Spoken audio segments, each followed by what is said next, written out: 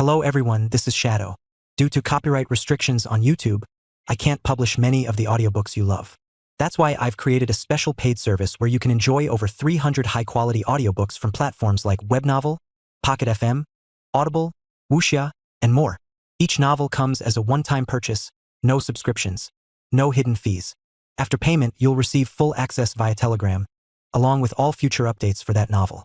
You'll find a wide selection of your favorite genres and titles, always in premium audio quality. Check the full list of available novels in the description. DM me now to get your favorite stories in audiobook form and start listening today.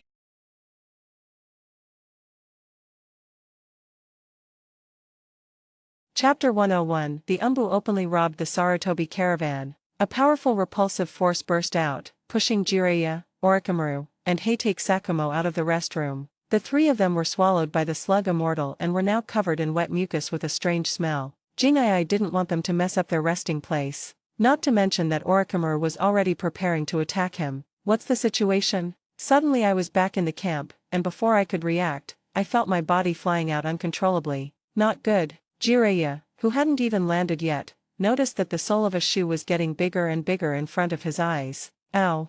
With a scream, Jiraiya was pressed to the ground by Orochimaru on his face. After flipping twice in the air, Heitake Sakumo landed steadily on the ground. He watched Orochimaru use his hands and feet at the same time and kept greeting Jiraiya. Heitake Sakumo raised his hand to stop it. Fortunately, although Orochimaru was angry and attacked, he had no intention of using weapons. Heitake Sakumo had to swallow his words of persuasion and ran aside to stand in the heavy rain to quickly wash the mucus off his body. How dare you hit me, Orochimaru? Asshole, the Toad Sage, Jiraiya the Great Sage, will not let you go. Ah, asshole, stop hitting me in the face.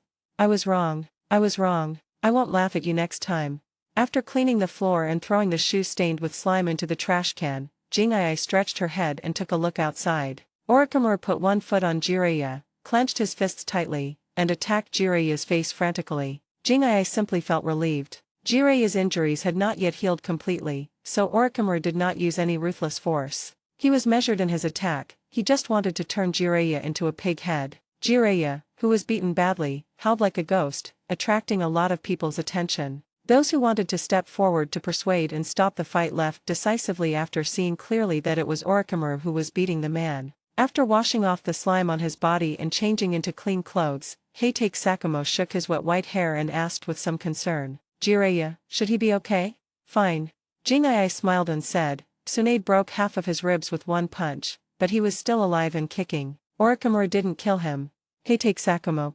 My goodness, one dares to die, and the other dares to take action. After beating Jiraiya severely, Orochimaru turned and walked towards the morgue, where he had been staying for some time. Although the cooperation with Shizuka has been temporarily stopped, Orochimaru believes that the cooperation will continue, so he first made a batch of puppets in preparation. The enemy's bodies cannot be wasted like this. Why would you? After Orochimaru left, Heitake Sakumo ran out and pulled Jiraiya up. At this time, Jiraiya already had a pig's head, and Orochimaru's attack was not heavy, but the effect was outstanding. Hiss, damn Orochimaru, I want him to look good, it hurts so much, senior, can you help me wash my body?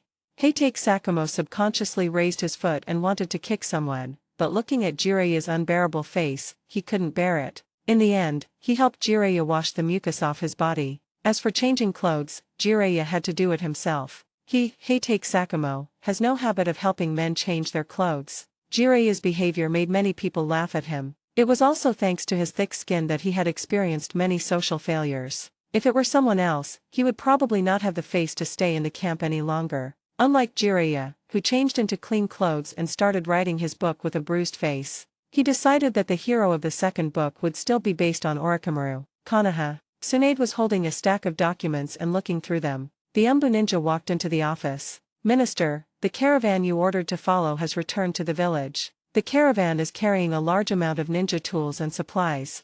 Very good. Take all the supplies away and tell the caravan members that the village is in a critical moment and that they need to sacrifice and give. For the sake of the village, they should donate everything they have.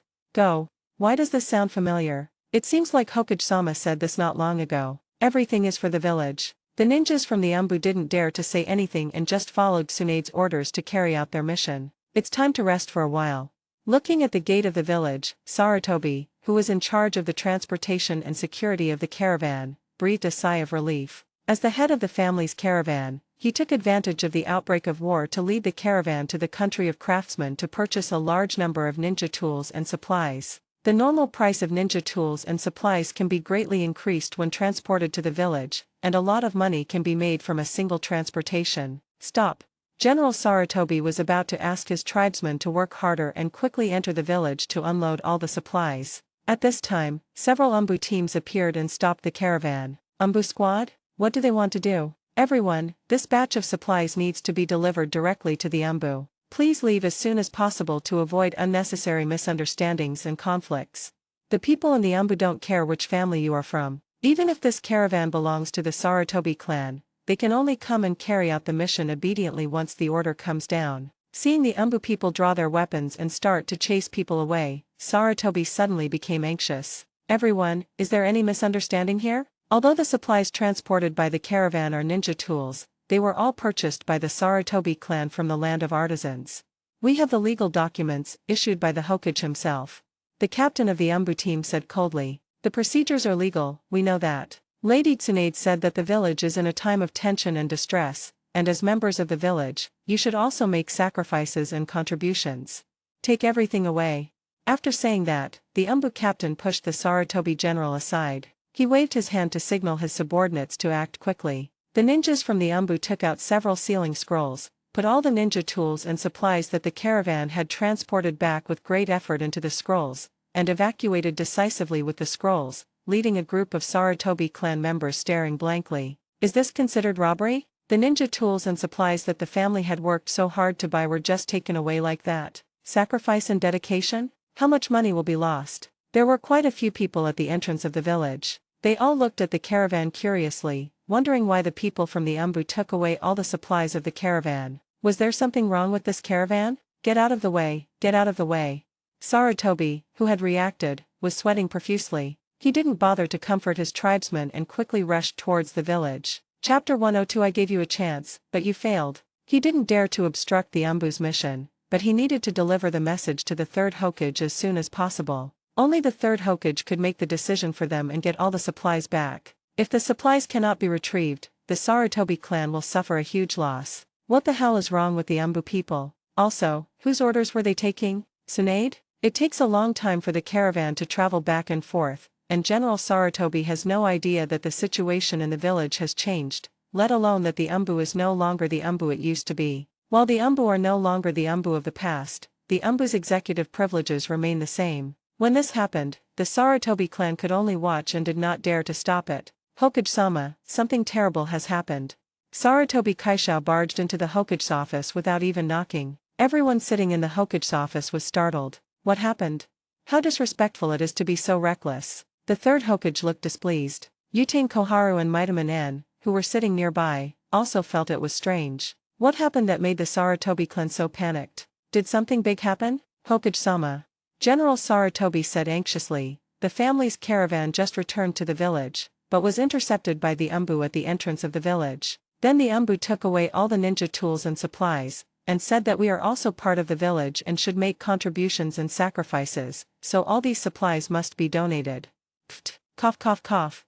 The third Hokage choked on his saliva. Yutain Koharu opened her mouth slightly, and the tea in Mito Katoen's mouth sprayed out far away. Isn't this the slogan they used before to ask Jing'ai for the puppet? How did it turn into a boomerang and stab myself? Nonsense. This is just nonsense. After coughing for a long time, the third Hokage, who had recovered, was so angry that his old face turned red. He stood up and slammed the desk hard. He couldn't believe that Tsunade would use the same method against him. They went to Shizuka under a banner to ask for something. Tsunade endured for a while and seized the opportunity to perform a trick of changing the world and stabbed the third Hokage with a boomerang. After all, it's all for the village, you have to understand me. Yutain Koharu looked back blankly. I thought Tsunade had endured this. I do not know either. Mito Katoen communicated with Yutain Koharu with his eyes. After a burst of anger, the third Hokage breathed heavily and said, Go back and rest first, comfort the clan members, I will handle this matter personally. Tsunade collected all the supplies and waited for the third Hokage to send someone to find him. After the people sent by the Hokage's office arrived, Tsunade walked casually towards the Hokage's office building. She was not in a hurry, not at all. Arriving at the Hokage's office, Tsunade pushed open the door and walked in, closing it calmly, then walked to the sofa and sat down, crossing her legs and asked, "Old man, what do you want to talk to me about? You still dare to ask me what I want to talk to you about?" The third Hokage almost laughed out of anger. "Tsunade, why did you let the Umbu intercept the Sarutobi clan's caravan and confiscate the caravan's supplies? You are making a fuss. Nonsense? Have it? I do not know how." Tsunade shook her head in confusion. "Didn't you say that yourself, old man? Everything is for the village. Don't worry, I'm not a greedy person. I will send all of these supplies to the frontline camps, and I won't let the Umbu take any kunai or shuriken. This is something from the Sarutobi clan." The third Hokage couldn't hold it anymore and broke through the defense. The Sarutobi clan are also members of the village. Since they are members of the village, they are prepared to take risks and make sacrifices. Tsunade stood up and pushed back at the third Hokage. "Tsunade."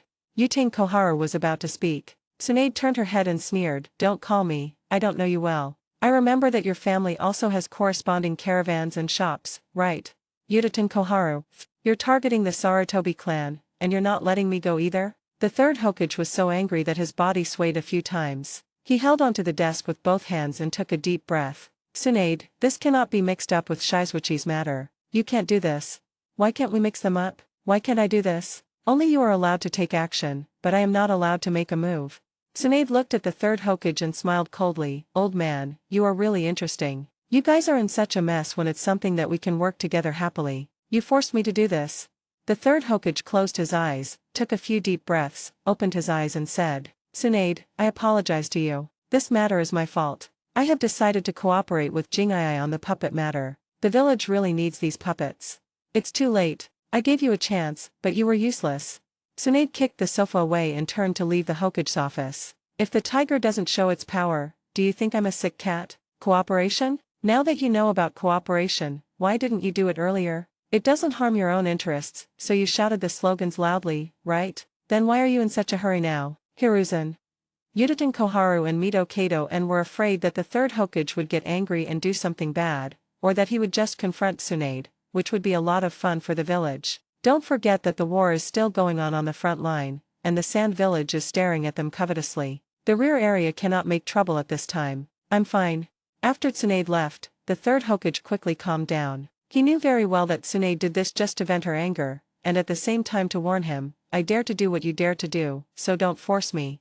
He held his pipe in his mouth and smoked for a while. The third Hokage, having completely calmed down, put down his pipe. "Tsunade was just saying that out of anger. She did this because she was targeting me. You don't have to worry. As long as you stop targeting Hinata Shizuka, Tsunade will not continue to cause trouble for you.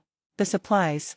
Tsunade will deliver it to the frontline camp. The camp just happens to need a batch of ninja tools and supplies. I will transfer the money for the purchase of supplies directly from the Ministry of Finance." "Good trick." Koharu and Mito Katoyan looked at each other as they went to bed. The third Hokage's operation was completely successful. With the Ministry of Finance in hand, no matter whether Tsunade withheld all the supplies or sent them to the front line, the third Hokage could transfer the money directly to the Sarutobi clan in the name of the village's purchase. "I'll leave the inventory of supplies to you. You guys go back first. I need to rest for a while." The third Hokage wanted to be alone. Mitaman and Yuting Koharu had no choice but to leave. After venting her anger, Tsunade should be able to calm down, and the situation on the front battlefield is relatively stable. Hinata Shizuka. The third Hokage kept thinking. He was thinking about how to break the ice and maintain the cooperation. Chapter 103. If there is not much progress, Jingwon will not be optimistic about him. Since we can't take it by force, let's find a way to cooperate. The third Hokage leaned back in his chair, closed his eyes, and recalled all the information about Jingai in detail. The breakthrough still lies with Tsunade. In the yard at the door, the two figures kept moving apart and then rushed towards each other. Kunai kept colliding, splashing sparks. Both sides punched and kicked, attacking each other. Tsunade was leaning against the door frame, Kushina sitting on a small stool, leaning against her legs. "Sister Tsunade, the little yellow-haired boy has made great progress." Kushina remembered that when Noeki and Minato Namikaze just got familiar with each other, Noeki could beat Minato Namikaze. And now, Minato Namikaze is catching up step by step. Not only was the speed of pursuit fast, but the steps were also incredibly steady. He hasn't made much progress. Will Jingai be optimistic about him? Jingai's vision is not ordinary. Even I complain about it. Speaking of this, Tsunade felt a little indignant. I taught you step by step, and when you grew up, you turned around and complained about me, right? I should have hit him hard with a hammer, little yellow-haired. Ugh, Kushina has misled me. Tsunade glared at the confused Kushina and looked at the two people fighting, falling into deep thought. Jiraiya is in the frontline camp, but Noeki is in the village. What can the disciple learn without the teacher around? Moreover, Tsunade didn't dare to send Rope Tree to Jiraiya casually, it was too dangerous. Look at what that idiot Jiraiya has been through. Even he himself is in danger. If Noeki was by his side, I don't know how many times he would have died. Thanks to Jing'ai for the timely rescue. It is impossible for Xingshu to stay in the village forever, he needs to get some experience. Minato Namikaze is a little younger, but is making rapid progress. With the right education and suitable competitors to compete with, you can continue to grow step by step, and the key is to be steady. At his current growth rate, staying in the ninja school would only hinder him. Some children are immature and need to continue to stay in the ninja school to study and grow gradually even if they are strong. But some children do not need this. For them, training their mentality is a pure waste of time. For example, if Kakashi Hatake belongs to the former, then Minato Namikaze belongs to the latter. Both are geniuses, but one is stable and the other is nitpicky. How about sending Noeka to the front line and taking Minato Namikaze with him? As long as she didn't enter the battlefield, her safety would be guaranteed if she stayed in the camp. Plus, she felt more at ease studying with Jing'ai. Hey, it's a tie. I'm so tired. Rope Tree sat down on the ground and threw aside the kuno in his hand, which was cut into many pieces. The little yellow-haired boy, whose strength had long been exhausted, was not much better, and his condition was even worse than that of Shenshu. Brother Rope Tree, little yellow hair. Kushina threw 2 bottles of water over. Noeki grinned, took the water, turned the button and started drinking. Thank you. Minato Namikaze was as polite as ever. He thanked the man before starting to drink the water. Kushina. After taking a few sips of water, Rope Tree complained, little yellow hair's name is not nice. Why don't you want to change it? Minato is also good. Before they became familiar with each other, he thought it was funny to call Minato Namikaze little yellow-haired boy, but after they became familiar with each other, he started to stand up for Minato Namikaze. Leave me alone. Kushina snorted as she walked over to Tsunade, grabbing her arm with an expression that said, come and hit me if you're not satisfied. You win. With his sister here, how could Noeka dare to act presumptuously? Not to mention that he was reluctant to beat Kushina, so it was still unknown whether he could defeat her. Don't think that Kushina is easy to bully just because she is young. Once the little girl is pushed into a corner, she will be beaten up by anyone, not to mention Rope Tree, even a little yellow-haired kid will do the trick. Freeze said. Tsunade knocked Kushina on the head speechlessly. I want you to stop following Jing'ai and learn some nonsense. Are you happy when Minato calls you little red hair? He dares.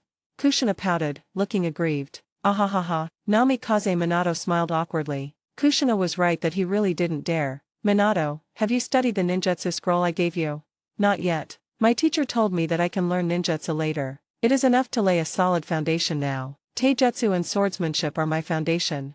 Minato Namikaze is a good and obedient boy. Ever since Shizuichi told him that his focus should be on the basics, he has been working hard in this direction. As for ninjutsu, he didn't even touch it, and he didn't even open the ninjutsu scroll that Noeki gave him. I really wanted to learn, but after remembering the teacher's instructions, I continued to lay the foundation obediently. Or laying the foundation? How long have you been laying the foundation? Noeki scratched his head in confusion and asked, Sister, is Shizuichi planning to make Minato a Taijutsu ninja? What? You look down on Taijutsu ninjas? Tsunade raised an eyebrow. A cool breeze ran up the coccyx to the top of the head. The sweaty Rope Tree shuddered and quickly put on a flattering smile. No way, the Taijutsu ninja is the strongest, just as strong as my sister. You are smart. Tsunade gave Noeki an appreciative look. You don't need to worry about Minato's path. Jing'ai has already arranged his future learning path for him. Do you think everyone is like your teacher, with empty hands? Jiraiya, is there anyone who teaches his disciples like you do? You teach me. Noeki suddenly began to envy Minato. Look at other people's teachers, they have arranged their future path as soon as they get started. What about him? I didn't see a single hair. The teacher is still recuperating in the frontline camp. Waving her hand in disdain, Tsunade pushed away Noes who was approaching her. You two should take a shower and change into clean clothes immediately. Minato, go back and pack your things as soon as you finish your meal. Wait at the entrance of the village at 7 o'clock tomorrow morning. Yes. Minato Namikaze didn't know why Tsunade asked him to go back and pack his clothes, but he still agreed obediently. What about me? What about me? Xingshu was afraid that he would be forgotten. Tsunade rolled her eyes. Pack your things too. I'll send someone to take you to the frontline camp tomorrow. You should study with Jing'ai first. That bastard Jiraiya is still recovering from his injuries. He will have to go to the battlefield after he recovers. You should just stay in the camp obediently. It's better to gain experience in the camp than to do nothing in the village. Tsunade is not worried about Minato Namikaze. This child is too stable, obedient and sensible, has good academic performance, and his strength is growing rapidly. He is exactly like a child from other families. On the other hand, the rope tree, the more you look at it, the more frustrating it becomes. If this wasn't her biological brother, Tsunade would have beaten him to death. Chapter 104, I will do what Tsunade cannot do. Great, Minato, we can go to the front line now. Noeke jumped up excitedly while hugging Minato Namikaze. Kushina looked at the two people hugging each other, then looked at Tsunade, and became a little anxious. Tsunade-san, what about me? I want to go too. Go to hell and stay still. Tsunade pushed Kushina's little head aside. If Kushina leaves the village at this time, the third Hokage will be furious. Not to mention the third Hokage, even she was worried about letting Kushina leave the village, so it would be better for the little girl to stay and study obediently. Wow, why can't I go? Stop pretending, go change your clothes, I'll treat you guys to barbecue later. Damn, my pocket money. Thinking of his flattened wallet, Tsunami's palms were bleeding. Half a child, I will be overwhelmed. This is no joke. Kushina, Little Yellow Hair, and Rope Tree are all in the growth stage and are growing fast. They must eat a lot. Plus, the price of barbecue is a little expensive, so Tsunade's wallet was almost emptied. Kushina smiled and drank her juice. If it was Shizue coming to eat barbecue, Kushina would definitely rush to pay. As for Tsunade, Kushina felt that it would be better for Tsunade's wallet to be empty. That way she won't go to the casino. Drink your juice. Tsunade was heartbroken and wanted to slap Kushina on the head. She knew her sister was poor, but she still ordered so much food and didn't even help pay the bill after eating. When is the salary payment date next month? Is this little money in your pocket enough to go to the casino and splurge? It doesn't seem to be enough. After doing some calculations, Tsunade felt that the world was full of evil towards her. Kushina couldn't understand Tsunade's pain, and Noeke couldn't understand it even more. After all, he ate the most. Namikaze Minato felt a little embarrassed because he was the one who ate and drank for free. The next morning, Shinshu couldn't wait to run towards the village entrance. He thought he had arrived early, but when he arrived at the village entrance, Minato Namikaze had been waiting here for a while. Minato, how are you faster than me? Namikaze Minato showed a sunny smile. I was so excited that I couldn't sleep, so I got up early to prepare. By the way, have you eaten? This is the bento I made. The two of them huddled together, eating the still hot rice balls, and Noeke looked around while eating. What do you think? Will we follow the support troops to the rain country? I don't know.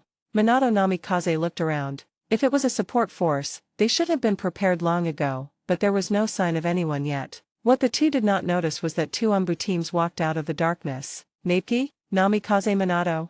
Someone. The two boys were so scared that the rice ball in Noeke's hand fell to the ground. Namikaze Minato reacted faster than him and already had a kuno in his hand. What do these two little devils want to do? Want to fight? The Umbu looked at each other. Hey, you scared me. Did my sister ask you to come here?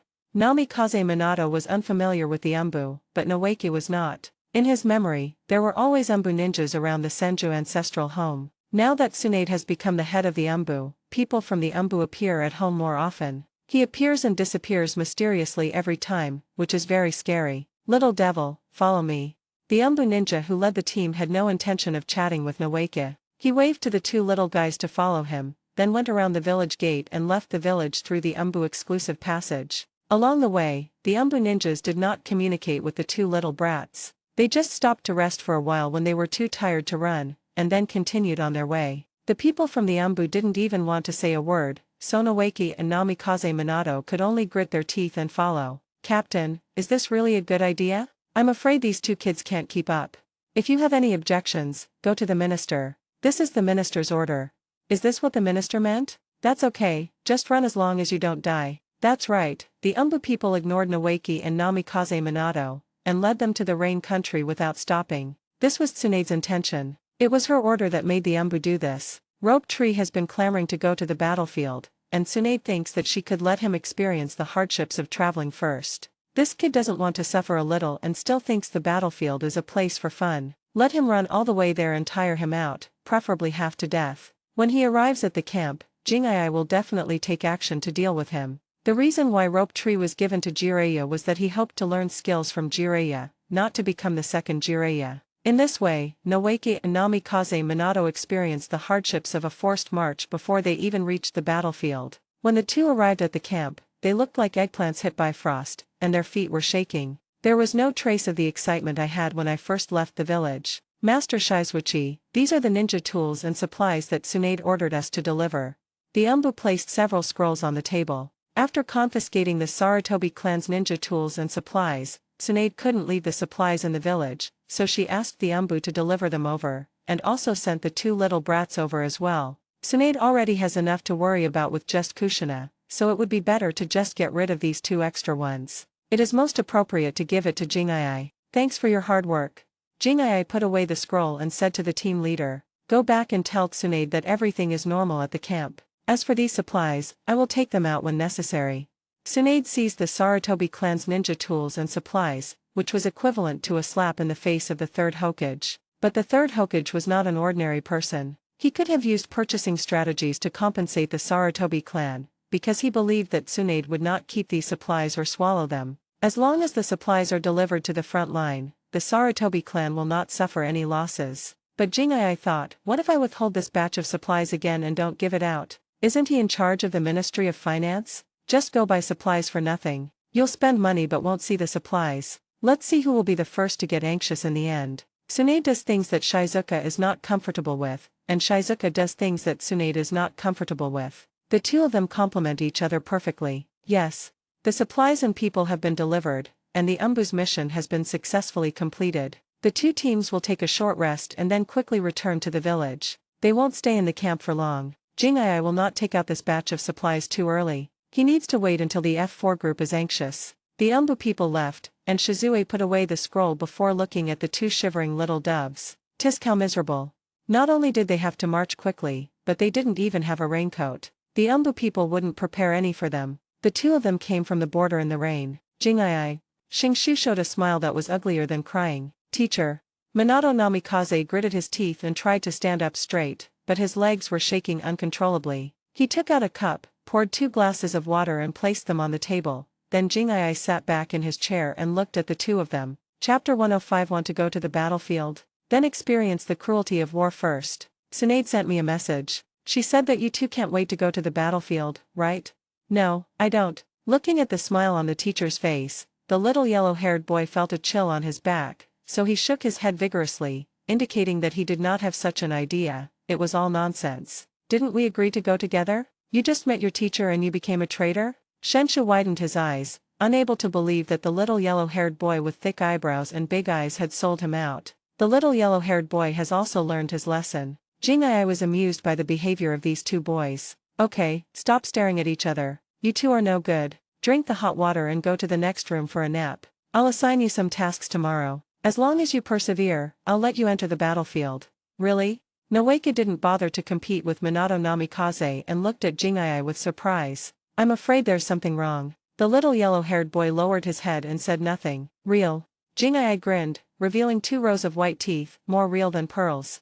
The excited Noeke hugged the quilt and gulped down all the hot water, then ran to the next room. Namikaze Minato drank the hot water and bowed to Jing before following him. He really needs a good rest. As for the task arranged by Jingai, Minato Namikaze felt that it wouldn't be that easy. Noeke and Minato Namikaze went to sleep next door, and Jiraiya came over after receiving the news. Shoo.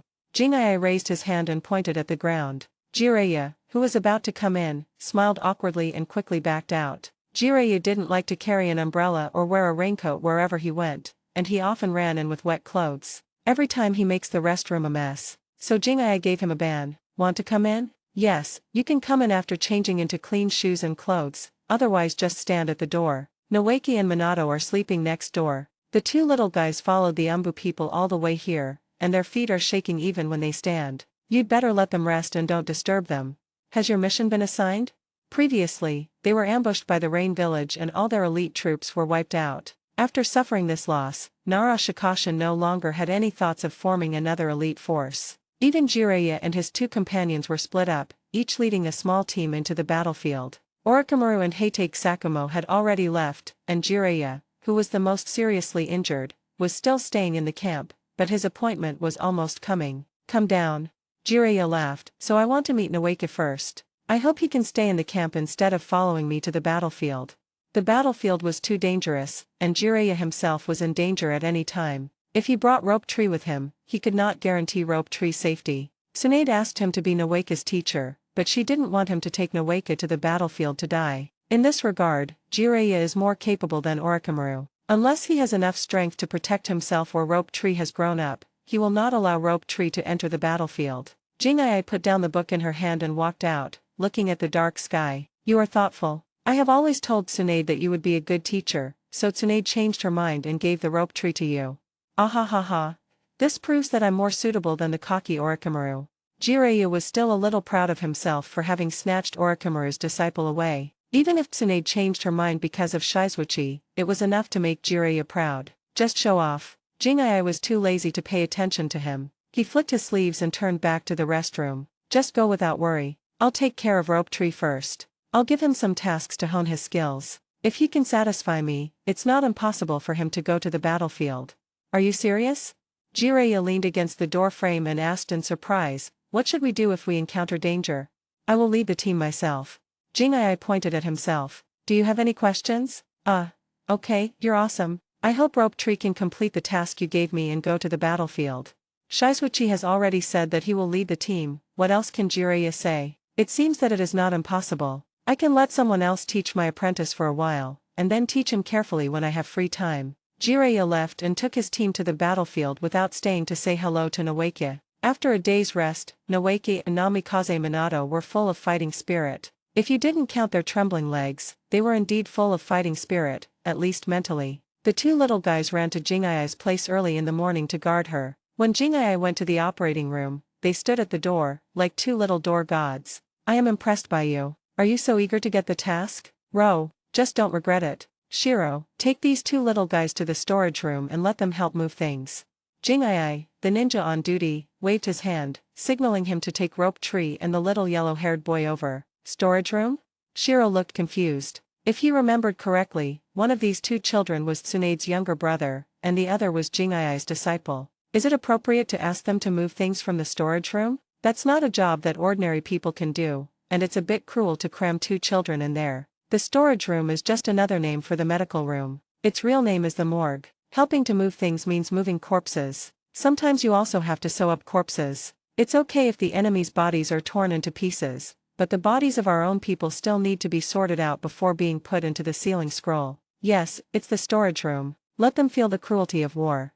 Children of Naoki's age have just graduated from the ninja school and do not take the war seriously at all. They are obviously flowers in a greenhouse who have just walked out of the greenhouse and want to fly directly without having time to experience the wind and rain. So Jingai has to increase the strength of Shenshu and Xia Huangmao. You want to go to the battlefield, right? Then let's feel the cruelty of war first. Yes. Shiro looked at Shenshu and the other man with sympathy, and said helplessly, two little devils, come with me.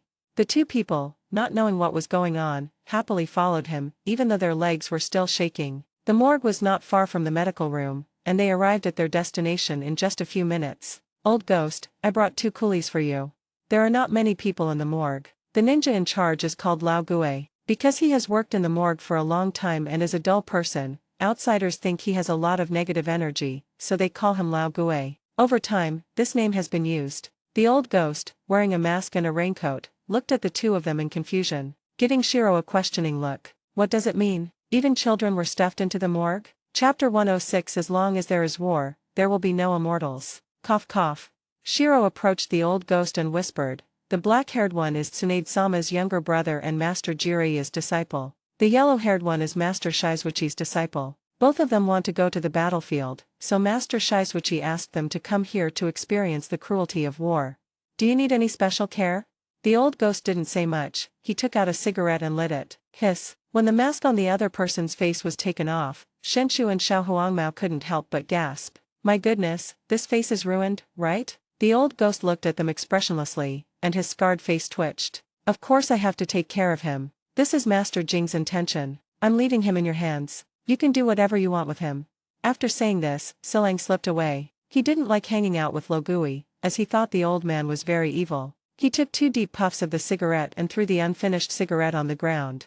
Then he put on a mask and threw over 2 ill-fitting raincoats. Shenshu and Xia Huangmao didn't understand why, but they put them on obediently anyway. Then the old ghost took them to a house without windows. Opened the bag. Is there anything in the bag? Xingshu subconsciously unzipped the bag, and the next second, he froze in place. A bloodless face with a deep wound on it appeared before his eyes. Xingshu shuddered all over, and his feet seemed to be equipped with springs, and he jumped far away, pointing at the body in the bag. This.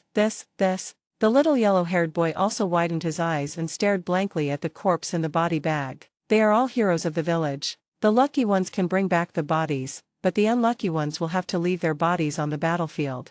Lao Gui walked forward, opened the body bag and began to check to make sure there were no missing parts. Then he picked up some simple tools and sutured the wounds on the body. Seeing how skilled he was, Shenshu and Xiao Huangmao kept swallowing their saliva. Their faces turned pale and their legs shook even more violently. The scene before them had a somewhat big impact on them. After stitching up the wound and closing the body bag, the old ghost turned around and looked at the 2 men, putting down the tools with his blood-stained hands. Your task is to examine the body, sew up the wounds, and then move the body to the other side of the house.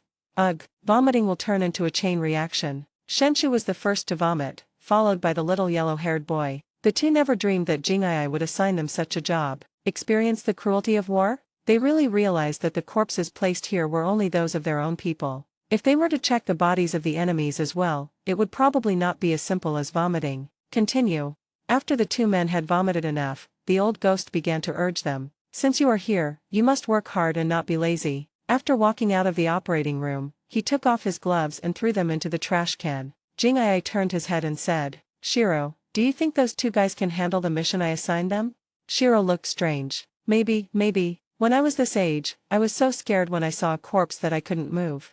There are probably not many teachers who would directly arrange their apprentices of a few years old to sort out and move corpses, allowing them to experience the cruelty of war in the most direct way. Even a bit cruel. Cruel? Jing'ai felt that there was some difference, but it was nothing compared to going to the battlefield and fighting the enemy. After a day's work, Shenshu and Xiao Huangmao walked to the restroom in a daze. Their eyes were numb and their faces were terribly pale. After serving the prepared food on the table, Jing'ai asked with a smile, do you still envy those who can go to the battlefield?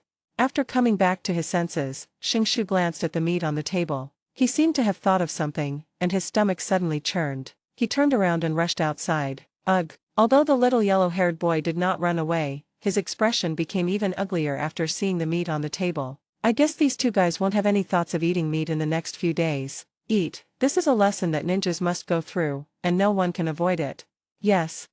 The little yellow-haired boy controlled his hands and picked up the bowl and chopsticks. He kept trying to convince himself not to think about it, but the scene he saw today kept popping up in his mind. Watching his disciple start to eat tremblingly, Jing'ai smiled and nodded. The little yellow-haired boy has good mental quality even though he is young. As for the rope tree, have a meal.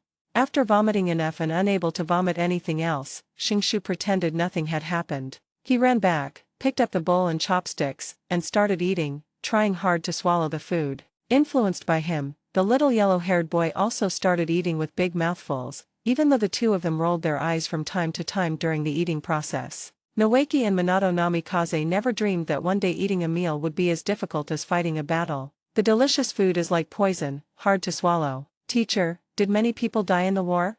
After dinner, the little yellow-haired boy rushed to wash the dishes. He needed to do something to divert his attention. Xingshu sat nearby with a book in his hand. Whenever he felt uncomfortable, he would drink some tea and try hard not to vomit. Well, a lot. You can remove the word. As long as there is a war, many people will die. The rain country has become a living hell. Jing'ai, who was reading the medical records, raised her head and said, are you wondering why the war broke out in the rain country? Ah. The little yellow-haired boy nodded honestly. He felt that the people of the rain country were quite pitiful. Jing'ai put down the medical record in his hand, folded his hands and leaned against the table. This is about the game and struggle between countries and villages. The rain country is innocent, but also not innocent. Jing'ai felt it necessary to teach them a lesson, so he motioned for them to sit over. The little yellow-haired boy wiped the water off his hands and sat down obediently, and Shenshu also came over. Jing'ai threw a piece of firewood into the brazier. The outbreak of this war was caused by the Sand Village's frequent provocations to the village. Facing the Sand Village's provocations, the village would definitely respond, so it sent people into the rain country. Why do we want to enter the rain country? Rope Tree raised his hand. He remembered Tsunade saying that the Sand Village provoked the village in the river country, but the village did not send people into the river country, but chose another direction, the rain country. Chapter 107. Listen to you. One chapter. My mind is in a mess. Good question. Jing'ai snapped his fingers and said, because the rain village was also restless. After the First Ninja World War, the participating villages were all recuperating, and the rain village took the opportunity to develop. In addition, the leader of the rain village, Hanzo Salamander, is a strong man. He is an ambitious man and wants to turn the 5 major ninja villages into 6 major ninja villages. The leader of the rain village wants to become the rain shadow? Rope Tree exclaimed. Yes. Jing nodded. Hanzo Salamander is capable and ambitious, and the daimyo of the Land of Rain is willing to support the development of the village. So the rain village seized the opportunity and developed rapidly, making it the strongest ninja village besides the 5 major ninja villages. The development of Rain Village will infringe upon the interests of the 5 major ninja villages. The 5 major ninja villages will definitely not allow them to develop. The village chose to send people into the rain country instead of the river country in order to drag the rain village into the water. Once the war breaks out, the rain country will become a battlefield, and the rain village will be forced to go into the water. The 2 people who heard such remarks for the first time were stunned. A huge wave rose in my heart. Rope Tree couldn't accept it. Are you sure you want to drag the rain village into this? Yes, we must drag the rain village into this. Jing'ai said affirmatively. No matter who is the Hokage, he will choose to drag the rain village into the water. If the rain village wants to continue to develop, it will encroach on the resources and interests of other villages. This is something that the 5 major ninja villages cannot tolerate. Even if the village doesn't drag Rain Village into this now, once Rain Village continues to develop, they will become our enemy. Why? Xingshu said excitedly. Can't we develop peacefully? Must there be war? Sure enough, children who have never been beaten always come up with such naive ideas. Sure. Jing'ai smiled and said, of course Konoha hopes for peaceful development. After all, the Land of Fire is rich in resources. We don't need to rob others of their resources and interests to develop stably. But have you ever thought about other villages that can't do this, such as the Sand Village? Why did the Sand Village provoke us? Facing the puzzled gazes of Noeki and Minato Namikaze, Jing'ai raised his hand and drew a circle. Because their country is poor in resources, their development has stagnated. If they also choose to develop peacefully, they will only continue to cycle in this circle, and Konoha will only become stronger and stronger. Only war can break this cycle. The Fire Country is rich in resources. The Sand Village can develop by seizing the resources of the Fire Country through war. This is also the fundamental reason for the outbreak of the war. The Sand Village is watching us, as are the Uegakur, and even the innocent Rain Village. Now, do you still think that the Rain Village is innocent? The 2 were speechless. From the perspective of war, the Uegakur and even the Rain Country are innocent and pitiful, but from the perspective of the village, they are innocent at all and they deserve it. So, you must remember one thing, do not sympathize with your enemies, or feel sorry for them, and do not attack others while being overly sympathetic. When you feel pity for others, think about the bodies in the morgue. Those bodies were once our companions and partners. They died on the battlefield for the village. It is because of these people's sacrifices that the people in the village can enjoy peace and a good life. If you were ordinary people, what I said to you would be bullshit, but you are not. You are the ninjas of the village. From the moment you became a ninja, you are not qualified to sympathize with others. All right. Jing'ai braked in time, stood up and clapped his hands. Remember what I said. That's all for today. You should go and rest. Go back to work tomorrow. There is no such thing as idlers in the camp.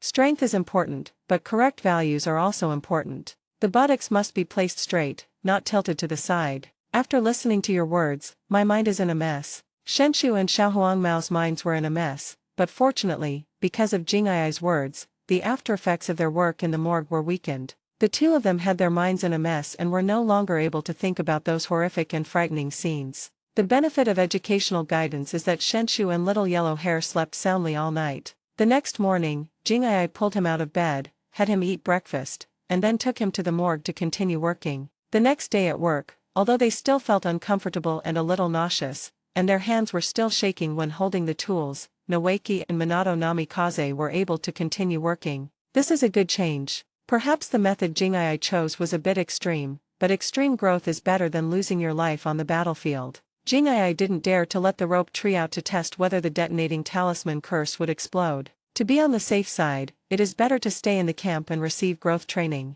People will grow rapidly in a special environment. This is the case with Noeki and Minato Namikaze. On their first day at work, they both vomited all over the place. On the second day, they were able to hold back the vomiting, but their mental state was not very good. On the third day, the response had already begun to decrease. On the fourth day, I had gotten used to it. This kind of life lasted for half a month before Jingai called a halt. After breakfast, the two of them got up tacitly and prepared to go to the morgue. Jing raised her hand and called them. From today on, you don't have to go to the morgue. Go change your clothes and help in the medical room later. Don't we have to go there anymore? If we don't go, I'm afraid Logui will be very disappointed. Go to hell. Jing gave Shenshu a big slap. Stay away from that guy. After he crawled out of the pile of corpses, his brain became a little abnormal, so he has been working in the morgue. I let you go to the morgue to train you, not to let you learn from weird people. It hurts so much. Shingshu squatted on the ground, covering his head. The little yellow-haired boy subconsciously took 2 steps back. He was very glad that he didn't say anything, otherwise he would definitely be indispensable to the big guy. Rubbing his forehead and standing up from the ground, Shingshu asked curiously, Jing'ai, why is Lao Gui so weird? Because he suffered severe psychological trauma. You can understand that he suffered a severe psychological shock. Jing'ai put down the dishes and motioned for Shenshu to wash the dishes. It's your turn today. Isn't this just psychosis? Shingshu slapped his mouth. Jing'ai laughed and said, you are right, but it is impolite. The other party is a respectable senior. Don't speak nonsense next time. Noeki and Minato Namikaze finished their work in the morgue and started helping out in the medical room. Although the job is not as scary as the morgue, the impact it brings is no less than that of the morgue. Chapter 108. It's lucky to come back alive from the battlefield. The morgue was full of dead bodies, but the medical room was filled with wounded soldiers sent back from the battlefield. The second lesson to experience the cruelty of war will begin here. After completing the preparations, the two kids followed Jing'ai to inspect the ward. Here they saw many wounded people. Those in better condition had all their limbs intact, while those in worse condition had broken hands and feet. Go and ask Master Jing to send the patient to the operating room, quickly. The medical room is the busiest place in the camp, no doubt about it. As long as there are wounded people sent in, there will be no peace in the medical room. My hand, my hand. The wounded man, whose right hand was almost cut off and only had a little flesh connected, was sent to the operating room. Blood was flowing all over the floor. Noeki and Namikaze Minato followed behind Jing'ai, looking at a loss. Be quiet. Jing'ai calmly raised his hand and knocked on the wounded man's head. The wounded man's eyes rolled back and he lost consciousness. Jing'ai raised his hand and skillfully cut off the nerves in his arm. Stop the bleeding, check whether the wound contains toxins, and after confirming that there is no problem, clean the almost severed arm and reconnect the arm through surgery. After the arm was connected, use ninjutsu to heal the wound on the arm to speed up the recovery. When the wound has recovered to a certain extent, it is fixed with a wooden board and the operation is completed. After reconnecting the severed nerves, Jing'ai asked the nurse to send the injured person to the ward. Gulp. When taking off the gloves, Jing'ai heard the sound of swallowing saliva. Turning back, she saw 2 boys standing there at a loss, swallowing their saliva. You can tell from the expressions on their faces that they are very nervous. Although the bloody scene in the operating room is not as scary as that in the morgue, it brings a greater shock than that in the morgue. After all, the morgue is a place where corpses are placed, while the injured people received in the operating room are living people. After washing his hands, Jing'ai led the 2 out of the operating room. The injured soldier was lucky enough to be sent back to the camp in time. His arm was not completely broken, and he will be able to move around again after a period of recuperation after the surgery. Those people with broken arms and legs in the ward.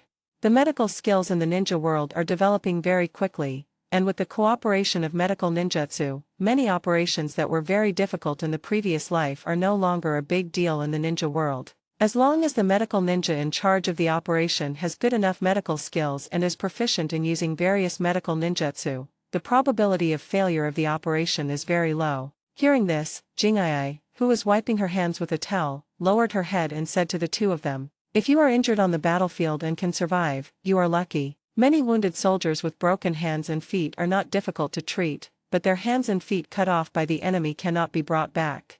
Some of the wounded cannot be treated even if they drag their injured bodies back, and some even face amputation when they return. Although the medical room is a place to save lives, the psychological impact it brings to people is no less than that of the morgue. You too must watch carefully and experience it seriously. Sometimes, coming back with a broken arm is considered lucky. Those who are seriously injured and poisoned are considered unlucky. Better say goodbye. Xingshu subconsciously shrank his neck. He saw many poisoned wounded people in the ward. It was so miserable. It's more terrifying than having your hands and feet cut off. There are quite a few in the morgue. Death by poisoning looks more horrible than other ways of death. Minato, are we just going to keep helping out like this? How about you say a few nice words? Xingshu kept winking at little yellow hair, who had no choice but to ask, Teacher, don't we need training? Need it. Jingyi said, I'm asking you to do hard labor in the morgue and help out in the medical room just to temper your character. You must not miss the training. Let's start the arrangement from tomorrow. It is not a good idea to have these two guys helping out all the time. They need to be trained. After all, strength is the foundation. Today. Jingyi paused as he spoke. Forget about it today. You can just walk around and lend a hand when needed. I will take some time out to guide your training from tomorrow. Jingyi couldn't do such a thing as leaving his apprentice aside, going to the battlefield, and wandering around by himself. The little yellow-haired boy has a good foundation and his growth is limitless if he is properly educated. As for the rope tree, Jingyi can only say that it makes no difference whether to drive one duck or two, so just drive both together. Yeah, that's great. Compared to tempering his character, Xingshu wanted to become stronger. Even Namikaze Minato had an expectant expression on his face. After getting Jingyi's promise, Shenshu and Xia Huangmao were full of energy and ran around the medical room. Wherever help was needed, they would be there. The next morning, after Jingyi made breakfast, she pulled Shenshu and Xiao Huangmao out of the quilt as usual. Is it daybreak already? The little yellow-haired boy got up swiftly. Shenshu yawned and rubbed his eyes, and it seemed that he wanted to sleep for a while longer. Unfortunately, Jingyi wouldn't give him the chance to take a nap. I'll give you 2 minutes. Come and have breakfast, then start training. No one will be waiting after the time is up. Coming. When he heard the word breakfast, Xingshu became energetic. He jumped out of bed and put on his clothes while running. Hualala. 3 people, 1 big and 2 small, were squatting at the door of the restroom, eating noodles with big bowls in their hands. Shenshu's mouth was full of noodles, and his face was round and plump. Jingyi, why do you have to squat at the door to eat noodles? Because it tastes better this way. Really? I do not believe. It feels like you are lying to us. After eating and drinking, Noeka looked at Jingyi eagerly, hoping that he would not abandon him and only care about his disciple Minato Namikaze. Jingyi waved at him. How many water-style ninjutsu do you know? I know several water-style ninjutsu. When it comes to his expertise, Noeka's eyes light up and he raises his hand to give an example, but before he can finish his words he is interrupted by Jingyi. That's enough. No need to say more. As long as you know how to do it, it will be fine. Your training is very simple. Use a water ninjutsu. Keep using it and try to compress it. That's it. The characteristics of the Senju clan are particularly evident in Noeka, who gathers chakra of water and earth attributes, is proficient in many water-based ninjutsu, and naturally has more chakra than ordinary ninjas. This is his advantage. There is no need to spend so much time and effort to cultivate rope tree. It is enough to focus on water escape technique, physical technique and instant body movement technique. Shizuka hopes that Noeka can become a weakened version of Senju Tobirama. As long as he can master Senju Tobirama's compressed water ninjutsu, and combine it with his strong body flickering skills and physical skills, he will be able to become a strong man in the ninja world. As for other aspects, there is no need to work hard, at least not for now. With the template of Senju Tobirama, there is no need to think about anything else. Chapter 109. To deal with naughty children, you have to beat them. The template of the little yellow-haired boy is also Senju Tobirama. After all, the Flying Thunder God technique is waiting for him, but compared to Noeka, the template of the little yellow-haired boy is more complicated. If you want to learn the Flying Thunder God technique, you need to have a talent for space attributes. Secondly, you need to master the ceiling technique, and thirdly, you need to have super strong nerve reflexes. These are all necessary conditions. Is it that simple? Are you sure you're not kidding me? Although Noeka is good at water jutsu, he actually doesn't like water jutsu very much. He prefers the cool, powerful, and amazingly penetrating lightning jutsu. Idiot. Jingyi's forehead was bulging with veins, and he raised his hand and threw a big punch at Xingshu. Your second grandfather's water escape technique has killed countless enemies and made them tremble with fear. Do you still look down on him? Is it really that amazing? Shenshu muttered cautiously. All the information he knew about his grandfather and second grandfather came from his sister and grandmother. As for how powerful these two guys were, he had no idea at all. A headache kid. Jingyi rubbed his temple and threw out a kunao, which pierced a tree trunk dozens of meters away. Use water wave on the tree trunk. I can do this. Rope tree raised his head proudly, raised his hands and began to form seals, water style, water wave. A stream of water as thick as a baby's arm gushed out from the mouth of the rope tree and hit the tree trunk dozens of meters away. A piece of bark on the trunk was washed away by the waves, and the kunai stuck in the trunk moved. Minato Namikaze opened his eyes wide and looked carefully. How about it? Shinshu turned around and wanted to hear Jingai's evaluation of him. Ugh. Sighing, Jingai raised his hand and patted his forehead. Promise me that you will never say that your Senju Tobirama is your second grandfather. Rope tree? What's the meaning? Watch it.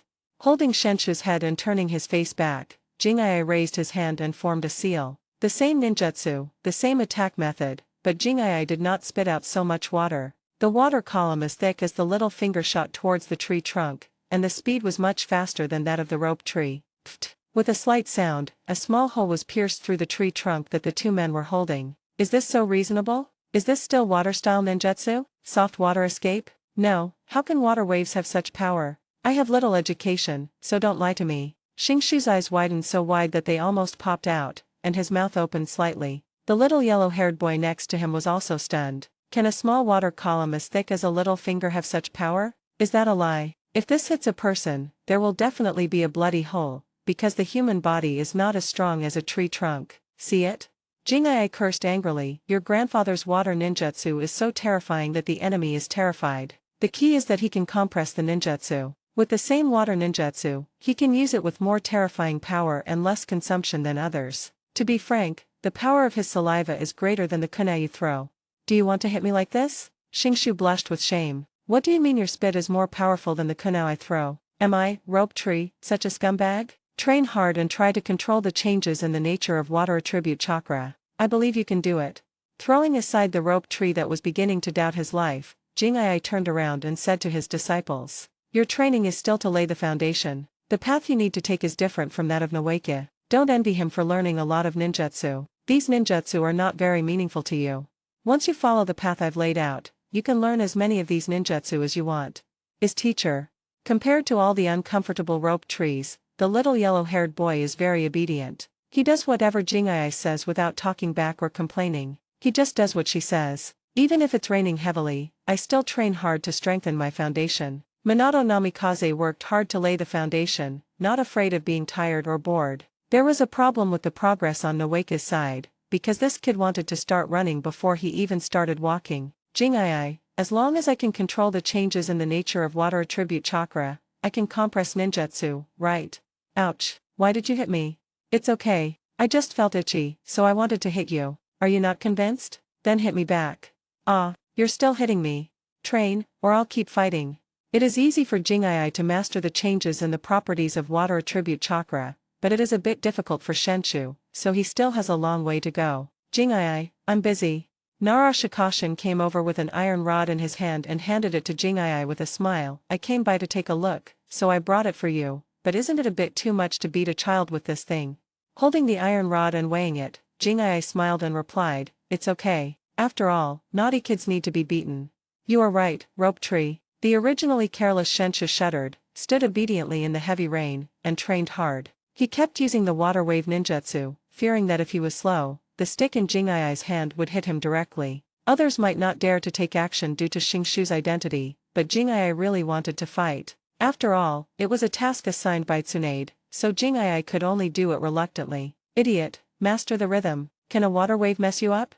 No way, no way. There is someone who can't even master a ninjutsu like water wave. Nara Shikaksen was speechless. You have such a sharp tongue. To be fair, Shenshu is considered to be pretty good among kids of his age, but when it comes to Jingai, he is scolded for being useless. Looking at the two people who were training hard in the heavy rain, Nara Shika wondered whether he should pull the kid from his family over to make up the group. Forget it. Thinking about his son's laziness, Nara Shikako was afraid that he would be beaten to death by Jingai. Rhythm, master the rhythm. On the battlefield, the enemy will use various methods to disrupt your rhythm. You need to master the rhythm in your own hands. What are you looking at? You want to get beaten, right? Shinshu had been scolded so much that he began to doubt his life. The little yellow-haired boy shrank his head and trained hard, not daring to slack off, for fear that if something went wrong, he would be scolded by the teacher. Ow! Jingai couldn't bear it any longer, so she slapped Shenshu on the butt. Shenshu jumped several meters high, covering his butt and howling. Finally, after Jing'ai raised her hand, she immediately stopped shouting and continued training. The more excited I was yesterday, the more miserable I am today. Shingshu regrets it so much. If he had known this would happen, he would have stayed in the village and done hard labor in the morgue. My butt hurts. After giving Shenshu a rest, Jing'ai tilted his head and asked, Senior, do you have something to ask me? Chapter 110 Die. You tell me this is a puppet made by Konoha. Cough cough. Nara Shikako's expression was a little unnatural. That's right, Princess Tsunade seized a batch of supplies not long ago. This batch of supplies has nothing to do with the camp, right? Jing'ai asked. It really doesn't matter. Nara Shikako smiled bitterly, but the Hokage has already allocated funds to buy this batch of supplies, but the supplies were delivered to you, so. That's it. Just when Nara Shikashin thought Jing'ai would take out the supplies, Jing'ai suddenly raised his hand and made a gesture to him. Nara Shikashin? Where's the money? Since you bought the supplies, bring the money over. No, the money has already been given to the Sarutobi clan. Then Senior, you are asking the Sarutobi clan for supplies, why are you looking for me? The supplies I have were sent by Tsunade. Do you think you can get things done by just turning a corner? Not that easy. No money. Nara Shikashin blushed. Jing'ai clicked his tongue and said, no money? Then what other supplies do you need, Senior? Go ask the Hokage for them. The village is spending money to buy ninja tools and supplies from the Sarutobi clan, so why should they ask them for the supplies? Why are they asking me? The supplies in my hand were sent by Tsunade. They have no connection with the Sarutobi clan since they were detained. Senior, we just need to be the messenger for this kind of thing. Don't worry about other things. Tsunade and Hokage will handle it. King versus king, that's only reasonable. Since Jing'ai refused to give in, Nara Shikashin could only act as a messenger and make a series of fatal calls, urging the village to deliver the supplies as soon as possible. As for the third Hokage, just leave it to Tsunade. I'm not trying to speak for the Hokage, I'm just worried about the impact on the war. Even though he has become Tsunade's man, Nara Shikako still hopes that the village can be more stable, or at least there will be fewer troubles during the war. But the third Hokage and others just like to stir up trouble, no matter what time it is. Since he, as the Hokage, doesn't care about these things, why bother about it? If you are not afraid, then I am not afraid either. Will the war be affected? No, at least not at this moment, because the scale of the war in the Rain Country is too small. Even if it is a large-scale melee situation, the scale of the war is just that. The number of people participating in the battle from Konoha, Sand Village, and Uegakure was kept within a range, and only the entire Rain Village was mobilized. After the battle in Rain Country is over, the second round of war can be considered an all-out war between Konoha and Sand Village. The Uegakure will probably not intervene, because the Third Raikage and the Cloud Village would love for them to consume more of their manpower. As for the Rain Village, it's a tactical choice to ignore it. Apart from the demigod Hanzo of the Salamander, the Rain Village is not even worth mentioning. Not really, you are too worried, Senior. I hope so. I won't say more. I will go back and urge the Hokage to deliver the supplies as soon as possible. It's better to be prepared. The camp has not yet reached the point where it is running out of supplies, but as supplies are something that we must store as much as possible. Only when I had a stomachache did I realize that digging a toilet was not something I could do. It seems that in the original work, Konoha did such a stupid thing during the Second Ninja World War, which resulted in a shortage of supplies and forced some of Konoha's ninjas to attack the civilians of the Rain Country and rob them of their food. It was under such circumstances that Nagato's parents were killed. Now that the timeline of the Second Ninja World War has been advanced, I wonder if it will affect the fate of the three little members of the Akatsuki organization. Will Jiraiya meet them again? Rope Tree, keep training, don't tell me you're already weak. Just as he was about to stop and rest for a while, Shingshu shuddered, stood up straight and continued training. In the Land of Rain, outside a forest far away from the battlefield, a group of ninjas from the Sand Village appeared. The leader was none other than Old Lady Cho. Spread out, be alert, and don't give the Uegakure any chance to launch a sneak attack. The Uegakure likes to do this kind of thing very much, and Konoha is a lesson learned from it. Half an hour after Cho arrived in the forest, people from the Uegakure also arrived. Huangtu, who was walking in front, observed the forest where many people were ambushing, and stopped hundreds of meters away from Cho. Huangtu, you invited me, an old woman, to come here, but now you dare not get close. Are you afraid of being ambushed? As soon as Cho opened her mouth, she made a few sarcastic remarks to Huangtu. Unfortunately, Huangtu was unmoved and simply ignored Cho's words. Observing the surroundings vigilantly, Huangtu said, "It's never wrong to be cautious. If there's a chance to ambush me, I believe you, Cho, will take action. We are all just like each other. Cho laughed, but her laughter was somewhat harsh. Tell me what you want from the old woman. Don't tell me that the Uegakur wants to cooperate with the old woman. Cho felt unhappy when she recalled that her previous invitation was rejected. Didn't you refuse decisively before? If that's the case, why did you come to our sand village again? You, the Uegakur, are really interesting. Yes, it's cooperation.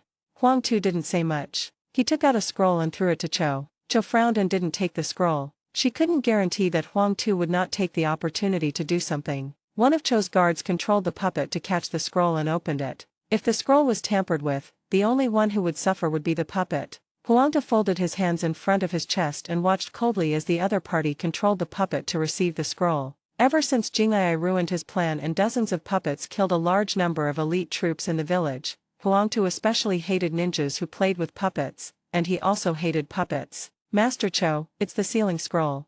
After checking and making sure there were no problems, the guard handed the scroll to Cho. Cho took the scroll, took a look at it, and took out the contents. Snapped.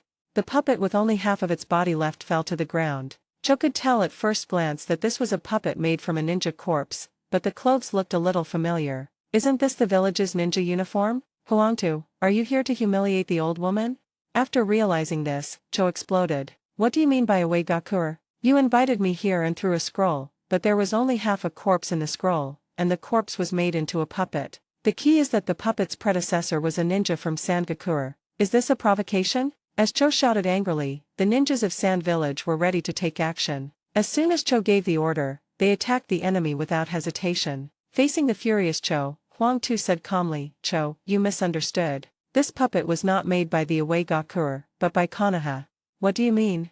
Are you kidding me? In the entire ninja world, except for the Sand Village, there are very few puppet ninjas in other villages, and the same is true for Konoha. Now you tell me that Konoha used the corpses of the ninjas in our village to make puppets. Do you think I'm stupid? Facing Cho's questioning, Huang Tu calmly recounted what had happened before. After the war broke out, my father devised a plan to kill the geniuses of Konoha. The plan went smoothly, and Konoha had no idea that the village was going to attack them.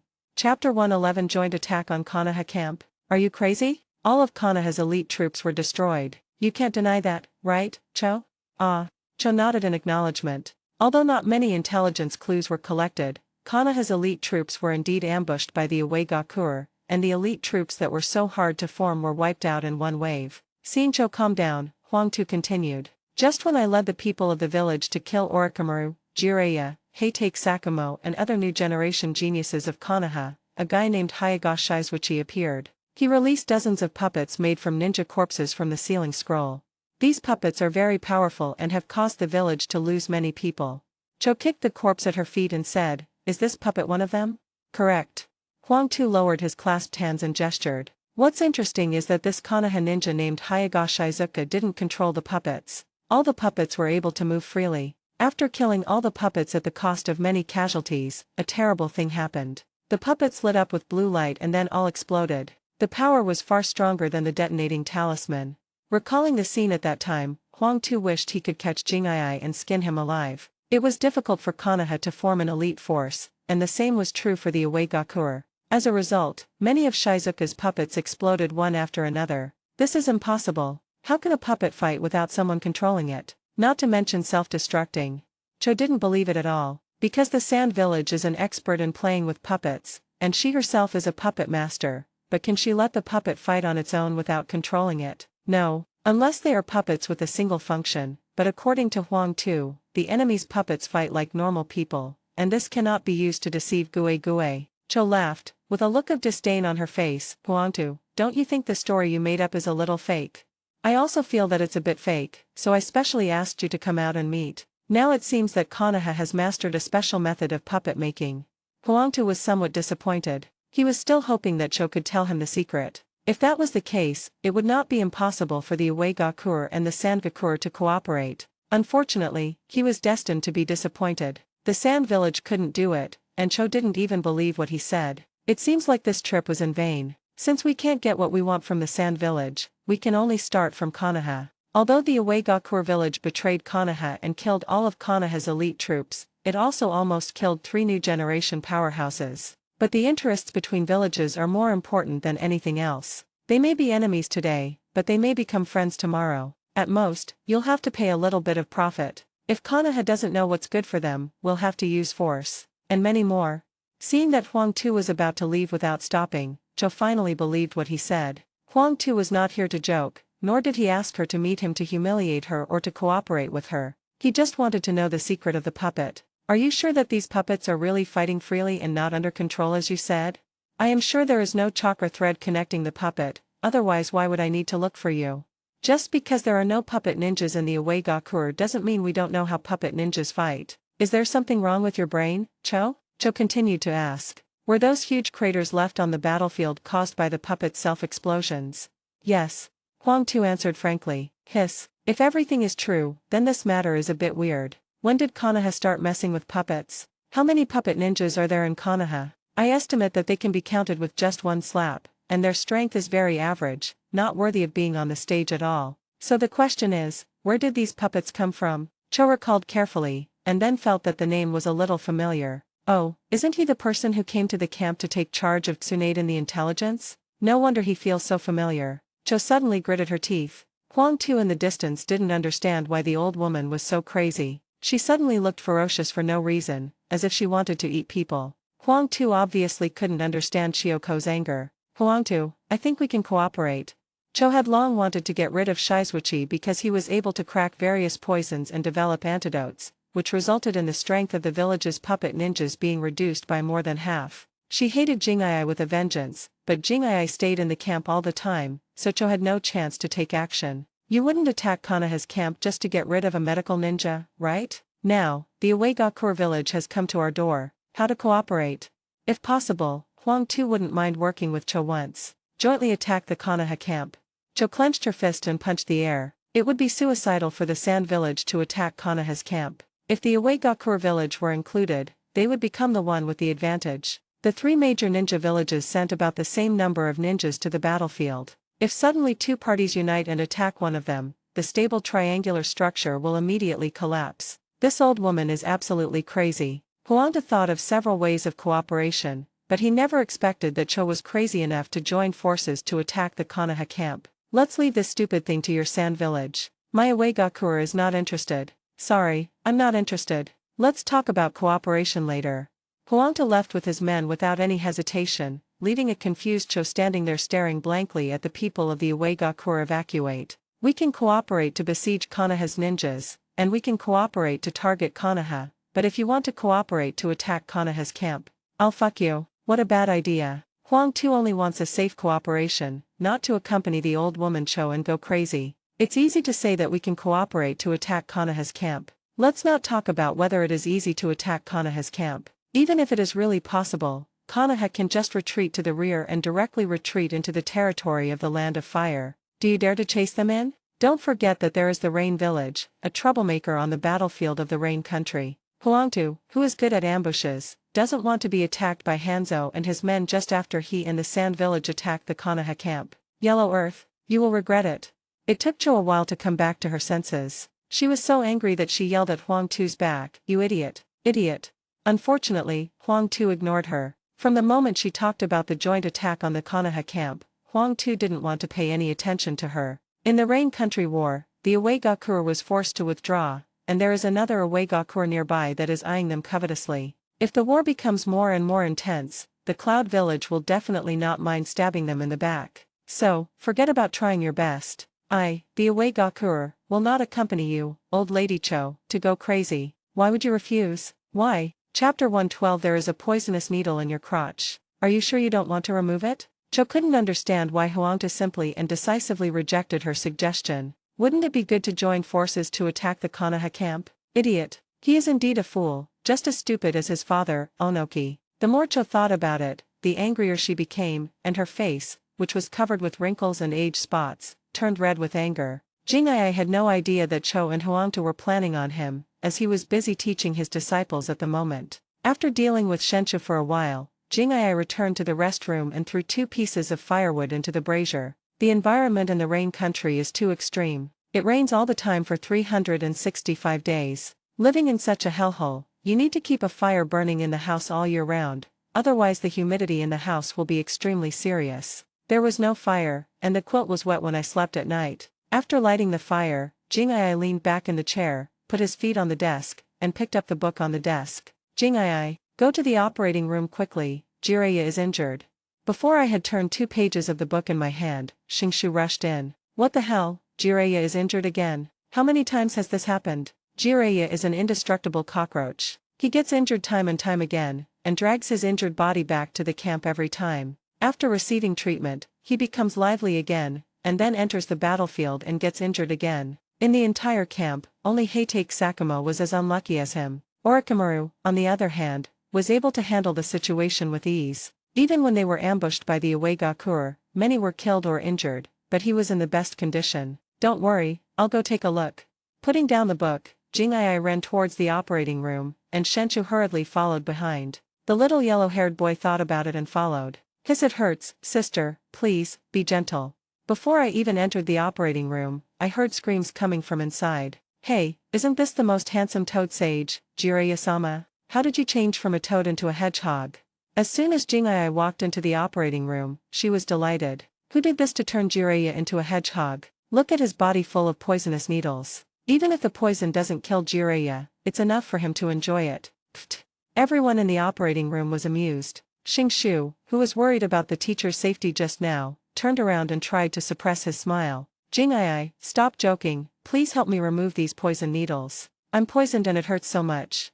Jiraiya was lying on the operating table, almost crying. Jing'ai walked forward, pulled out a poison needle, and took out the tools to analyze the composition of the poison. How did you become like this? Who did it? Ahem, don't mention it.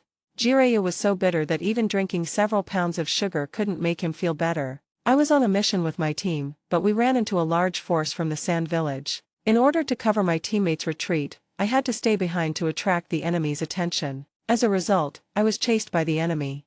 Be gentle, these poison needles were all left by that damn old woman Cho. I have to say that Jiraiya is quite lucky, just like Heitake Sakumo. Heitake Sakumo ran into Hanzo of the Salamander and was then chased by the demigod. Jiraiya ran directly into the large force of the sand village and was chased by Cho. It would have been easy to deal with Cho alone, but Cho was accompanied by dozens or hundreds of ninjas. Jiraiya didn't even have the mind to fight. After covering his teammates' retreat, he quickly ran away. As a result, he was shot by the puppet and turned into a hedgehog. Jiraiya felt that she was unlucky, and Cho felt that she was unlucky. The talks with Huang Tu broke down, and she was very angry. As a result, she ran into the team led by Jiraiya on the way back to the camp. I was already angry and happened to meet a nasty enemy. Do I need to be polite? The hunt is over. Picking up the antidote and giving Jiraiya 2 injections, Jing'ai suppressed his smile and said, I think after your injury is healed, you can go find Heitake Sakumo and become his sworn brother. He was unlucky and ran into Hanzo of the Salamander, and was chased. You were unlucky and ran into Cho, and were also chased. You both had the same result, dragging your injured bodies back to the camp. Jiraiya, brother, I don't want to either. Can you please stop talking? Please give me some face and get treatment as soon as possible. It hurts. The Senju's attacks were extremely vicious. Just look at the poison needles all over Jiraiya's body and you'll know that. If he hadn't run fast, he would have probably lost his life on the battlefield. Just be thankful that old woman Cho hasn't developed a new type of poison. Jing'ai took the pliers and pulled out the poison needles one by one. While pulling them out, he suddenly pointed at Jiraiya's belly and said, Take off your pants. Nanny. Jiraiya almost jumped up, holding on to his pants tightly with both hands. Jing'ai said speechlessly, There is also a poison needle in your crotch, are you sure you don't need to pull it out? Pull. Jiraiya, who was shocked 1 second ago, took off his pants the next second. Compared to social death and being laughed at, the detoxification injection is more important. A crotch injury is no joke, and Jiraiya does not want to become a eunuch. So he gritted his teeth, took off his pants with all his heart, then resigned himself to lying on the operating table, closing his eyes and allowing himself to be treated as he pleased. After waiting for just over 10 seconds and seeing no movement, Jiraiya opened his eyes. Teacher, you really know how to play. Xingshu winked at him, and several medical staff watched curiously. Jing'ai, who was holding the pliers in her hand, twitched her lips. I asked you to take off your pants, but I didn't ask you to take off your underwear too. Jiraiya, didn't you tell me to take it off? Forget it, now I can see it more clearly.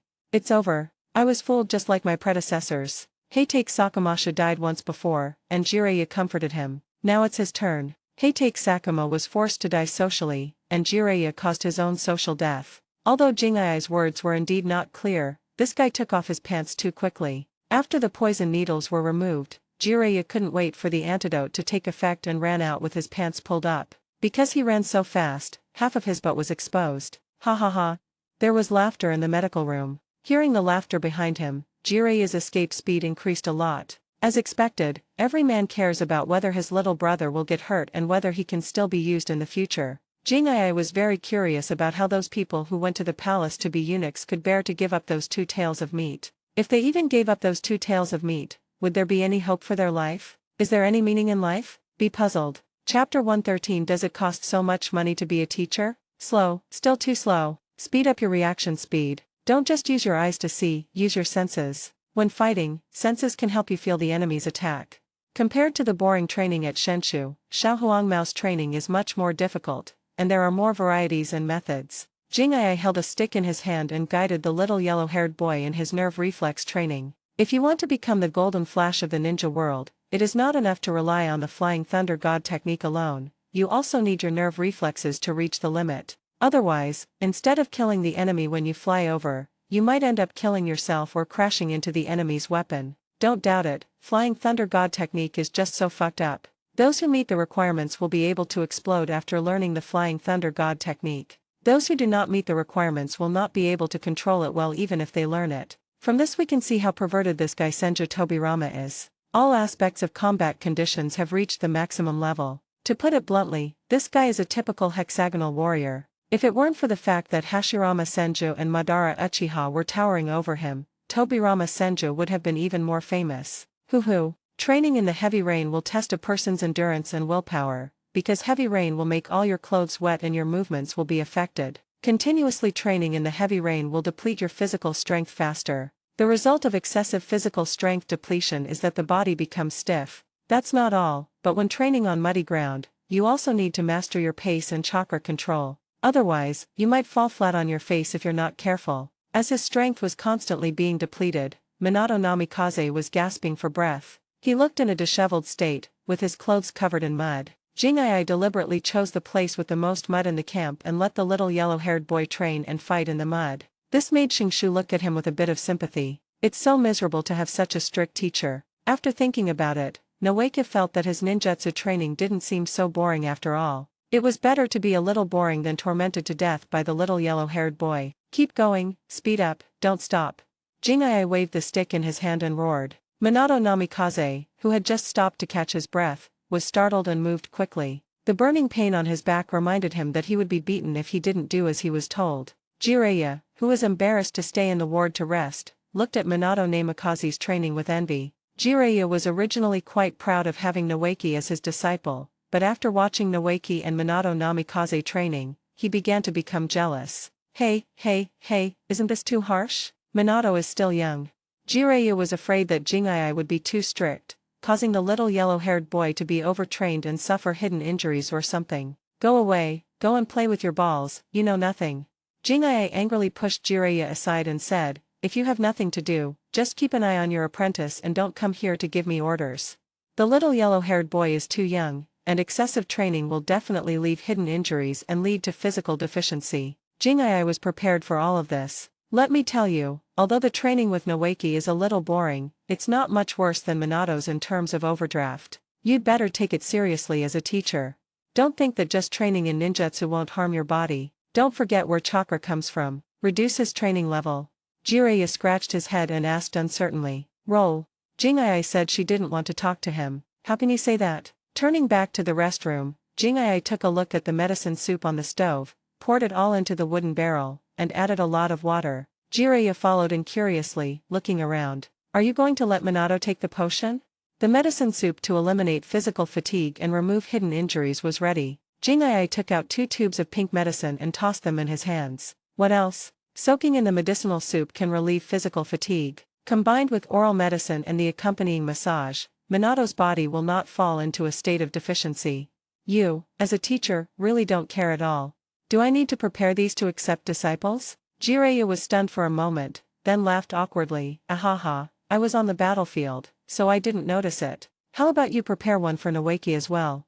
Okay, 50,000 taels for the medicinal soup, 100,000 taels for the medicine, 300,000 taels for 1 week. Shizuka raised her hand, signaling Jiraiya to pay quickly. How much more? Jiraiya thought he had heard it wrong and quickly scratched his ears. 300,000 taels a week, a month. Damn, 300,000 taels a week, not counting the massage fee. Raising a finger and shaking it at Jiraiya, Shizue said with amusement, do you need to prepare another one for Noeki? With Jingai's income, there is definitely no problem in supporting Noeki and the little yellow-haired boy, but Noeki is Jiraiya's apprentice. As a teacher, not only do you not have the time to teach your apprentice, but you even want me to pay for his expenses. By the way, this kind of training will last at least 2 years, which means you have to provide money for medicine and decoctions for at least 2 years. Jiraiya stared at Jingai blankly. He really wanted to ask Tsunade if his disciple Noeki could be returned. This unique training method was really eye-opening for Jiraiya. Back then, he, Tsunade and Jiraiya were all disciples of the third Hokage. What kind of medicine do they have? It's already good enough that he taught you carefully. Do you still want to take medicine and drink potions? You are dreaming. It's not just the third Hokage, all teachers in the ninja world basically follow this model in teaching their disciples, except for Shizuka, who not only puts in a lot of effort, but also has to spend a lot of money on his disciples. His philosophy is to either not accept the student or to train him or well and do his best in all aspects. Jingai wanted to know how powerful the little yellow-haired boy would be in the future if he was trained according to such high standards. Does it have to cost this much money? I have money and am willing to spend it, but I feel that the cost of training disciples is too high. After training his disciples for 2 years, how many fallen young ladies can he help? Heart hurts. Jingai spread his hands. Anyway, I am willing to spend this money on Minato, just consider it an investment. As for you, you can refuse. Rejection is a ST. Minato has such treatment, but Noeki does not. If this gets out, he will lose face as a teacher. Jiraiya already felt guilty towards Noeki for not having time to teach his disciples. If he couldn't even spend a little money, what was the point of having him as a teacher? Hana, don't be polite to me, follow Minato's standards.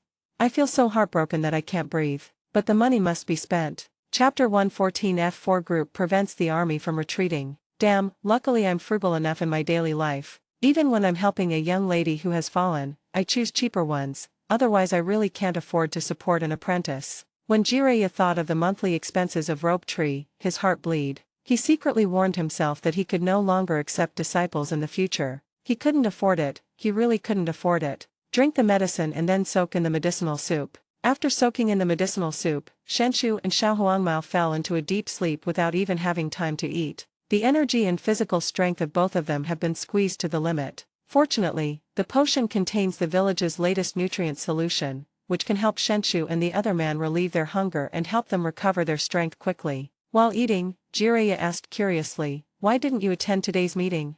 I am only responsible for the medical room. As for the rest, that is Senior Liu Xian's business. Besides, why should I, a medical ninja who never leaves the camp, attend these meetings?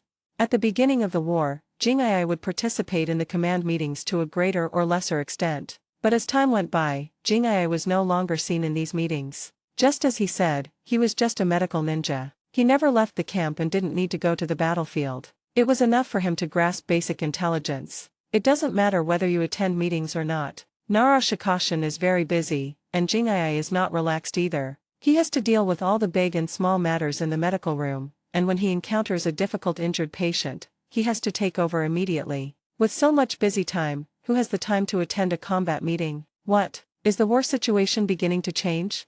Jingai's hand holding the chopsticks paused for a moment before continuing to pick up food. Jiraiya nodded helplessly. The Sand Village sent a lot of people to the river country, and many ninjas sneaked into the fire country, intending to cut off the village's supply line from the country. I'm afraid all-out war will break out soon. The Rain Country War has been going on for almost a year now. In the original work, the Rain Country War only lasted for a year, and then the Uegakuer withdrew to guard against the Kumigakuer, and the Rain Village leader, Hanzo Salamander, accepted the defeat. The war between Konoha and Sand Village turned from a local war in the Land of Rain to a full-scale war. According to the intelligence gathered by the Umbu, the Kumigakuer has put a lot of pressure on the Uegakuer. The Uegakuer might choose to evacuate. Once the Uegakuer evacuates, the people fighting in the Rain Country will only be the village, the Sand Village, and the Rain Village. Senior Luxon said that the Sand Village is likely to retreat in a short time. Once the war breaks out in River Country, the scale of the war will not be comparable to that of the battlefield in Rain Country. It will definitely be a full-scale war. At that time, the battlefield of Rain Country had become dispensable. In order to concentrate its strength, the Sand Village would definitely choose to withdraw from the battlefield of Rain Country. Compared to a total war, the Rain Kingdom War is just a prelude. If it wasn't for the purpose of provoking a war, the Sand Village might not have cooperated with Konoha to start the battlefield in the Land of Rain. As the war unfolded, the situation became stalemate, and it was only natural that a full-scale war would break out. There is another key factor, that is, the Sand Village did not gain any advantage on the battlefield in the Rain Country. The Rock Village was unwilling to form an alliance, the Rain Village was eyeing them, and Konoha was watching covetously from the side. If they cannot gain any advantage, the Sand Village will definitely withdraw from the Rain Country. Shift the focus to the all-out war in River Country. I wonder if the village will follow suit and evacuate the Rain Country battlefield. After eating and drinking his fill, Jiraiya put down his bowl and chopsticks, patting his round belly contentedly. It is such a blessing to be able to eat delicious meals in the frontline camp. Probably not. Don't forget that our Hokage and the elders are very proud of themselves. Even if the Sand Village evacuates, Konoha will continue to fight until the Rain Country accepts defeat. Jingai deliberately used a funny tone to tease the third Hokage and other old guys who were too concerned about their reputation. Ahahaha. Shizuichi could tease and make sarcastic remarks about the third Hokage and others, but Jiraiya found it difficult to respond. After all, the third Hokage was his teacher. Even if he admitted that Jingai's words made sense. Scratching his head, Jiraiya sighed in frustration. I hope the old man and his men can be more sensible and evacuate from the Rain Country as soon as possible after the Sand Village evacuates. The village shouldn't fight to the death with the Rain Village. Hope so. Jingai knew very well what kind of people the F4 group was like. You can know the result by looking at the battle in Rain Country in the original work. The Uegakure evacuated, and the Sand Village also evacuated in preparation for an all-out war. Only Konoha remained in a stalemate in Rain Country and fought a life-and-death battle with the Rain Village. The final result was that countless ninjas sent by Konoha to the Rain Land were killed or wounded. Although the Rain Village won on the surface, it had no strength to fight again. So Konoha became the winner without a victory. Tsunade and the other two became the three ninjas who did not return with glory of victory. In Konoha, in the meeting room, Tsunade angrily slammed the table and angrily questioned the third Hokage. Since the Rock Village is going to evacuate, and the Sand Village is also going to evacuate, why are the villages still stuck in the Rain Country? Will defeating the Rain Village in the Land of Rain bring us any benefit? Tsunade couldn't understand, she really couldn't understand why the third Hokage and others would have such a ridiculous idea at this time. When there was movement in the Uegakure village, Nara Shikashin immediately reported the news back to the village. Anyone with a discerning eye could see that the Uegakure was planning to evacuate, as they did not want to continue wasting time and lives in the quagmire of the Rain Country. The Sand Village's ninja army entered the River Country and sent an elite team to sneak into the Fire Country to cause destruction, which meant that a full-scale war was about to break out. In this situation, Konoha should have withdrawn decisively. Tsunade, the Rain Village has declared war on our village. If the village withdraws at this time, it will be escaping without a fight, which will affect the honor of the village. The third Hokage insisted on his own and the elders' ideas. Bullshit honor influence. Tsunade cursed angrily. Withdraw the troops from the Rain Country battlefield. Those who need to return to the village to recuperate should do so, and those who need to switch to the River Country battlefield should do so. This is what we should do. In short, I strongly disagree with the village continuing to waste time on the battlefield of the Rain Country. Senior Liu Xian also said that the village can negotiate with Hanzo. As long as we give enough benefits, the Rain Country war can come to an end. We can even win over the Rain Village and let them participate in the war. On the battlefield in the Land of Rain, the Rain Village has been chasing the Sand Village. From this we can see that the hatred between the two villages is very deep. As long as Konoha makes an effort, there is a great possibility of a peace talk. If enough benefits are given, the Rain Village can even continue to hunt down the Sand Village. Even if it costs a certain amount of benefits, it is worth it. Tsunade, Hanzo Salamander is not trustworthy.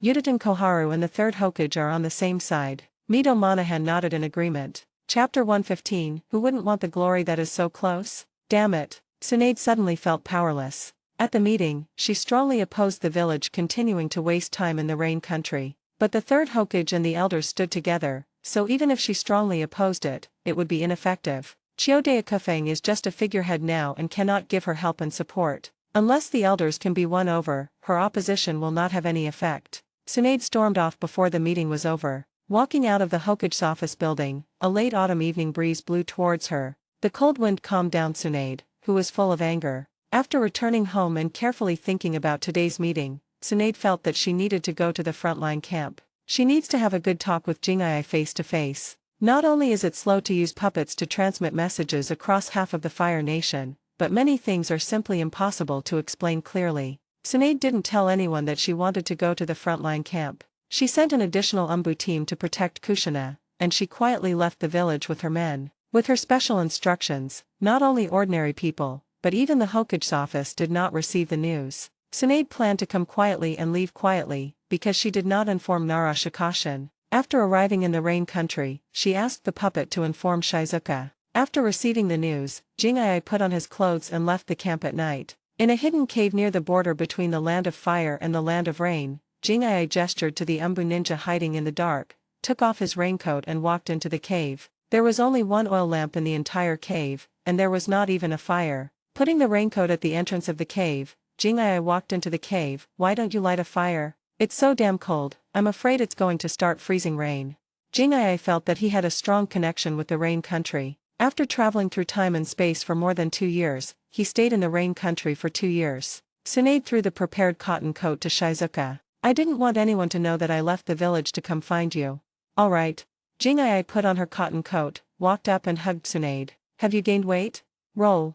You think I want to?" Tsunade herself was puzzled. When she was a child, she always hoped that her breasts would grow big quickly, so that she could slap Jiraiya in the face hard to prevent him from constantly mocking her for being flat-chested. Now it's getting bigger and bigger, and there seems to be no sign of stopping, which makes Tsunade a little distressed. People who don't grow up are laughed at for having a flat chest. Not only is its size affecting their movements, it also looks a bit weird. It was obvious that Tsunade was very angry, so Jing'ai did not continue to tease her. He sat on a clean rock and asked, "You're looking for me about the war?"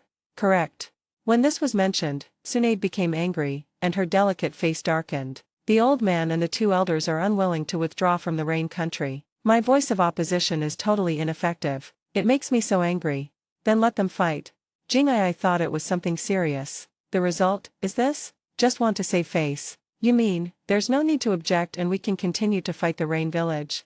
Tsunade frowned. This was not what she wanted to hear. She strongly opposed it because she hoped that the village could withdraw as soon as possible to reduce greater losses, and at the same time transfer more strength and energy to the Kingdom of Rivers. If not, Jing'ai put his hands in the pockets of his cotton coat and said, "You and I think the village should put its strength and energy into the river country, but others think otherwise. They think that after the Uegakuer and Sand villages evacuate, it will be easy for the village to take over the Rain Village. Why should they evacuate when they have already won the victory? Who wouldn't want to take the glory that's already in hand?" But Tsunade wanted to refute, but found that any rebuttal seemed so pale and powerless. Yes, who doesn't want the glory that is already in hand? It is human nature to pursue glory and success. The 3rd Hokage is also a human being and he will definitely not miss such a good opportunity. It's a pity that this honor is not so easy to obtain. The Rain Village is a soft persimmon, but Salamander Hanzo is not. It will be difficult for Konoha to take the glory of victory from this demigod without bleeding some blood. So, there is no point in blocking or opposing them. Since they want to take the glory, let them go. We just need to make sure we are not affected. Victory in the war is my promise to you. This is all I care about." Shizuichi raised his hands and hugged Tsunade into his arms. The 3rd Hokage didn't care how many people died in the war, and he wouldn't care even more. If he wanted glory, then let the village's ninjas fight to the death. As long as it doesn't affect him. He was very curious. When the village suffered a great defeat, would the 3rd Hokage and others still want to take glory? This so-called glory will definitely slap them hard in the face. Leaning on Jing'ai's shoulder, Tsunade sighed. "Okay, I'll listen to you. Since the old guys like glory, let them take it." "Yes, this is a good idea. You just need to do what you are supposed to do. The Umbu must have suffered a lot of losses recently. You must remember to replenish people in a timely manner. The replenishment must be carefully selected and gradually replace the old ones. The most important thing is to do your own job well. Shizuka should take care of the camp medical room, but what about Tsunade? Just continue to deepen your control over the dark side. As for the others, it has nothing to do with them. If the war is won, they will at most get a little reputation. The greatest credit goes to the third Hokage. But if the war is not going well, it is not their turn to take the blame. I will. Tsunade leaned against Jingai's shoulder and nodded slowly. Suddenly, Tsunade opened her eyes, glared at Jingai unhappily, and pulled his hand out of his clothes. Don't you see where you are when you are causing trouble? All the Umbu people are still guarding outside. It's very big and soft. As expected, being fat has its advantages. Jingai smiled meaningfully, and Tsunade was so angry that she wanted to punch him. Seeing you like this makes me angry. Well, I'm going back to the village. I don't want anyone to know that I left quietly and came to the front line to meet you. Well, walk slowly.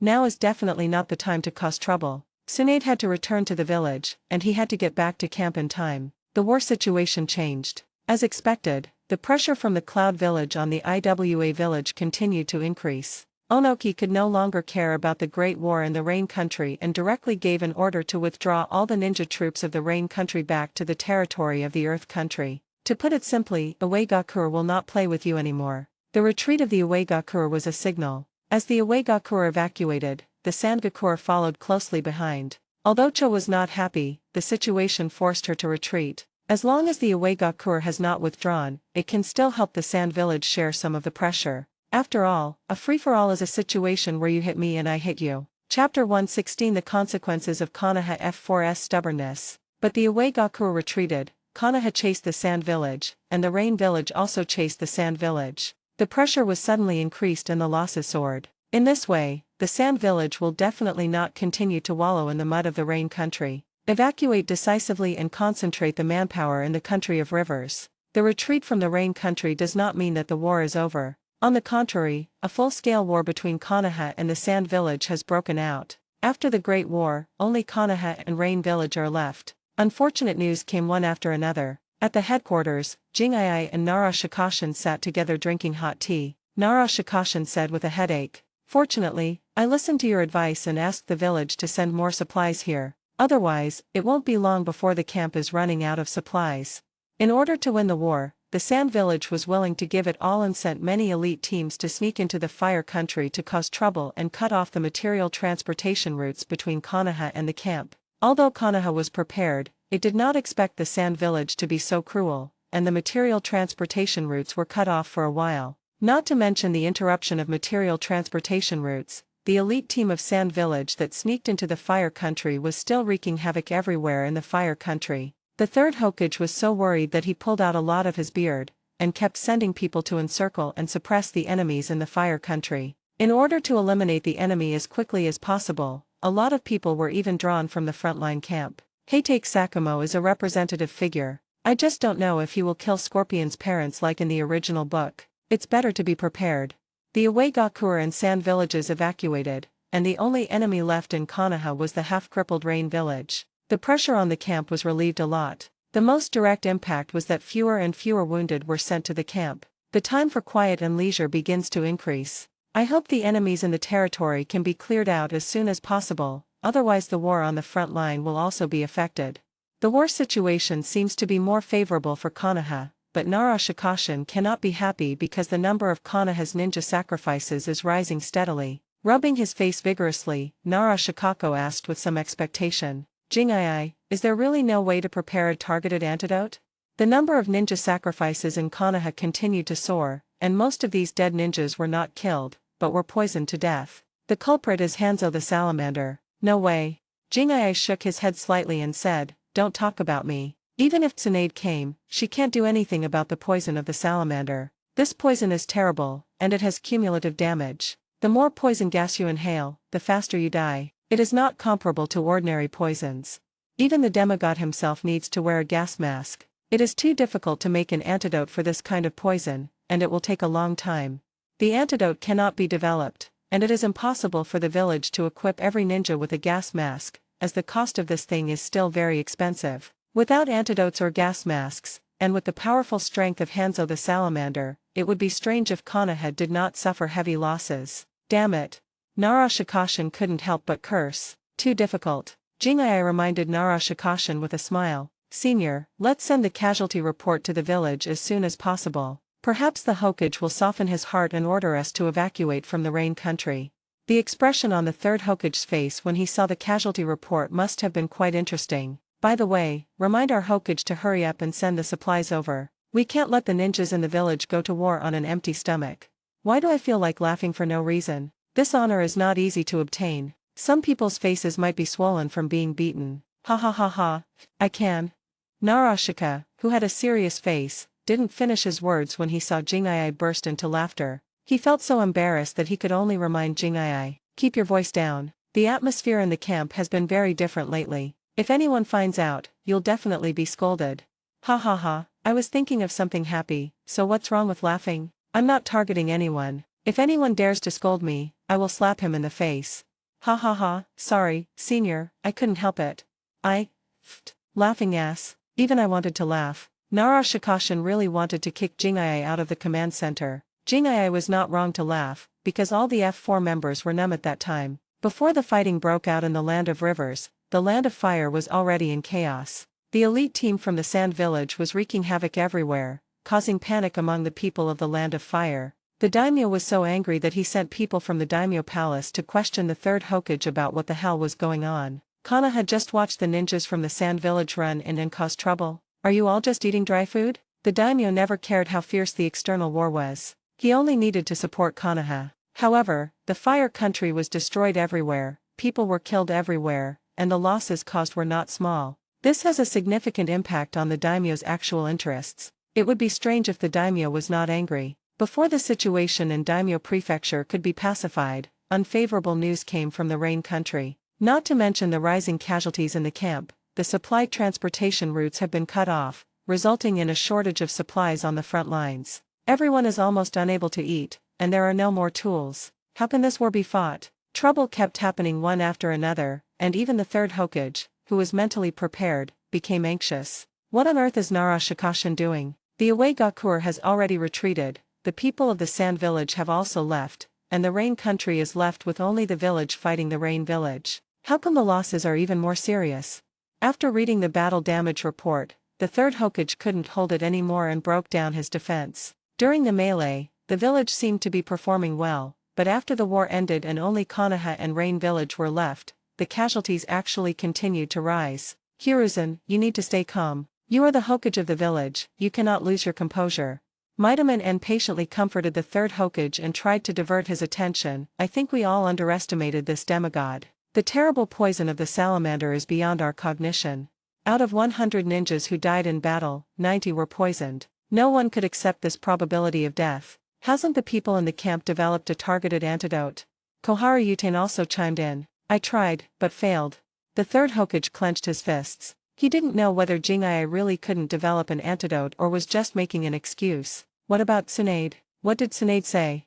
Yuten Koharu asked. The third Hokage's mouth twitched, but he did not answer the question. The third Hokage sent someone to ask, but the person was driven away by Tsunade. Chapter 117. Either continue to fight or lose the election. Obviously, Tsunade was very angry about what happened before. She didn't want to pay attention to him at this moment, and her mind was completely focused on the Embu. Seeing the third Hokage remain silent, Yuten Koharu and Mito Kato and knew that the third Hokage had not gotten a good deal from Tsunade. Well, it looks like there's no hope for the antidote. The two looked at each other and changed the topic to supplies. Regardless of whether the antidote can be developed or not, supplies are indispensable, otherwise how can the ninjas on the front line fight? How can we fight without ninja tools and food? Taking a deep breath, the third Hokage said in a deep voice. Find a way to send someone to deliver a batch of rations to the front line and prepare a batch of ration pills. As for the ninja tools and supplies, I will go talk to Tsunade.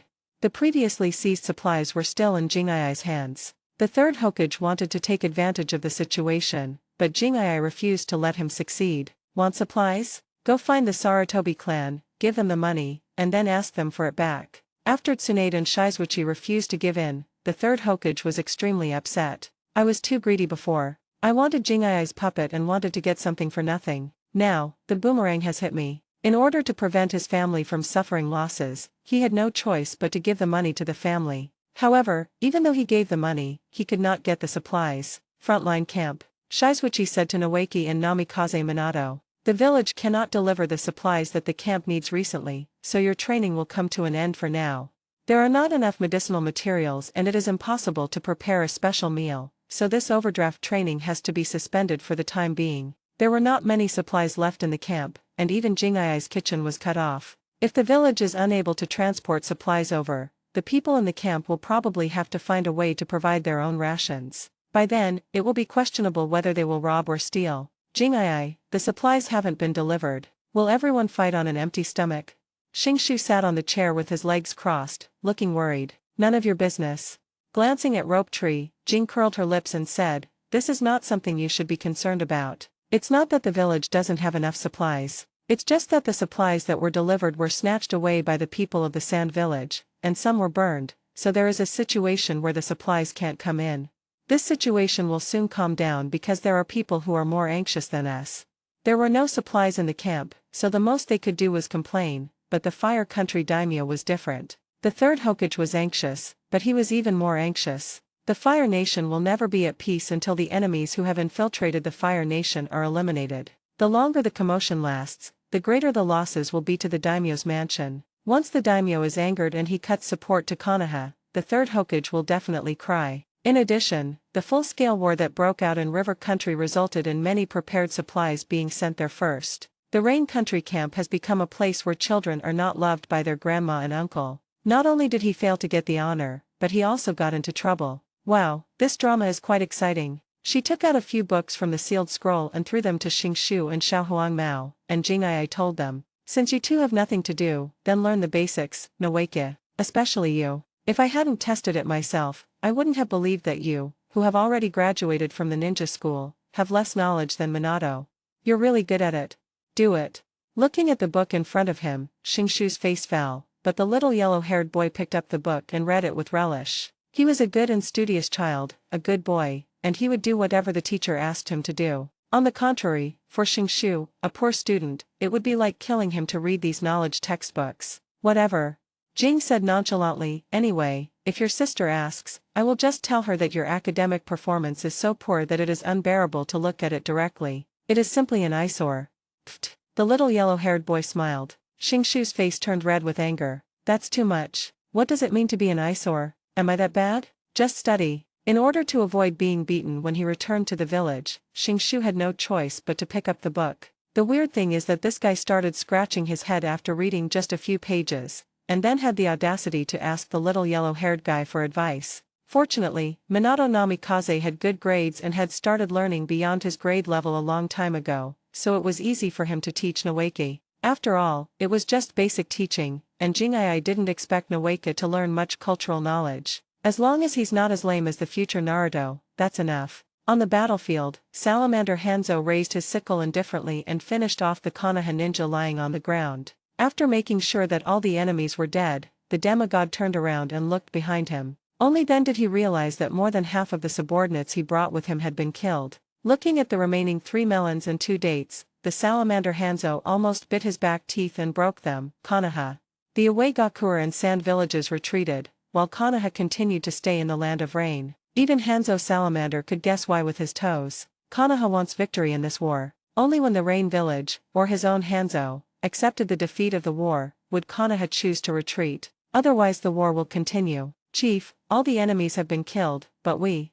The ninja from Rain Village who came to report looked around with a wry smile. Placing the sickle on the rock on the ground and holding the handle of the sickle with both hands, Hanzo Salamander's face, wearing a gas mask, was gloomy. If he continues to fight like this, sooner or later Hanzo will be left alone. Even if Konoha pays a heavy price, the Rain Village will not feel good. There are only 2 paths before him: either continue to fight Konoha to the death, or choose to be defeated. Salamander Hanzo was unwilling to accept defeat, but continued to fight. The Rain Village no longer had the confidence to continue fighting. Has the Sand Village sent any new information?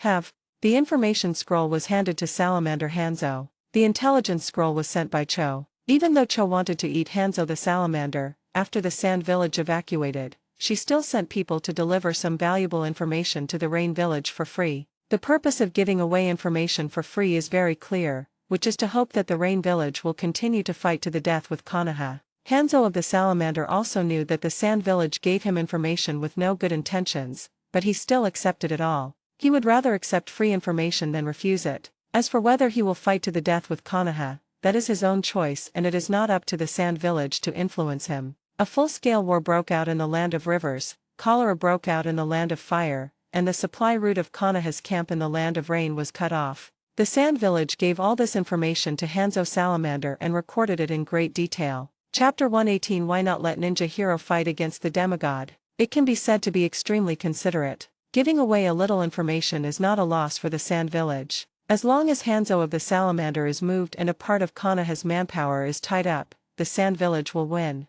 As for the final extent of the fight between Rain Village and Konoha, it has nothing to do with Sand Village. Cho and the third Kazekage hope that the Rain Village and Konoha will fight to the death. Better to fight to the death. This situation is more beneficial to the Sand Village. Fight to the death or accept defeat is the difficult choice that Salamander Hanzo must make. To put it nicely, it means accepting defeat. To put it bluntly, it means raising your hands in surrender and announcing to the world that the Rain Village has been defeated and that he, Hanzo the Salamander, has failed. Accept failure? The word surrender sounds too harsh. Even Hanzo Salamander himself doesn't want to face these two heart-wrenching words, so failure is the most appropriate choice. But is he willing to accept failure? Definitely not. However, the situation no longer allowed him to make a choice. Because of the outbreak of a full-scale war between Konoha and the Sand Village, people on the battlefield in the Rain Country were gradually withdrawn, and the losses continued to rise. If the stalemate continues for a long time, both sides will end up in a disadvantageous situation.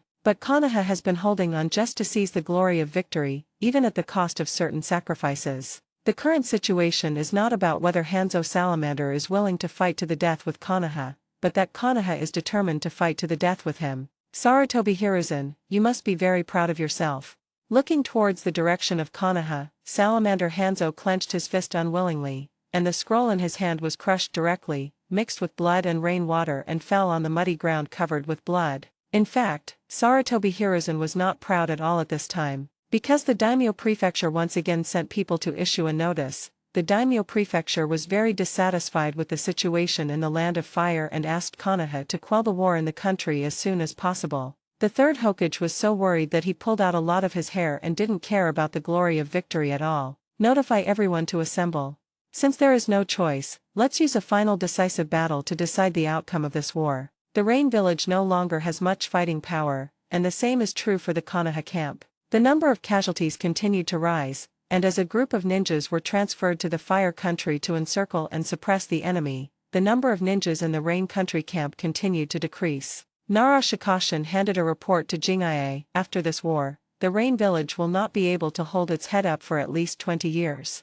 As combat reports were collected, analyzed by professionals and investigated by the Umbu, a conclusion was reached: there were not many ninjas in the Rain Village who could still fight. A huge war directly turned the village's more than 10 years of hard work into nothing. Not only did it wipe out the village's manpower, it also overdrawn the village's future. 20 years? The Rain Village 20 years ago was much more terrifying than it is now. Jingae muttered to himself and picked up the report to read it. The troops of the Rain Village are getting fewer and fewer, but their leader, Hanzo the Salamander, is always a huge threat. As long as he does not fall, the village will not be able to win this war. Some strong people have a great influence on the war. Hanzo of the Salamander is one of such strong people in the battlefield of Rain Country. Of course, it is limited to the battlefield in the Rain Country. After all, the scale of the war in the Rain Country is just a prelude, and it is not something that can be shown on the stage for the 5 major ninja villages. The upcoming all-out war in River Country will be a tough nut to crack. You're right. Nara Shikashin sighed and said with a headache. Heitake Sakumo has been transferred away, and the elite troops in the camp are becoming fewer and fewer. Orikamaru and Jiraiya are leading the team alone. Even if they are gathered together, it will be difficult to defeat the demigod. How about letting our ninja hero compete with the demigod? Jingae made a suggestion, but as soon as she finished speaking, she burst into laughter. Narashika was both angry and amused. Thank you for speaking out. I think you should not bother with any ninja heroes, you should just do it yourself, Hayagashi Shizuka. No, I'm just a little medical ninja. I can't afford to offend a famous demigod. Jingae laughed and waved her hands quickly. Do you think I will believe it? You are still a medical ninja. Well, this guy is indeed a medical ninja. After laughing for a while, Jing said, just hold on. The Rain Village can no longer hold on. This demigod will accept defeat sooner or later. The victory of this war will eventually belong to the village. If you can win by dragging it out, why do you have to go into battle yourself? Well, that's all it can do. The vague temptation did not receive a response, and Nara Shikashin was helpless. He had no way of ordering Jing'ai to fight on the battlefield. Damn it, next time whoever suggests separating the management of medical care from that of the government, I will kill him with a hammer. Nara Shikashin cursed the F4 group in his heart. It's all because of you guys that I'm so afraid to take action. As night fell, except for the ninjas on duty, everyone else hid in tents or cabins to rest. Jing'ai is no exception. As the number of wounded sent to the medical room continues to decrease, he now has a lot of free time. The enemy's running speed is 50 meters per second, and the flying speed of the thrown ninja tool is 70 meters per second. How do I calculate the angle of the ninja tool? Xingshu collapsed and held his head, screaming. He began to doubt his previous training time. Although it was tiring, at least he didn't need to be so crazy. Now that the rigorous training has stopped and he has started studying book knowledge, his hair is almost falling out. This question, the little yellow-haired boy scratched his head. He thought he had good academic performance, but he felt a little dizzy. Calculate the angle of throwing ninja tools? Do you want to do this? And this, a genin's total chakra is 100, and releasing a D-level ninjutsu consumes 1 chakra. How much chakra is consumed to release a B-level ninjutsu? Oh my god, just kill me. Looking at the two boys who were scratching their hair, Jing sat aside expressionlessly, with a book in one hand and a stick in the other. Although she seemed calm on the surface, she was actually laughing in her heart. Who the hell came up with this question? It's so ridiculous. Is this a thinking question or a brain teaser? It really messes up one's mentality. I'm so annoying. Xingshu pulled his hair hard. At this moment, he really wanted to tear up the book and not do any of the questions. And many more. Suddenly, Shenshu, who was going crazy, noticed that the corners of Jing'ai's calm face were slightly raised, and he knew at a glance that he was grinning. I'm so worried about this, how dare you laugh? On purpose. Look, look. Shenshu quietly pulled the little yellow-haired boy's clothes. The little yellow-haired boy subconsciously raised his head and just happened to see Jing'ai's mouth corners return to normal. What? Noticing the two naughty kids staring at him, Jing'ai turned his head. You asked, you are his disciple, he usually won't beat you. Shenshu blinked hard, and the little yellow-haired boy immediately showed a bitter look. Normally, Jing'ai rarely hits him, but that's only normal circumstances. Those who deserve to be beaten will still be beaten. Under Nowake's repeated urging, Namikaze Minato sighed inwardly and could only bite the bullet and ask, Teacher, did you also learn this knowledge when you were in school? Jing'ai recalled carefully, and under the expectant gazes of Nowake and Namikaze Minato, he shook his head and said, Sorry, no. Chapter 119. Although demigods are powerful, they will eventually fall. No, you don't even learn it yourself, so why do you make us rack our brains to learn it? Jing'ai put down the book in his hand and sighed regretfully. When I was your age, I didn't have any teachers. Except for the classes at the ninja school, all the teachers were from the family. Those people had bad tempers. Can you beat people? Xingshu's eyes lit up. Jing'ai raised the stick in his hand, scaring him so much that he shrank his neck and hid behind Minato Namikaze. No, I'll just call you a waste. You can imagine what it feels like to be called a waste in front of many tribesmen. I can tell you that most people would rather be beaten than be insulted like this in public. Shenshu and Xiaohuangmao imagined the scene in their minds, and soon they looked at each other. They suddenly felt that this was actually quite good. Even though they would get scratched and beaten, at least they would not be insulted in public. Besides, Jing'ai was just giving them a small warning with a stick, not really beating them. In comparison, they are already very lucky. There are some things you probably don't want to experience. If they go wrong, they might leave you with a psychological trauma that you will never forget. Be thankful that you met me.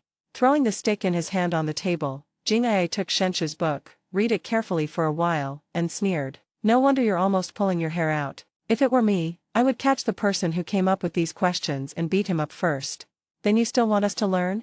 Nowake's voice rose several degrees, and the smile on Minato Namikaze's face froze. That's me, not you. Jing'ai laughed out loud. Besides, I didn't buy these books. If you are not happy, you can go find Tsunade if you dare. You are right, we really don't dare. The little yellow-haired boy didn't even dare to think about such a thing, and Rope Tree, this naughty kid who was used to being beaten by Tsunade, didn't even dare to go to Tsunade to question her. Forget it, I won't embarrass you. Look at this. This is the book and handwriting I asked Orochimaru for. After you read these books, I should be able to give you. Jing'ai took out a large stack of books and notebooks and was about to put them on the table when he paused and looked up outside the camp. Is there anything out there? Nowake and Minato Namikaze subconsciously turned around and looked in the direction Jing'ai was looking. It was pitch black, and the only thing you could see was the rain dripping from the sky, nothing else. Children, the teaching time is over. From now on, you must stay here and not go anywhere. Jingai quickly put away all the books, put his hands on the heads of Noeki and Namikaze Minato at the same time, bent down and said to the two of them, I can allow you to lie by the window and watch the fun, but you can't leave the lounge unless I ask you to. Do you understand? Noeki and Minato Namikaze were not stupid either. They knew something had happened by looking at Shizuoka's expression. The two naughty kids nodded vigorously, indicating that they would be obedient. Teacher, are the enemies preparing to attack the camp? That's about it. Our demigod is here. Jingai smiled to reassure the two and rubbed the little yellow-haired boy's head. Don't worry, your teacher is not a weakling. Although demigods are strong, gods can also fall.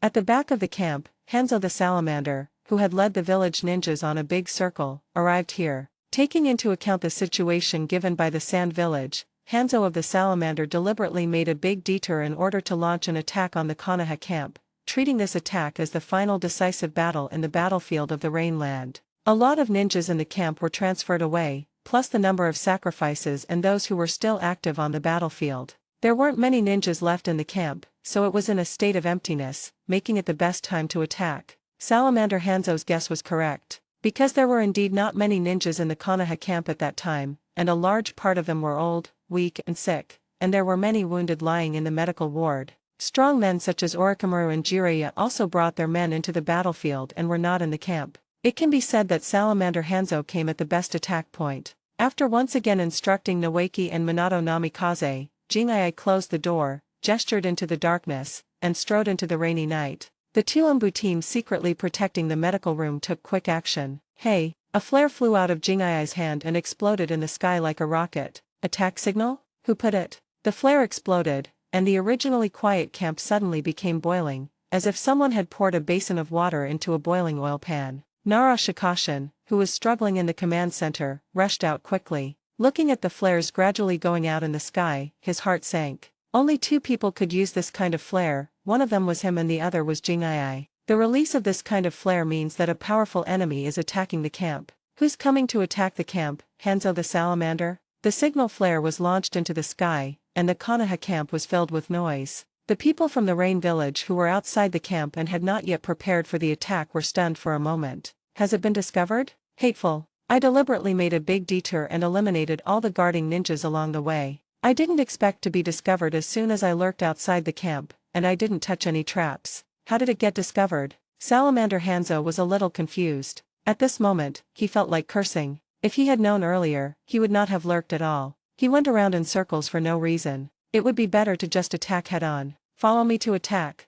The enemy has discovered them, and it is futile to hide at this time. Salamander Hanzo roared, raised his hand, quickly formed a seal, and pressed his palm on the ground. Bump!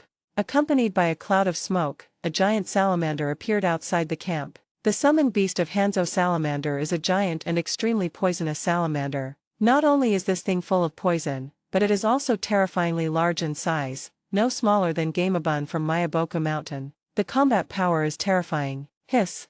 Appearing outside the camp, the poisonous salamander made a cry similar to a human's roar, and rushed towards the wall of the camp with its huge body. No matter which village builds the camp, there will be a large number of boundary traps set up around it to prevent enemy attacks. If you don't know where the traps are set and just rush forward, many people will die before you can get close to the camp. There are not many ninjas left in the Rain Village, and it is impossible for Hanzo the salamander to risk human lives, so the highly poisonous salamander becomes the best pioneer. Boom! The huge body of the poisonous salamander started running, causing the ground to shake continuously. Accompanied by a roar, the poisonous salamander crashed into the fence of the camp. Chapter 120, Killing God? Then I, Hinata Shizuka, will give it a try. Not only was a large gap created in the wall built of mud and wood, but all the traps along the way were triggered. These deadly traps are no different from tickling the highly poisonous salamander. What? Some unlucky guys were hit by flying wood and rocks as soon as they approached the wall, and were greeted by a long tongue. The tongue of the highly poisonous salamander rolled up the surrounding Konoha ninjas and swallowed them in one gulp. This horrific scene frightened many people. Kill! All the traps were broken, and the wall of the Konoha camp was knocked open, and Salamander Hanzo and his subordinates rushed in. The whole camp was suddenly in chaos. Grown-ups. The ninjas and Umbu squad stationed in the medical room gathered together and came to Shizuka's side. Protect the medical room. This is your mission. Do not let the enemy harm the wounded. Jingai did not allow the ninjas and Umbu members stationed in the medical room to join the battle. Their duty is to protect the medical room, especially the wounded lying in the ward. Yes. The station ninja and Umbu squad followed orders obediently. What? The salamander half hidden in the rainy night was like a nimble black panther, quickly shuttling between enemies, holding a sickle like the god of death. Wherever he went, Konoha's ninjas screamed and fell to the ground. Hanzo. Nara Shikashin raised his hands, ready to restrain the guy with his shadow. Hanzo of the salamander is too strong. His body flickering technique is so fast that he leaves a trail of after images wherever he goes. The ninjas of Konoha can't stop him at all. Danger. Sensing danger, Nara Shikashin's heart skipped a beat and he quickly dodged. Boom.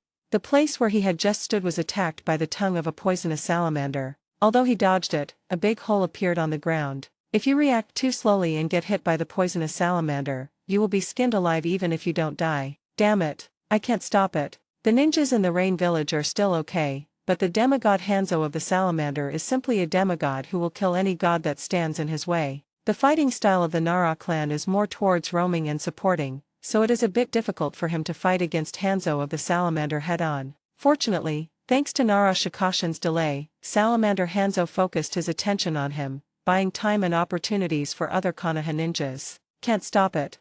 After taking a look around, Nara Shikashin gritted his teeth and rushed towards the medical room. The camp was in an empty state as all the strong men had entered the battlefield. Salamander Hanzo chose the right time, so Nara Shikashin could only run to the medical room, hoping to take Salamander Hanzo away. This guy is too powerful, and he is completely useless against the siege of the Konoha ninjas. There's not enough. The worst thing is that siege is of little significance to Hanzo the salamander. This guy is extremely poisonous. The poisonous salamander, a summoned beast, is even more terrifying. One breath of its poison can kill a large number of people. Attacking him would only make things difficult for yourself. Jing'ai, don't you want to kill God? If God comes, you don't need to thank me.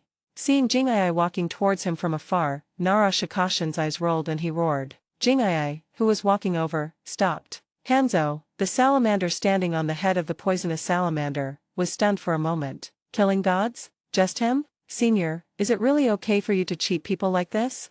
Jing'ai was so upset that he wanted to curse. Although I have such thoughts, please don't say it out loud. This will only make me hate you. Cough cough. Landing next to Jing'ai, Nara Shikako smiled bitterly and said, "It's my fault, but I have no choice. I can't stop this guy. I can only rely on you." There are not many ninjas left in the camp, but it is not a problem to destroy the ninjas of Rain Village. The difficult part is to deal with Hanzo of the salamander and his summoning beast, the poisonous salamander. These two tricky guys can only be left to Jing'ai. At most he can play a supporting role, provided Jing'ai needs him. Killing God? Standing on the head of the poisonous salamander, Hanzo narrowed his eyes and stared at Jing'ai, looking at him carefully. "You are the Hinata Jing'ai that old lady Cho mentioned, right?" "It's me." Jing nodded to acknowledge her identity and took out a sealing scroll from her arms. "It's just killing a god, it's not like he can't do it." Seeing Jing'ai take out a scroll, Salamander Hanzo sneered. "It's really interesting that the Hyuga clan doesn't have Byakugan and they're playing puppets. It seems someone leaked my information to you, but it doesn't matter." Jing'ai smiled at the Salamander Hanzo and threw the scroll in his hand. "Thank you, demigod, for the demigod stepping stone." "What do you mean?" Salamander Hanzo frowned. Is he trying to use himself as a stepping stone to climb to the top and improve his reputation? After realizing what was happening, Hanzo the salamander laughed angrily. The scroll was torn open, and hundreds of black shadows appeared in the camp. Their eyes were glowing green, and they rushed towards Hanzo and the poisonous salamander after they appeared. "Are these Jing'ai's puppets?" "Hiss, there is really no need for control, I can fight freely." Nara Shikashin's eyes widened, not daring to blink. "Can a little puppet defeat me? I am a demigod." Salamander Hanzo was successfully irritated by Shizuichi. He raised the sickle in his hand and chopped down at the puppet that jumped high and attacked him. The poisonous salamander under his feet rolled up its tongue and rolled several puppets into its mouth and swallowed them. "Oh my goodness, giant salamander, you are so brave that you even dare to eat Jing'ai's puppet. I admire you so much." Nara Shikashin subconsciously raised his hand and gave a thumbs up to the poisonous salamander. "You are a true warrior." Boom.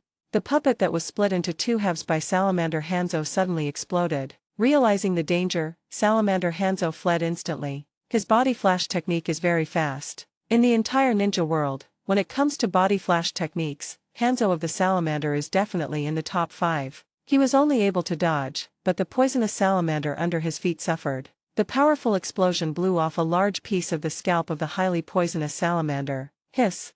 The poisonous salamander let out a shrill scream and its huge body began to roll over. What was even more tragic was that it swallowed a lot of puppets, which exploded in its stomach. The damage caused by the external explosion was just to blow off a piece of its scalp, but the explosion in its stomach was truly terrifying. The poisonous salamander rolled faster and faster, its screams became more and more tragic, and its big mouth continuously spitted out a large number of parts, mixed with fragments of internal organs. No matter how powerful a summoned beast is, it cannot withstand such damage even if there is a powerful explosion in its stomach. The greed of the highly poisonous salamander caused it fatal harm. This is impossible.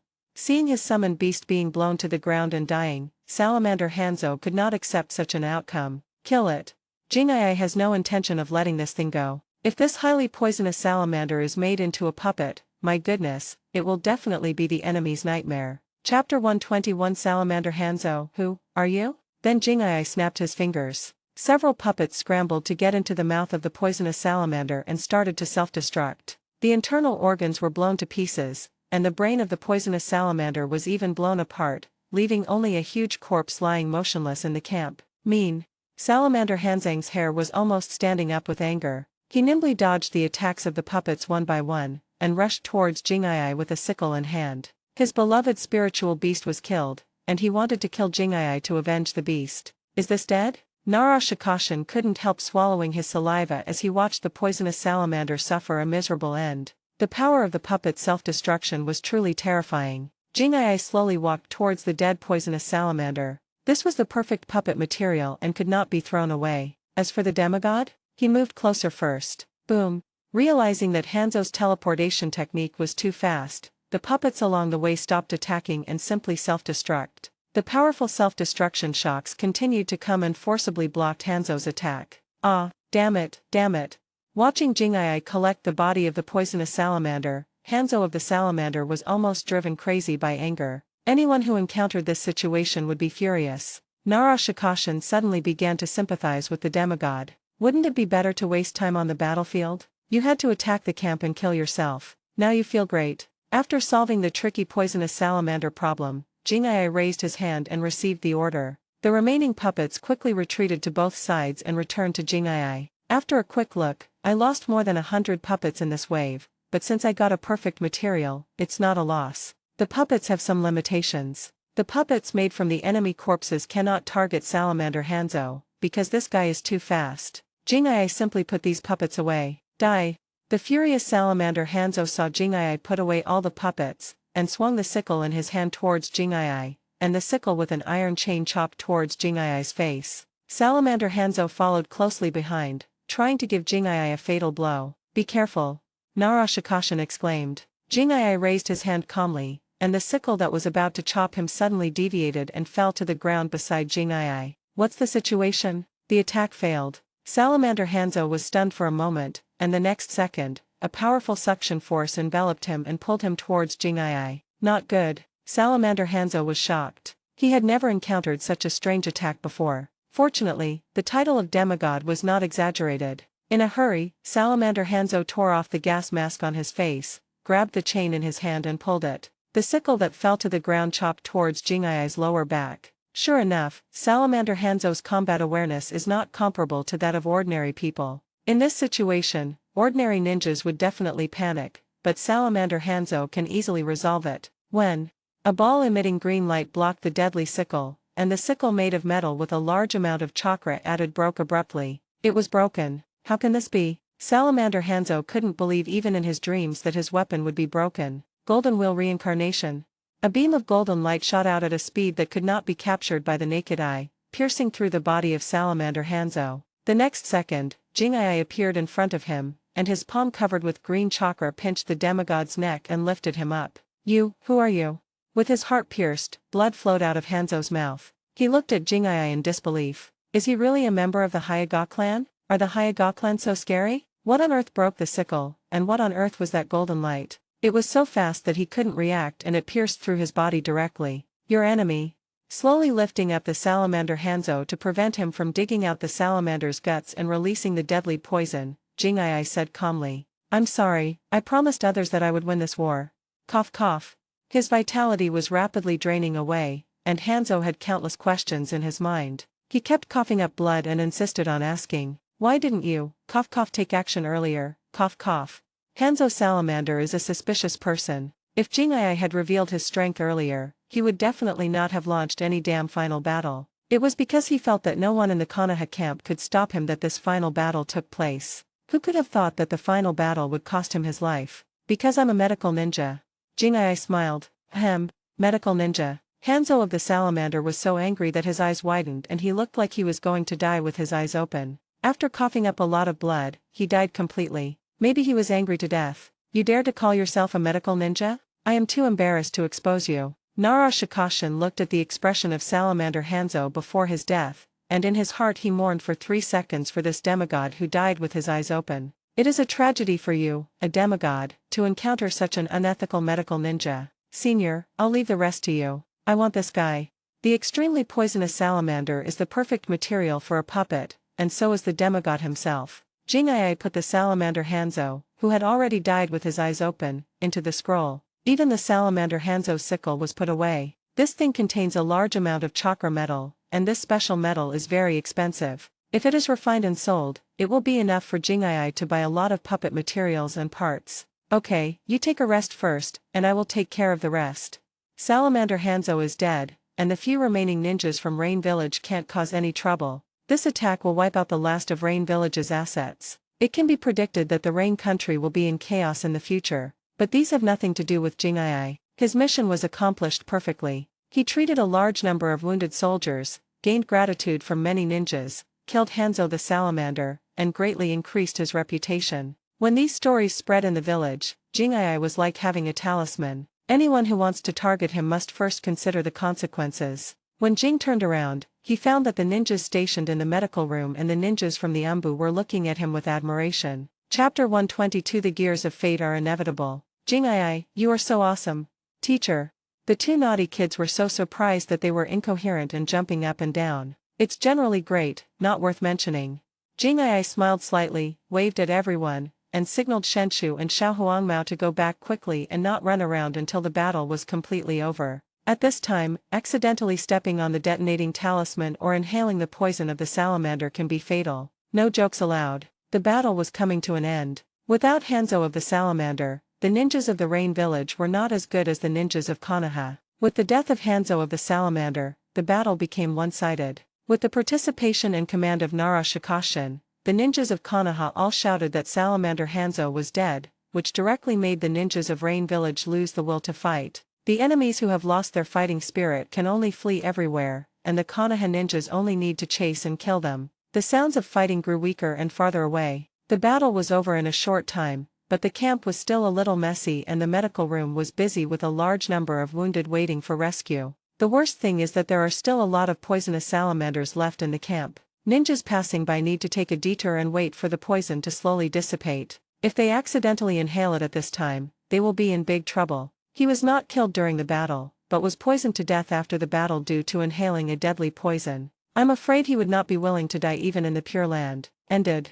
After finishing everything, Nara Shikashin sat on the ground without caring about his image. The war that lasted for nearly a year finally came to an end, and the potential enemy of Rain Village no longer posed a threat. If Salamander Hanzo hadn't died, the Rain Village might still have a chance to make a comeback. Unfortunately, they lost the chance to make a comeback. At least before the rise of Akatsuki, there is no hope. As for whether the 3 future leaders of Akatsuki can grow up, it is a question mark. Senior, can't you change your clothes? Not only was he wet, he was also covered in mud and ran over to him, sitting on the ground. Jing'ai's face was full of disgust. Ahem, I'm not happy. Nara Shikashin laughed and said, after the wounded have rested for a while and the ninjas who have been out come back, we can pack up our things and return to the village. Has the message been sent to the village? The war is over. This is such an important matter that we must inform the village immediately. It has been sent out. The village will probably receive the news at dawn. Nara Shikashin stood up from the ground and said with a smile, you have been busy all night, you should have a good rest. I will not disturb you. It is good. Jing'ai was not polite to Nara Shikashin. Even though the war is over, the 2 of them are still busy. There are a lot of new wounded in the medical room. As the medical ninja in charge of the medical room, Jing'ai will be the one who is busy for some time to come. Nara Shikashin was not in a much better situation. He had to notify the ninjas on the battlefield to return, collect supplies, and prepare to return to the village. He had to handle all kinds of matters, big and small, personally. That's all. The most troublesome thing is the battle report recording and battle merit assessment. The battle merit assessment alone is enough to make Nara Shikashin pull out a lot of hair. Who has made the greatest contribution, who has made how much contribution, what kind of reward they should get, etc. all need to be written personally by him, the camp commander. Only after it is written can it be sent to the Hokage office building, where the third Hokage will check it and stamp it after confirming that it is correct. The third Hokage could not do these tedious tasks personally, so Nara Shikashin had to do it himself. The teams sent to the battlefield were interspersed on the battlefield, notifying the village's ninja teams to return to the camp. The war is over? Can we go home now? Great, you are worthy of being Master Jin'ichi, so strong. Great, we can go home. Although the news of the end of the war had not yet been announced, with the death of Salamander Hanzo, everyone knew that the war in the Rain Kingdom had come to an end and everyone could go home. Upon receiving this news, many ninjas cheered on the spot. Is it over yet? Orochimaru took off his raincoat and was still leading his team to hunt the enemy, but someone came to inform him that the war was over. Hanzo the Sancho fish is dead. Lord Orochimaru, should we continue to chase? The rest of the team looked at Orochimaru. You can see from their eyes that they have a strong desire to go home. Let's go back. Hanzo of the Salamander is dead, and the remaining scum of the Rain Village is no longer worth hunting down. The notified ninja teams quickly returned to the camp, and then asked about the details of the night raid. When they learned that Jingai had easily defeated the demigod Hanzo of the Salamander, the ninjas who were asking for the news felt unbelievable. This is a demigod. Just die? Isn't that a bit hasty? Jingai-kun is still able to surprise people as always. After returning to the camp, Orochimaru went to the medical room immediately. You're back? Where's Jiraiya? Jingai was examining the injured and asked without turning his head. Do not know.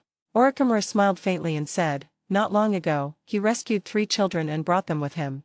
3 children? Jing kept raising her waist. It couldn't be such a coincidence. The flapping of the butterfly's wings did not create a whirlwind. Jingai asked curiously, what kind of children are they?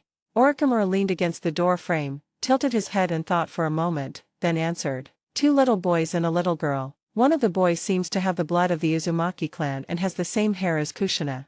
Orochimaru gave a vague description. Jingai couldn't help but twitch the corners of his mouth. Damn, the war situation has changed, the timeline has changed, but in the end Jiraiya still got together with Conan and the trio. What Jingai didn't know was that it was not the Akatsuki trio who took the initiative to find Jiraiya as in the original work, but that the 3 of them got together, and while looking for food, they encountered the rebel ninjas from the Sand Village, and were rescued by Jiraiya by chance. As a girl, Conan is more thoughtful. After seeing that Jiraiya is a kind-hearted person, she took the initiative to take Nagato and Yahiko to follow Jiraiya. Even if Jiraiya chased them away, they would continue to follow. Jiraiya had no choice but to take them with him. Conan took advantage of Jiraiya's soft-hearted weakness a little, but she had no other choice. If they didn't follow Jiraiya, they would die. Leaving the job of physical examination to others, Shizuichi and Orochimaru arrived at the headquarters. Senior, has the team led by Jiraiya returned? The busy Nara Shikashin angrily cursed. The team has returned, but the bastard Jiraiya has not returned. He said he wanted to take care of those 3 children. I don't know if he is crazy.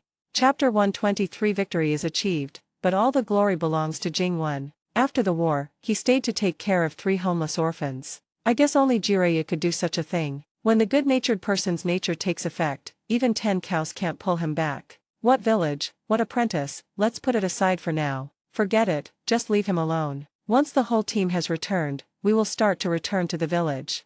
Jingai was also impressed by this chair. Since the war is over, there is no need to keep wasting time in this damn place called Rain Country. As for Jiraiya, we can only leave him to his own devices. 10 cows can't take back what this guy has decided, not to mention that he is still stubbornly believing that Nagato will be the savior of this world. Seeing talented children is like seeing saviors. The toads in Mayabokoyama are also first class in brainwashing ability. What's funny is that the savior he finally trained ran to the village that he had given everything to protect to carry rice. A very ironic story, a real-life version of the farmer and the snake. Orochimaru, can you take over those bodies in the morgue? Of course can.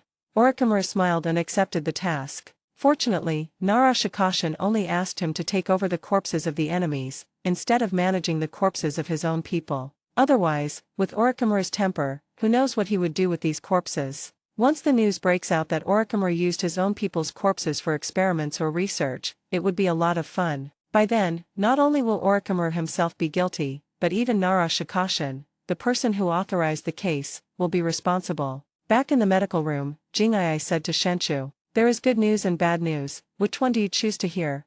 "Good news and bad news?" Shingshu pondered for a moment, raised his head and said, "I want to hear good news." Jing'ai snapped his fingers, then patted his head. "The good news is that we will be returning to the village soon, and we don't need to continue suffering in the rain country." "What about the bad news? Are you sure you want to listen?" Let's just listen to it." Shingshu glanced at the little yellow-haired boy and felt that this news only concerned him. "The bad news is that your teacher is unwilling to return to the camp in the village because he saved 3 orphans on the battlefield and plans to stay and take care of these 3 children. It will be difficult for him to return in the next 2 to 3 years. After saving 3 orphans, I plan to stay and take care of them. Will it take at least 2 or 3 years? What kind of logic and operation is this?" Shingshu stood there in a daze, completely stunned. "Do you want to change teachers as soon as possible?"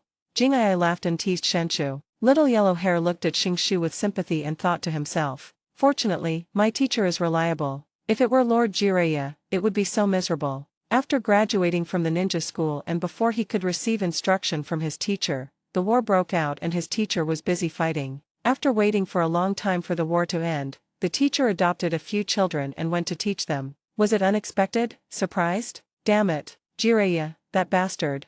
Shingshu was so angry that he started cursing. "How can you be a teacher like this? Ah, so angry, ha ha ha." Shenshu was so angry that he jumped up and down. Jing'ai laughed out loud, and the little yellow-haired boy wanted to laugh but was too embarrassed to do so, so he could only scratch his head. No matter how angry Rope Tree was, he could not change the fact that Jiraiya had to stay. In a cave in the land of rain, Jiraiya stood at the entrance of the cave and looked towards the camp. "Teacher Jiraiya, what are you looking at?" The still short Conan ran to Jiraiya and looked outside the cave. Yahiko looked over curiously, while Nagato lowered his head and said nothing. "Ah ha ha ha, I didn't see anything. Are you full?" Jiraiya smiled awkwardly and said a little embarrassedly, "I think my other disciple might scold me."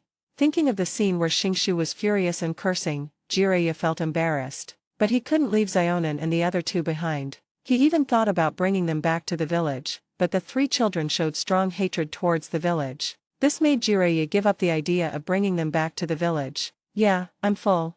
Conan patted her belly happily. Since following Jiraiya, she felt that every day was happy. She could eat her fill, wear new clothes, and she didn't have to worry about the enemy hurting them. "Good boy, go and have some rest." Jiraiya rubbed Conan's head lovingly, looked back at Yahiko and Nagato in the cave, and sighed slightly. "I wonder if Shenshu will still recognize me as his teacher when I return to the village." Yahiko grinned at Jiraiya very happily. Although Nagato lowered his head, the corners of his mouth were slightly raised. Looking at the 3 children, Jiraiya's worries were dispelled. "Since you have done it, then just stick to it. Time will prove everything. As for Shingshu, he can only compensate him later." The 3rd Hokage has been in a bad mood recently. After the Away Gakura and Sand Village retreated from the battlefield in the Land of Rain, all kinds of troubles came one after another. First, many elite teams of the Sand Village sneaked into the Fire Country to cause destruction. Then, the Sand Village marched into the River Country in large numbers, starting a full-scale war between the 2 villages. The territory of the Land of Fire was also in chaos, and the daimyo was very angry about it. Originally, he wanted to drag the Rain Village to the death and take the glory of victory that was destined to come to him, but after the salamander Hanzo attacked the camp and was killed by Jing'ai, the glory was gone. Victory was in his hands, but the glory did not belong to him, but only to Jing'ai.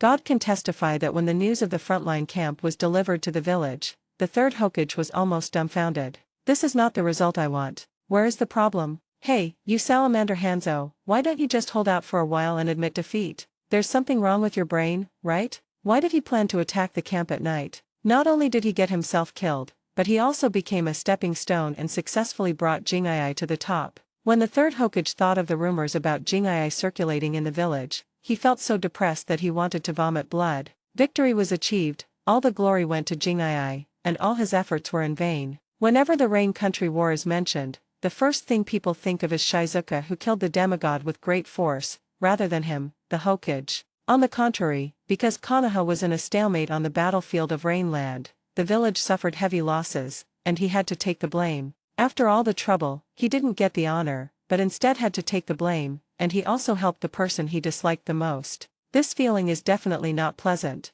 The shadow of war still looms over Konoha, and the end of the Rain Country War can be considered a shot in the arm for all the villagers. Jingai, who killed the salamander Hanzo with great force, became a figure that many villagers talked about. Jingai's reputation has been boosted quite a lot this time. It's no exaggeration to say that it's a quick rise to the top. Chapter 124. Come on, let's hurt each other. The third Hokage was in a bad mood, and so were the other members of the F4 group, but Tsunade was in a rare good mood. The F4 group really wanted to suppress this matter, but unfortunately they didn't dare and couldn't do it. Doing such a thing during the war would undoubtedly offend many people and make countless people feel disheartened. Secondly, Tsunade would not allow them to do this, and even the daimyo would not allow it. After the news came back, in order to prevent the F4 group from causing trouble, Tsunade immediately reported the news to the daimyo's mansion. The daimyo, who was in a terrible mood, was very happy when he heard this. He became even happier when Tsunade vaguely mentioned her relationship with Shizuichi.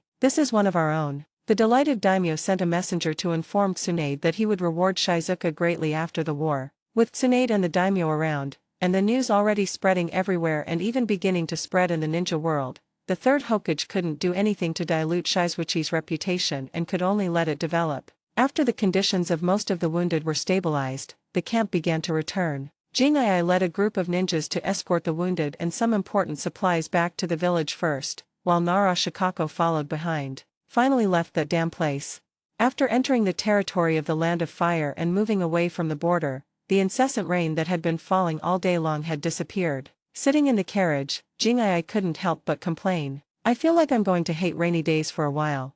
2 years. First, they were stationed in a border camp for a year, then the war broke out for a year, and then they stayed in the Rain Country or in a border camp near the Rain Country for a full 2 years. It rained every day for more than 700 days, even in winter. No one can stand it after a long time. Anyone who lives in the Rain Country for a long time must feel depressed. Orochimaru, who was sitting in the carriage with Shizuka, looked up at the sky. It won't be long before it starts snowing. Are you going to the battlefield of River Country soon? During the Second Ninja World War, Orochimaru's best performance was not in the Land of Rain, but on the battlefield in the Land of Rivers. Not really.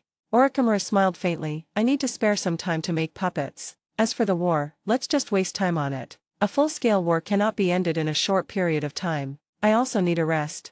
The third Hokage urged Orochimaru to go to the battlefield of River Country as soon as possible, but Orochimaru refused. I will go to the battlefield, but not now. Even though Orochimaru always has a smile on his face when he meets someone he knows, he is actually not easy to talk to. Jiraiya is the most obedient and does whatever the third Hokage tells him to do. Tsunade has her own considerations and only goes when she wants to. Although Orochimaru would not refuse as firmly as Tsunade, he would procrastinate. For example, now, the third Hokage wanted him to rush to another battlefield, but he softly refused and agreed first. As for when to go, it depends on his mood. The third Hokage was helpless in this regard. After all, Orochimaru had just returned from the battlefield in the Rainland, so it was reasonable for him to rest for a while. As for Jingai, the F4 group doesn't want to see him on the battlefield anymore, including in the battlefield camp. It would be better for him to stay in the village honestly, so as to avoid doing anything big and getting into trouble. The third Hokage felt threatened after Shizue flew into the sky. If it were normal times, his position would definitely be secure, but during war, anything could happen. Jingai has already flown high enough and can't fly any higher. You should take a break for a while. You've been in the spotlight lately. Shizuichi smiled and nodded, then changed the topic to Heitake Sakumo. Heitake Sakumo suffered a great loss on the battlefield in the Land of Rain, but he was unexpectedly transferred back to the country. After encircling and suppressing the elite team of the Sand Village, he repeatedly made military exploits. More than half of the enemies who infiltrated the Fire Nation died at his hands. The name of Konoha White Fang began to spread. White Fang is really good. Orochimaru didn't pay much attention to these things. At this moment, he was more concerned about other things. Speaking of which, Shizuka-kun is more domineering. The reputation of the God Slayer is much greater than that of White Fang. Hearing this, several black lines appeared on Jingai's forehead. I don't know who was so stupid to start calling him this name, but as it spread, Jingai became known as the God Killer. Damn it, just because I killed a demigod doesn't mean I want to become a God Slayer. Weird. It feels so second-rate. Although White Fang's reputation is loud, it is far inferior to that of the God Slayer. As the news continues to spread among the ninjas, more people will know this name. Jing felt helpless when she thought about people constantly calling her the God Killer in the future. Your title of Konoha's Great White Snake is not bad. Shizuka looked at Orochimaru unhappily. Forehead. The smile on Orochimaru's face slowly froze. Obviously, he was shocked by being called the Great White Snake of Konoha. Ha ha ha. I let you tease me, come on, at worst we can hurt each other. Although Godslayer is a little bit childish, at least it sounds nice. But Konoha's White Snake doesn't sound good. Huangtu is really a talented guy. The title of Konoha's Great White Snake originated from the ambush in the Uegakur. Konoha's elite troops were wiped out in one wave, Jiraiya was seriously injured, Heitake Sakumo was also not in good shape, and only Orochimaru was a little exhausted, but there were no other problems. At that time, he almost turned into a big white snake. Afterwards, Huangtu, who was a little unhappy, called out this name. By the way, how did you do it? Shizuka was very curious about how Orochimaru earned this title. It must be appropriate to the occasion. It is not surprising that he is called a big white snake in the future. It is normal for this guy to become a big white snake, but at this point in time, it seems a little early. Orochimaru turned his head away, indicating that he didn't want to talk, let alone talk about this. There is no doubt that Orochimaru hated Huangtu. It's true that he likes playing with snakes and has some special techniques, but that doesn't mean he likes the name Big White Snake. Adding the word Konoha in front makes it even more bizarre. Ha ha ha. Jing Yuxiao's stomach ached. Orochimaru decisively left the carriage and chose to ignore it. It seemed that from this moment on, Orochimaru seemed not to hear anyone calling him the Great White Snake of Konoha. He firmly refused to accept this title. It's so fucking shameful. It's okay if you know him, after all, he likes to play with snakes. If you don't know him, you might think that Orochimaru is greater in some aspects. Chapter 125, Revenge on the Sand Village. Just go after its lifeline. Even joking should be done in moderation. Jingai did not continue to call Orochimaru the Big White Snake. Orochimaru also learned his lesson and stopped teasing him about the God Slayer. Because they were carrying a large amount of supplies and wounded soldiers, the team's progress was very slow and it took 5 days to reach Konoha. Along the way, many villages still left traces of war. These are all done by the elite team of Sand Village. The good news is that the number of ninja teams sneaking into the Fire Country is getting smaller and smaller. After losing a lot of people, the remaining teams have begun to evacuate in various directions and escape from the Fire Country. Before Konoha can react, these elite teams of the Sand Village can still gain some advantage. But once Konoha starts targeting them, the Sand Village will definitely not be in trouble. Once these enemies are eliminated, I believe the third Hokage will not swallow this humiliation. Using the same method to retaliate against the Sand Village is a good choice. It is not difficult to sneak into the Kingdom of Wind. There are too many places to sneak into. The territory of the Kingdom of Wind is too large, and it is impossible for the Sand Village to send people to guard every place. It is not difficult for Konoha to retaliate, but the difficulty lies in the fact that there are too few resources and villages in the Land of Wind that are worth destroying. We can't just let this go. The destruction of the Sand Village has caused great losses to the village and the daimyo's mansion. We must retaliate. On this point, the F4 group has the same attitude. The suggestion of revenge was agreed by many people, and even Tsunade did not stop it. I still say, since you are getting too arrogant, don't blame me for using some despicable means. I agree with revenge, the problem is how to retaliate. Chiodaya Kafang had a headache, his chubby face was almost squeezed together. The Kingdom of Wind is too poor, and most of the villages are located in the vast desert. In the vast desert, if you don't have a suitable map and a poor sense of direction, you might get lost before you even find the village. Not to mention, sandstorms can blow up at any time in the Land of Wind. The violent sandstorm even forced the ninjas of the Sand Village to retreat, not to mention the people of Konoha. If the Sand Village doesn't send people to encircle and suppress you, you will be defeated by the disasters of nature. Let's discuss this matter later. I'll think about it. The third Hokage couldn't wait to take revenge on the Sand Village, but as a Hokage he couldn't act on impulse, especially during a war, he had to remain calm. The village's heroes have also arrived. Tsunade, you and Torifu will go to greet them on behalf of the village. When ninjas from the Rain Country camp return to the village, they will be welcomed like heroes and the top leaders will come out to greet them. It would have been reasonable for the third Hokage to appear in person, but he didn't want to go. No problem. Tsunade knew that the third Hokage was in a bad mood, but she didn't care about it. It didn't matter if the third Hokage didn't go. He didn't want to see Shizuoichi, and Shizuoichi didn't want to see him either. It's better for everyone to avoid each other. I'm back, Lord God Killer. Master Jingai. A large number of villagers gathered at the entrance of the village. When the returning team approached the entrance, the villagers cheered with joy. Many people in the team blushed with excitement, and even some wounded soldiers jumped off the carriages and waved happily to everyone, but those with injured arms could do nothing. So enthusiastic. Jing'ai felt that his face was frozen from smiling, and he seemed unable to get rid of the title of God Killer. After finally entering the village, Jing'ai chose to run away immediately. As for those guys who are still immersed in the cheers, just let them be. After fighting a year of war, it's time to have some fun. You're actually at home? When she got home, Shizue opened the door and saw Tsunade sitting on the sofa. Tsunade crossed her legs and said, "The old man asked Fatty and I to go and greet them, but there were too many people, so we had to retreat. I came back to wait for you. With your personality, you definitely don't like to join in the fun. Everyone is so enthusiastic that it's a bit overwhelming." Jing'ai spread out his hands helplessly. "Wait for me for a moment. I need to take a shower. I stink." Jing'ai ran back to the room, took some clean clothes, rushed into the bathroom, and took a comfortable hot bath. After he changed his clothes and walked out, he found that Tsunade was still sitting in the same position as before, with her eyebrows slightly furrowed, and he didn't know what she was thinking. He opened the refrigerator, took out a bottle of juice, drank 2 sips, and then sat down next to Tsunade. "What? Are you in trouble?" Tsunade shook her head slightly. "Everything is going smoothly with the Embu. The missing personnel have been reselected. I have a stronger control over the Embu now." "Then what are you worried about?" Jing'ai thought that something went wrong in the Embu, which caused Tsunade to be so worried. "It's not the village's business yet." Tsunade sighed and said, "The sand village caught our village off guard. The land of fire was destroyed everywhere. The daimyo was very angry about this. The old man and his men wanted to retaliate, but they couldn't find a suitable target. The villages in the land of wind were too scattered. Besides, these villages are very poor, so even if they are destroyed, the loss will not be great."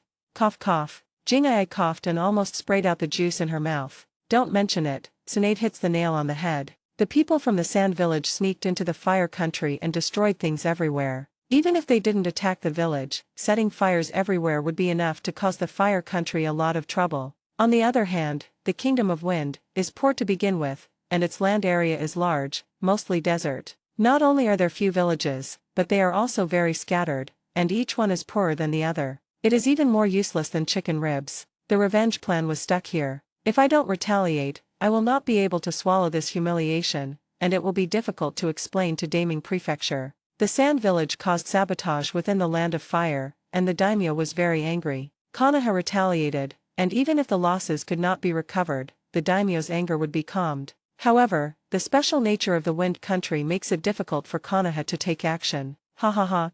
Jing'ai couldn't help laughing. Those old guys must be worried. Tsunade didn't know whether to laugh or cry. "Don't even mention them, even I'm worried." The third Hokage wanted revenge, and so did Tsunade. "What are you worried about?" Jing'ai put the juice on the coffee table, turned sideways, and asked, "Let me ask you, what is the most precious thing in the Kingdom of Wind?" "Water source." Tsunade answered without hesitation. "Wrong." Jing'ai shook her finger and corrected her. "Water source is very important, but where there is water source, what is there?" "Oasis." Tsunade got the point. "Correct. The young man is teachable." Jing'ai nodded with satisfaction. The oasis is the lifeline of the wind country, because the sand village's food and medicinal materials all rely on the oasis for production. The method of revenge on the sand village is also very simple. Just send a group of ninjas who are good at fire escape and earth escape to go there. Chapter 126. Does the Hyuga clan want to take sides? We will attack the oasis, burn everything, destroy the terrain, and cut off the underground water source. I believe that this result will make the sand village very uncomfortable and will make the daimyo of the Kingdom of Wind furious. It's harder for them to accept than cutting their flesh. Although doing so will result in the deaths of many people in the Wind Kingdom, Jing'ai will not sympathize with his enemies. Even if the ordinary people of the Wind Kingdom are innocent, they are innocent, and the people of the Fire Nation are also innocent. Many people became homeless, lost their property, and had their family members killed because of the destruction of the Sand Village. The Sand Village can be so cruel as to attack the people of the Fire Country, so why should he feel sorry for the people of the Wind Country? We can't even take care of our own people, so how can we care about the lives of others? As long as Konoha destroys some of the oases within the territory of the Wind Country, I believe the daimyo of the Wind Country will be furious. After the war is over and the Sand Village is defeated, I believe the daimyo of the Wind Country will start to force them to tighten their belts. As for the question of whether the war would be lost, Jing'ai had never considered it. Although both are one of the 5 major ninja villages, Konoha's foundation is not at the same level as Sand Village. To put it bluntly, Konoha can easily consume Sand Village. With the limited financial resources of the Sand Village, they won't be able to hold on once the war reaches a stalemate. Your suggestion is very good. I will go find the old man. Tsunade was about to stand up, but then she thought of something and sat back down. What the hell was she looking for? The third Hokage was even more anxious than her. Just let him worry slowly. How are you going to arrange your work next? Are you still going to Konoha Hospital? Go to hell. Jing'ai lay down on the sofa without any image and replied lazily. I had to join Konoha Hospital before. You don't really think I want to be a medical ninja, do you? Don't worry about work for now. I want to take a good rest for a while. I've been squatting in a hellhole like the rain country for 2 years. I need to take it easy. Can you speak? Tsunade slapped Jing'ai in annoyance. What happened to the medical ninja? Jing'ai's original intention has never changed. In the initial stage, he endured it and worked in Konoha Hospital to avoid the targeting of his family and the attention of the top management. After the 3 fetal movements of the Samsara are over, I will quit this job and do something else. It's best to have less work and more money. It's just that the subsequent developments were a bit beyond our expectations, but fortunately everything is still under control. At this point, he would definitely not go to work at Konoha Hospital anymore. At most, he would just be a figurehead like Tsunade, occasionally receive a few special patients, and make some money. In addition, the Konoha Hospital is now under the control of the old woman Yuditen Koharu, and Jing'ai doesn't want to see her dead face. I don't want this old woman to be bossy and give me orders. Okay, then you can rest for a while. If you can't do it, come to the Embu. Tsunade didn't force Shizue. I'll go see where that boy Shenshu has gone. Okay, go ahead, I'll go out for a walk by myself. After leaving home with Tsunade, Shizue wandered the streets alone after the two separated. After walking around, they arrived at the Ichiraku ramen restaurant. Looking at the still very young Ichiraku, Jing'ai became interested and walked into the store. Hello, what would you like to eat? The young il was still a tall and thin energetic young man, and he had not yet started to gain weight. A bowl of big bone ramen, with meat and noodles, and a side dish. Okay, please wait a moment. Il turned around and started to get busy. Jing'ai sat in the chair and waited. It's strange to say, other stores are eager to expand because of their good business, but Ichiraku Ramen Restaurant, no matter how much business it does, always remains a small store that can only seat a few people. More guests will have to queue. Jing'ai, who had nothing to do, took out a kunao and played with it out of boredom, thinking about bringing the little yellow-haired boy over to eat ramen some other day. The little yellow-haired boy and his son Naruto are both loyal customers of Ichiraku Ramen. Boss, a bowl of char-siu ramen. A new customer came into the store, and Jing subconsciously moved to the side. But when the other person sat down, Jing'ai was surprised. What a coincidence, young clan leader. Ah.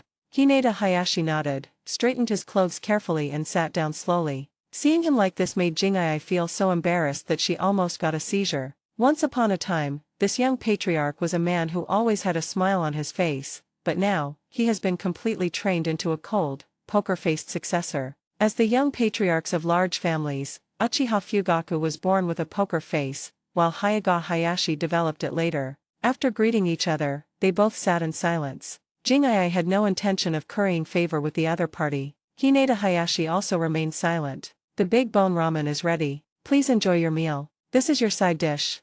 A bowl of ramen and a few side dishes were placed on the table, and he turned around and continued to work. Jing'ai picked up the chopsticks and started eating. As for the slogan, I'm about to start, unfortunately he doesn't have this habit. I'm sorry about what happened earlier. If Jing'ai's hearing wasn't good enough, he probably wouldn't have been able to hear clearly what Hinata Hayashi said. Are you sorry for what happened before? Did this guy just come here to eat ramen, or was he here for him? Who? After slurping a mouthful of ramen, Jing'ai asked frankly without any intention of being polite, young clan leader, are you here for me? Ah. During this period, Hinata Hayashi was not as stable as he would be in the future, nor did he have deep thoughts. Father, let me apologize to you on behalf of our family. Ha. Jing'ai was so shocked that she laughed. It seems that the Hayaga clan was frightened by the third Hokage this time. Not only did he lose a member of the main family, but he was also abandoned by the Hokage's office. Most importantly, he could face Tsunade's revenge at any time. After this incident, everyone in the main family was disappointed with the third Hokage. The actions of the third Hokage also made them feel chilled. Shaking his head, Jing'ai continued to eat his ramen, and while eating, he said, there's no need to apologize. If you don't continue to cause trouble for me, I should be secretly happy. Hinata Hayashi's expression froze for a moment, but he still said firmly, the family sincerely apologizes to you. If you need it, the family can give you sufficient compensation. The Hayaga clan wants to take sides? Jing'ai thought about this question, did not respond, and continued to eat his noodles. Hinata Hayashi was also eating ramen quietly, but compared to the casualness of his respect, his every move was very rigid. I would count how many noodles I picked up before I even took a bite. First of all, the Hayaga clan's apology is genuine. After all, Hinata Hayashi came in person and apologized to Shizuka in person. They had been badly betrayed by the third Hokage before, which had chilled the hearts of many people in the family. They were also threatened by Tsunade, so the elders of the main family had to stay in the Umbu prison for a while before being released. This made the elders of the clan realize that they could not remain neutral just because they wanted to. There are some things that they will be involved in even if they don't want to get involved. Chapter 127 Shingshu, sister, why don't you hit her? The third Hokage has done a great harm to the Hayaga clan, and Tsunade may retaliate against them at any time. What was even more difficult for the Hayaga clan to accept was that they had offended Jing'ai to death.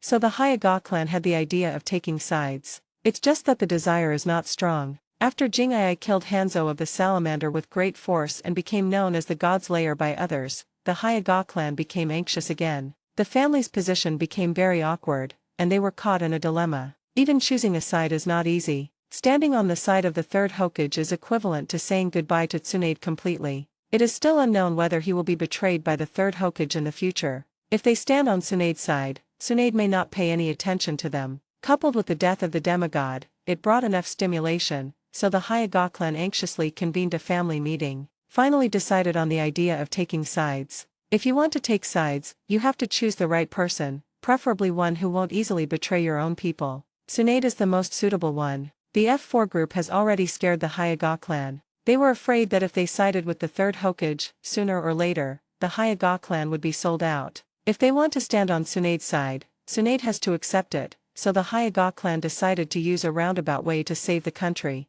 Start with Jing'ai. First, apologize and get Jing'ai's forgiveness, and then go a step further and become an ally of the Ino, Lu, and Dai families. An apology requires sufficient sincerity. However, the clan leader and the elders of the main clan were too embarrassed to do so, and the elders of the branch clan were not qualified, so this important task fell on the young clan leader, Hayaga Hayashi. Aren't the clan leaders and elders afraid that I will team up with Tsunade to sell out the clan?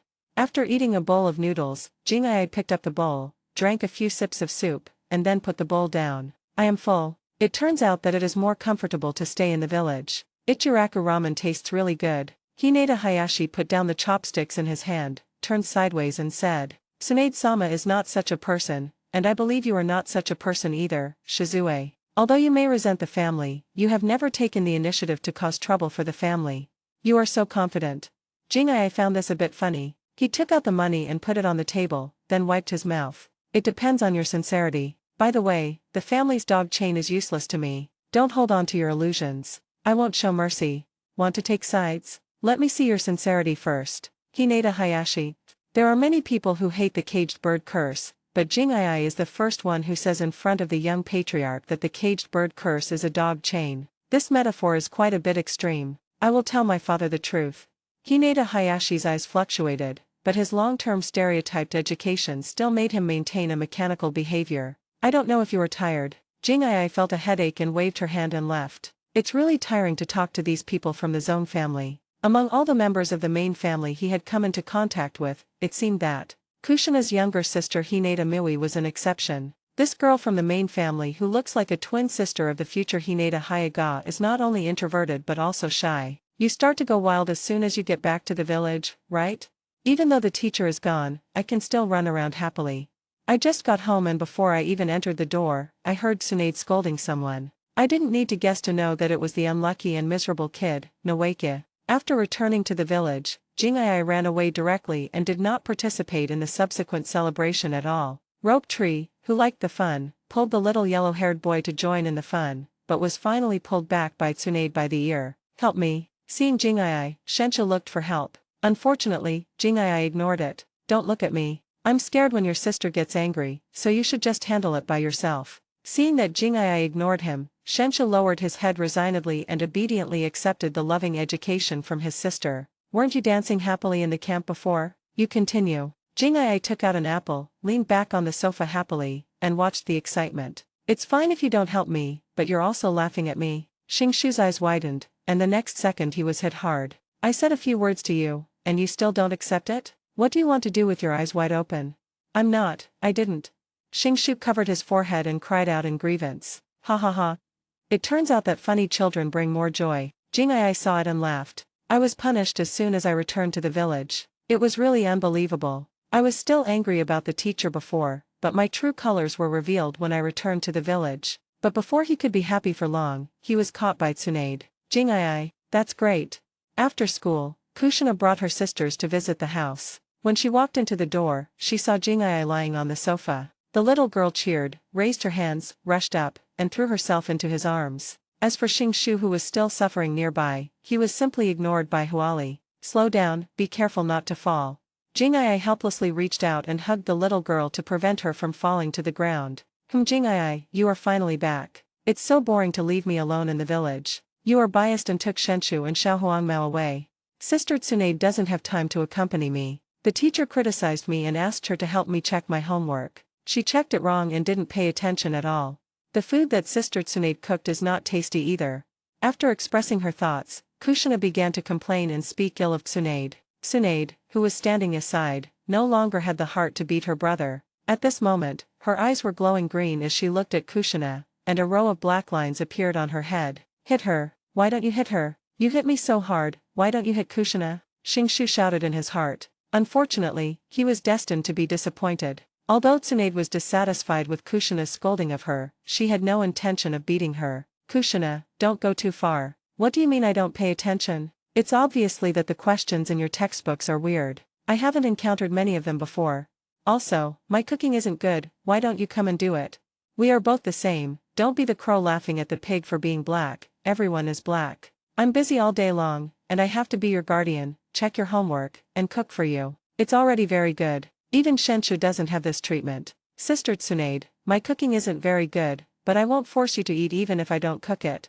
The little girl struggled to stand up from Jing'ai's arms unconvinced, put her hands on her hips, and retorted loudly. Is the story so tortuous? Jing'ai looked at Tsunade with a half smile, and Tsunade was immediately embarrassed. I just want to find someone to try it out. Okay, I won't talk about the terrible cooking, but what's with the homework checking? Can you blame me for this? Oh, speaking of this, Kushina sighed helplessly. The teacher said that anyone who has studied to the 3rd grade will not be unable to understand it.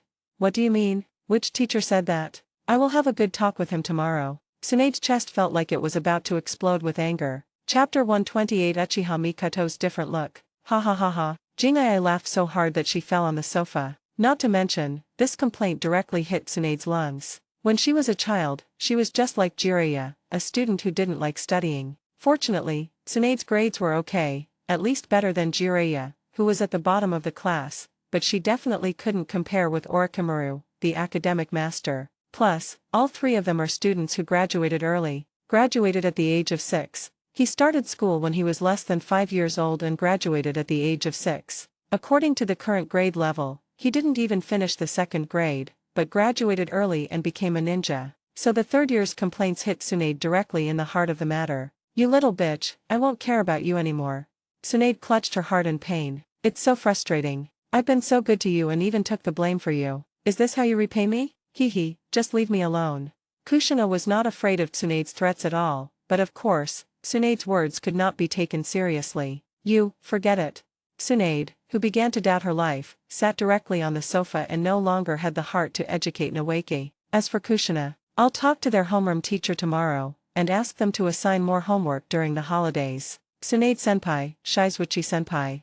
At this time, Uchiha Mikato, who was visiting the house with Kushina, got the chance to say hello to Tsunade and Shizuka. Well, Mikato, welcome to our house.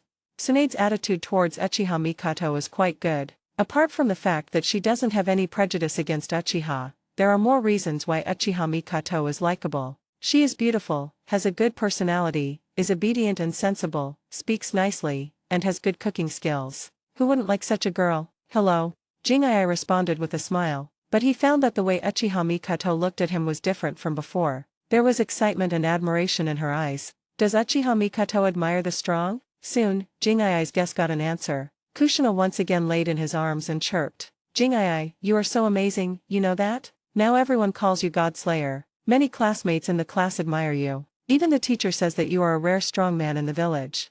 So do you worship me? Shizuka laughed and raised her hand to pinch Kushina's little nose. Let's just call him the God Slayer. Jingai has given up on calling him that. Everyone has started calling him that, and the name has even spread in the ninja world. What else can I do if he doesn't accept it? For example, the three ninjas in the original work hated the title of Sunin, but they accepted it in the end, didn't they? No matter how childish the God Slayer is, he is still better than the Konoha White Snake. When Jingai thought of this name, he couldn't help but laugh. Orochimaru probably already wants to tear out the skin from the earth. The Great White Snake of Konoha, this name makes people want to laugh when it is mentioned. Of course. Although her nose was pinched and it was inconvenient for her to speak, Kushina still giggled. I admire you very much, Shizueichi. Even Mikoto-san admires you very much. Really? Jingai looked over with a smile. Uchiha Mikoto didn't expect Kushina to mention her at this time. Her face suddenly turned red. She nodded embarrassedly, and then said It had been nearly a year since they last met, and Kushina seemed to have endless things to say. He lay in Jingai's arms and talked non-stop, his little mouth never idle. It was not until her stomach started to growl that the little girl pouted and said, Jingai, I'm hungry. You silly girl, you said you admire me. I just came back from the battlefield and haven't had time to rest yet. How can I still cook for you? Looking at Kushina's big watery eyes, Jingai really couldn't refuse. This child seems to be frightened by Tsunade's dark cooking. Okay, I'll go make dinner. You take a break and spend some time with your friends. Don't leave Mikoto alone. Shizuichi picked up Kushina and placed her on the couch. I am okay. Uchiha Mikoto, who was sitting next to her, smiled gently. Mikoto-san is the best to me. Of course she won't be angry over such a small matter.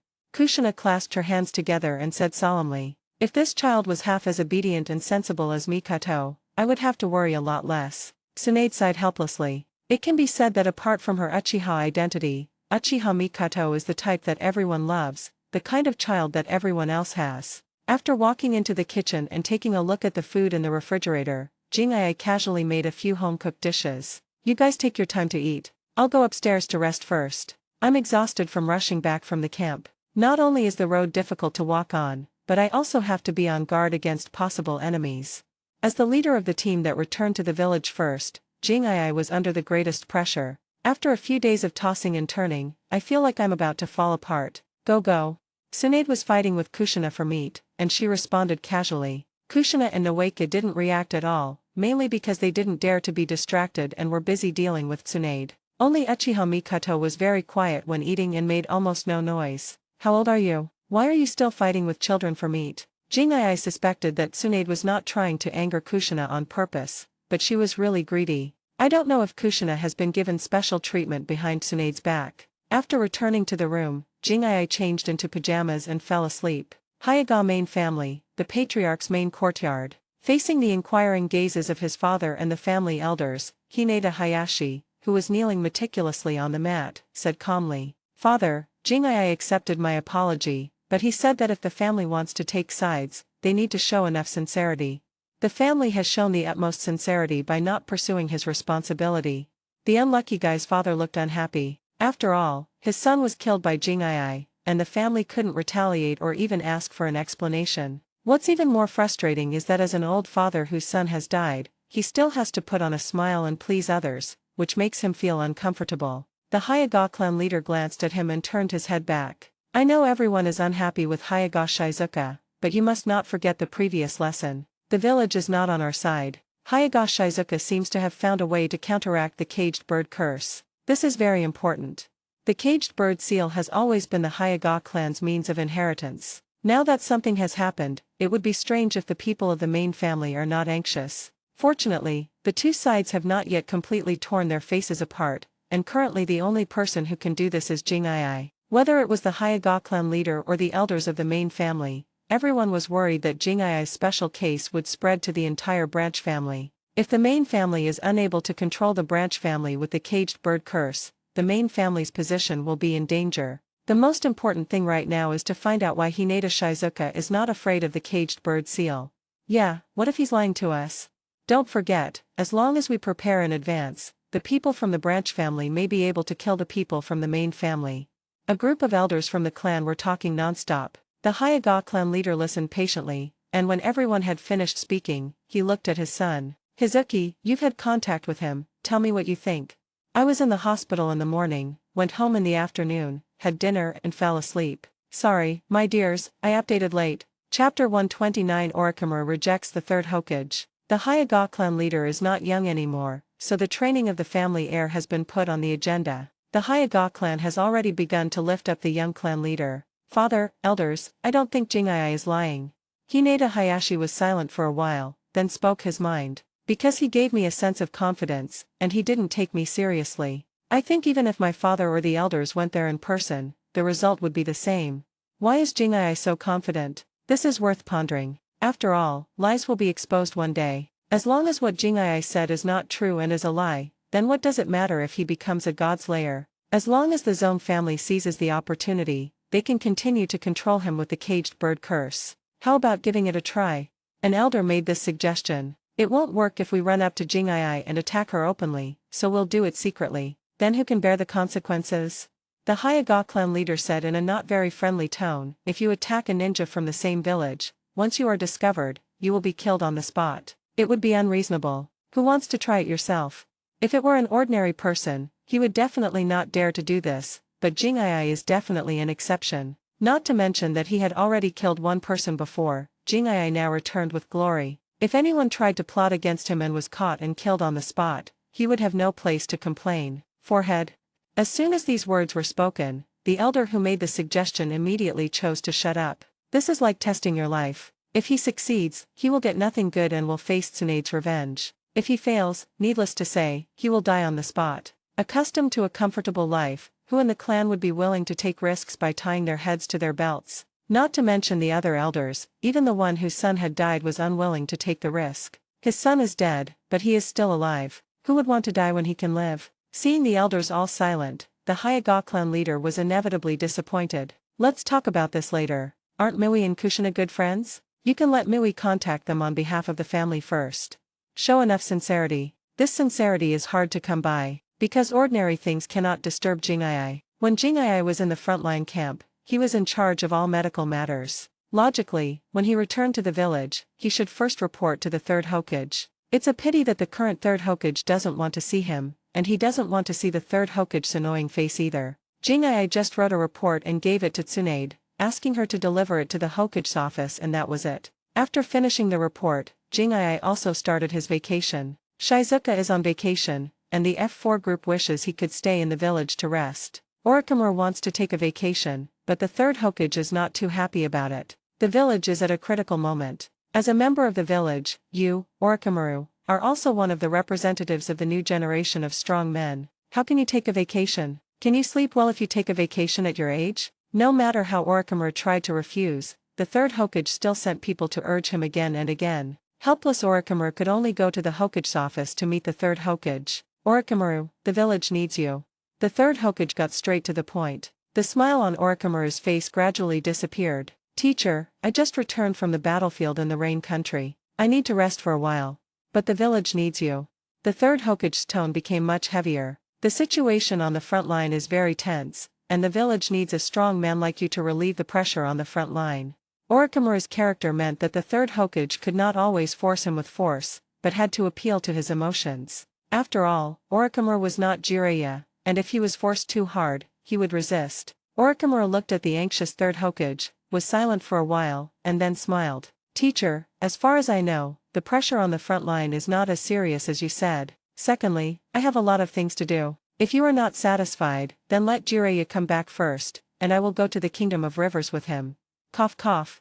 Orochimaru pushed back neither hard nor soft, and the third Hokage choked. He was somewhat dissatisfied with Jiraiya's behavior, but Jiraiya was sometimes just a stubborn guy who couldn't be pulled back. Besides, he didn't know where Jiraiya was hiding, so he couldn't notify Jiraiya to come back. To notify the other party, you must at least find the person first. There's no point in notifying anyone if you can't find them. Didn't you keep saying you needed me? Then call Jiraiya back and I will go to the battlefield with him. If you can do it, I will agree. If you can't, then forget it. Let's talk about it after my vacation is over. Nothing to say? After waiting for a while, Seeing that the third Hokage did not speak again, Orochimaru walked out of the Hokage's office with a smile. Ah, another troublesome child. After Orochimaru left, the third Hokage sat up straight and leaned weakly against the back of the chair. He just couldn't understand why Jiraiya, a fine guy, would stay in the Rain Country to take care of a few war orphans. The village is still at war, and you're going to do something like this, that's bullshit. Jiraiya is hiding in the Rain Country, Tsunade is in charge of the village, and now even Orochimaru is taking a vacation and is unwilling to go to the battlefield right away. As Orochimaru walked out of the Hokage's office building, he ran into Tsunade. Seeing the other party, Tsunade stopped and asked, "The old man is looking for you." "Well, let me go to the battlefield as soon as possible." "I refuse." Orochimaru replied with a smile. "You are great." Tsunade gave him a thumbs up. "I don't want to chat with you anymore. I need to hand Jingai's report to the old man. That guy and the old man don't like each other now." Tsunade waved the report document in her hand, said goodbye to Orochimaru and walked towards the Hokage office building. Orochimaru turned around and looked at Tsunade's receding back, and only looked away when Tsunade walked into the Hokage's office building. Jingai got the poisonous salamander and the corpse of a demigod, so he should need someone to help him make a puppet. Orochimaru became more and more interested in making puppets. It's not that he wanted to work for free, or even get paid for it, but he wanted to find out what was so magical about Jingai's chakra. Directly proposing a request for research would certainly be rejected. "In that case, I will pay you to work for you and help you make the puppet. All you need to do is give life to the puppet in front of me." Never underestimate the persistence of people doing research. When they are persistent, even they will be afraid of themselves. In addition to puppets and Shizuka's chakra, Orochimaru is now also interested in fairy techniques. Chapter 130. You realize you are wrong now? What were you doing before? Jiraiya learned fairy arts, but he was only half-baked at it, so Orochimaru didn't take it seriously. But now there is Shizuchi, who has mastered fairy arts perfectly, which naturally aroused Orochimaru's interest. Recently, he has also been considering whether to go to Longdi Cave to learn magic. "Old man, this is the report written by Jingai. It's all about the medical room. As for the rest, we need to wait for Senior Liu Xian to come back." Walking into the Hokage's office, Tsunade casually placed the report on the table. "Who?" Exhaling heavily, the third Hokage opened the report file and read it carefully. "Tsunade, do you think I did something wrong?" Tsunade was stunned for a moment, and asked uncertainly, "Which aspect? Shizuchi or Orochimaru?" "If it were Jingai, I would say that you did something wrong, extremely wrong, but it's too late to say that now. As for Orochimaru, I won't say much. If you want to convince him to go to the battlefield, you need to go there yourself." Tsunade doesn't want to do such a thankless task. Besides, she didn't think Orochimaru did anything wrong. Someone just came back from the battlefield in the Land of Rain, and you are urging him to go to the battlefield in the Land of Rivers. What's this? After a busy year, can't you take some time off? The war in River Country is not yet intense enough for everyone to go to the battlefield. The Umbu still has a lot to do, so I'll go ahead and let you read the report yourself. Tsunade waved her hand and turned to leave. She had no intention of chatting about this with the third Hokage. "It was you who took the initiative to cause the situation to this point, and now you say you regret it? What did you do earlier?" Not to mention the vengeful Jingai, even Tsunade would not easily forgive the third Hokage. As for Orochimaru, Tsunade could more or less guess the reason. The third Hokage was not against seeing Orochimaru taking a vacation. The reason he questioned letting Orochimaru go to the battlefield was very simple. Orochimaru and Shizuka were too close, really too close. It would be fine if they were just close, but the F4 group tried every means to obtain Shizuchi's puppet. Orochimaru had it in his hands, but he was unwilling to give it up. So there was a scene where the third Hokage urged Orochimaru to go to the battlefield. Tsunade knew this, and Orochimaru knew it too, so he moved Jiraiya out. "Either I go to the battlefield with Jiraiya, or I take a vacation, it's that simple." After arriving at the Umbu and dealing with the matters at hand, Tsunade hurried back home and told Shizuka about Orochimaru. "It's normal."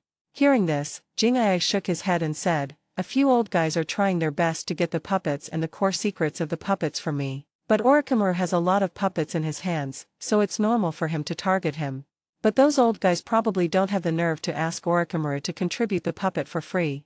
Orochimaru is currently racking his brains to study this thing. Do you want to take away his experimental materials? Simply dreaming. Not to mention the teacher, even if your own father comes, it won't work. This matter has nothing to do with us. Orochimaru and I are purely exchanging interests. He helped me make the puppet, and I gave him some as research materials."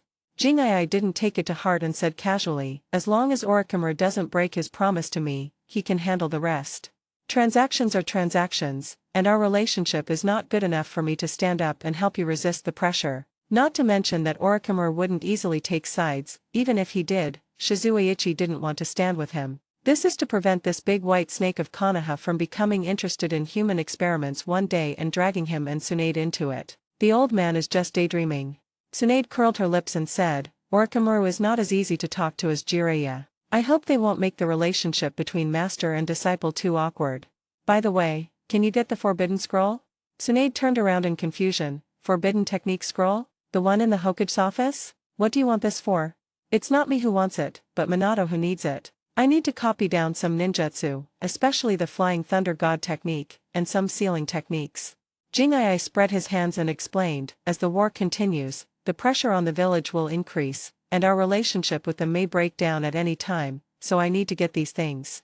Jingai is not very interested in forbidden techniques, but the little yellow-haired boy needs it, because for the next stage of training for the little yellow-haired boy, in addition to the continued special training in nerve reflexes, sealing techniques should also be put on the agenda. As for the Flying Thunder God technique, it is just for the sake of being prepared. No one could predict what would happen tomorrow, so instead of worrying about a complete breakdown in relations in the future, it would be better to get all the ninjutsu scrolls while the situation was still relatively stable. Okay, I'll give it to you tomorrow. It's just copying some sealing techniques and Flying Thunder God technique. As long as it's not learning those messy forbidden techniques, Tsunade will not stop Jingai. She just wanted to flip through the scroll. She had the right to do so, even though theoretically only the Hokage could read the scroll of forbidden techniques. The third Hokage would not forbid Tsunade from copying ninjutsu. Wait, what about the training for Rope Tree?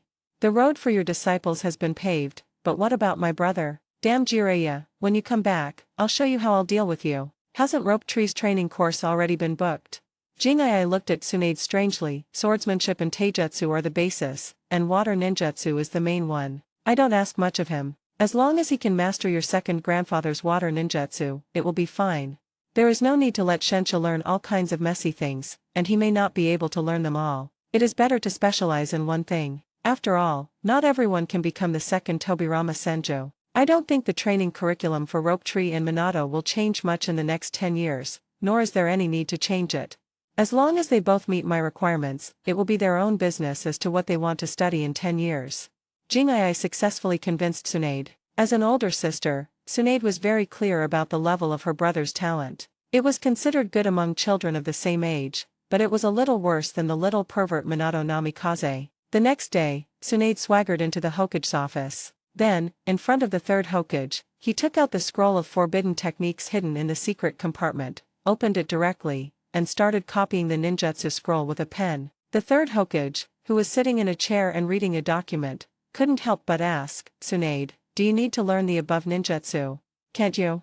Tsunade asked back without even looking up. Chapter 131 Tsunade, I asked you to be the boss of Umbu, not to work there. If it were someone else, it would be very difficult to see the forbidden scroll. Even if you wanted to learn the ninjutsu in it, you would need to use a lot of military merits to exchange for the opportunity. And the permission of the third Hokage and the elders is also needed. As for Tsunade, she is not included in this list. You can watch it if you want, and watch it openly. After watching it, I will also copy down the ninjutsu in front of you. The rules that ordinary ninjas need to follow cannot be replicated on Tsunade. After all, she has privileges. This is also why Jingai asked Tsunade to copy the ninjutsu and sealing techniques instead of doing it himself, or waiting for the little yellow-haired boy to grow up and let him get the opportunity himself. With Tsunade here, is there any need to go through all this? Isn't it nice to prepare in advance? Unable to continue reading the document in his hand, the third Hokage stared straight at the ninjutsu scroll in Tsunade's hand. After confirming that Tsunade was only copying the sealing technique and Flying Thunder God technique, he breathed a sigh of relief.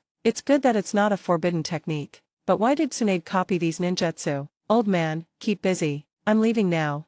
After copying the ninjutsu, Tsunade put the forbidden technique scroll back to its place, waved to the third Hokage, and walked out of the Hokage's office. The third Hokage was left with a head full of suspicion. Tsunade definitely wouldn't have nothing better to do than learn the Flying Thunder God technique, because she doesn't have the talent for it. If she doesn't have the talent and yet she's copying the scroll, then who is she copying it for? It must be Jingai. Thinking of this, the third Hokage's mood suddenly became bad. But he had no choice. He could stop others but he couldn't stop Tsunade. Here, it's all in there. Basic sealing techniques. While Kushina is learning, you can let Minato follow along.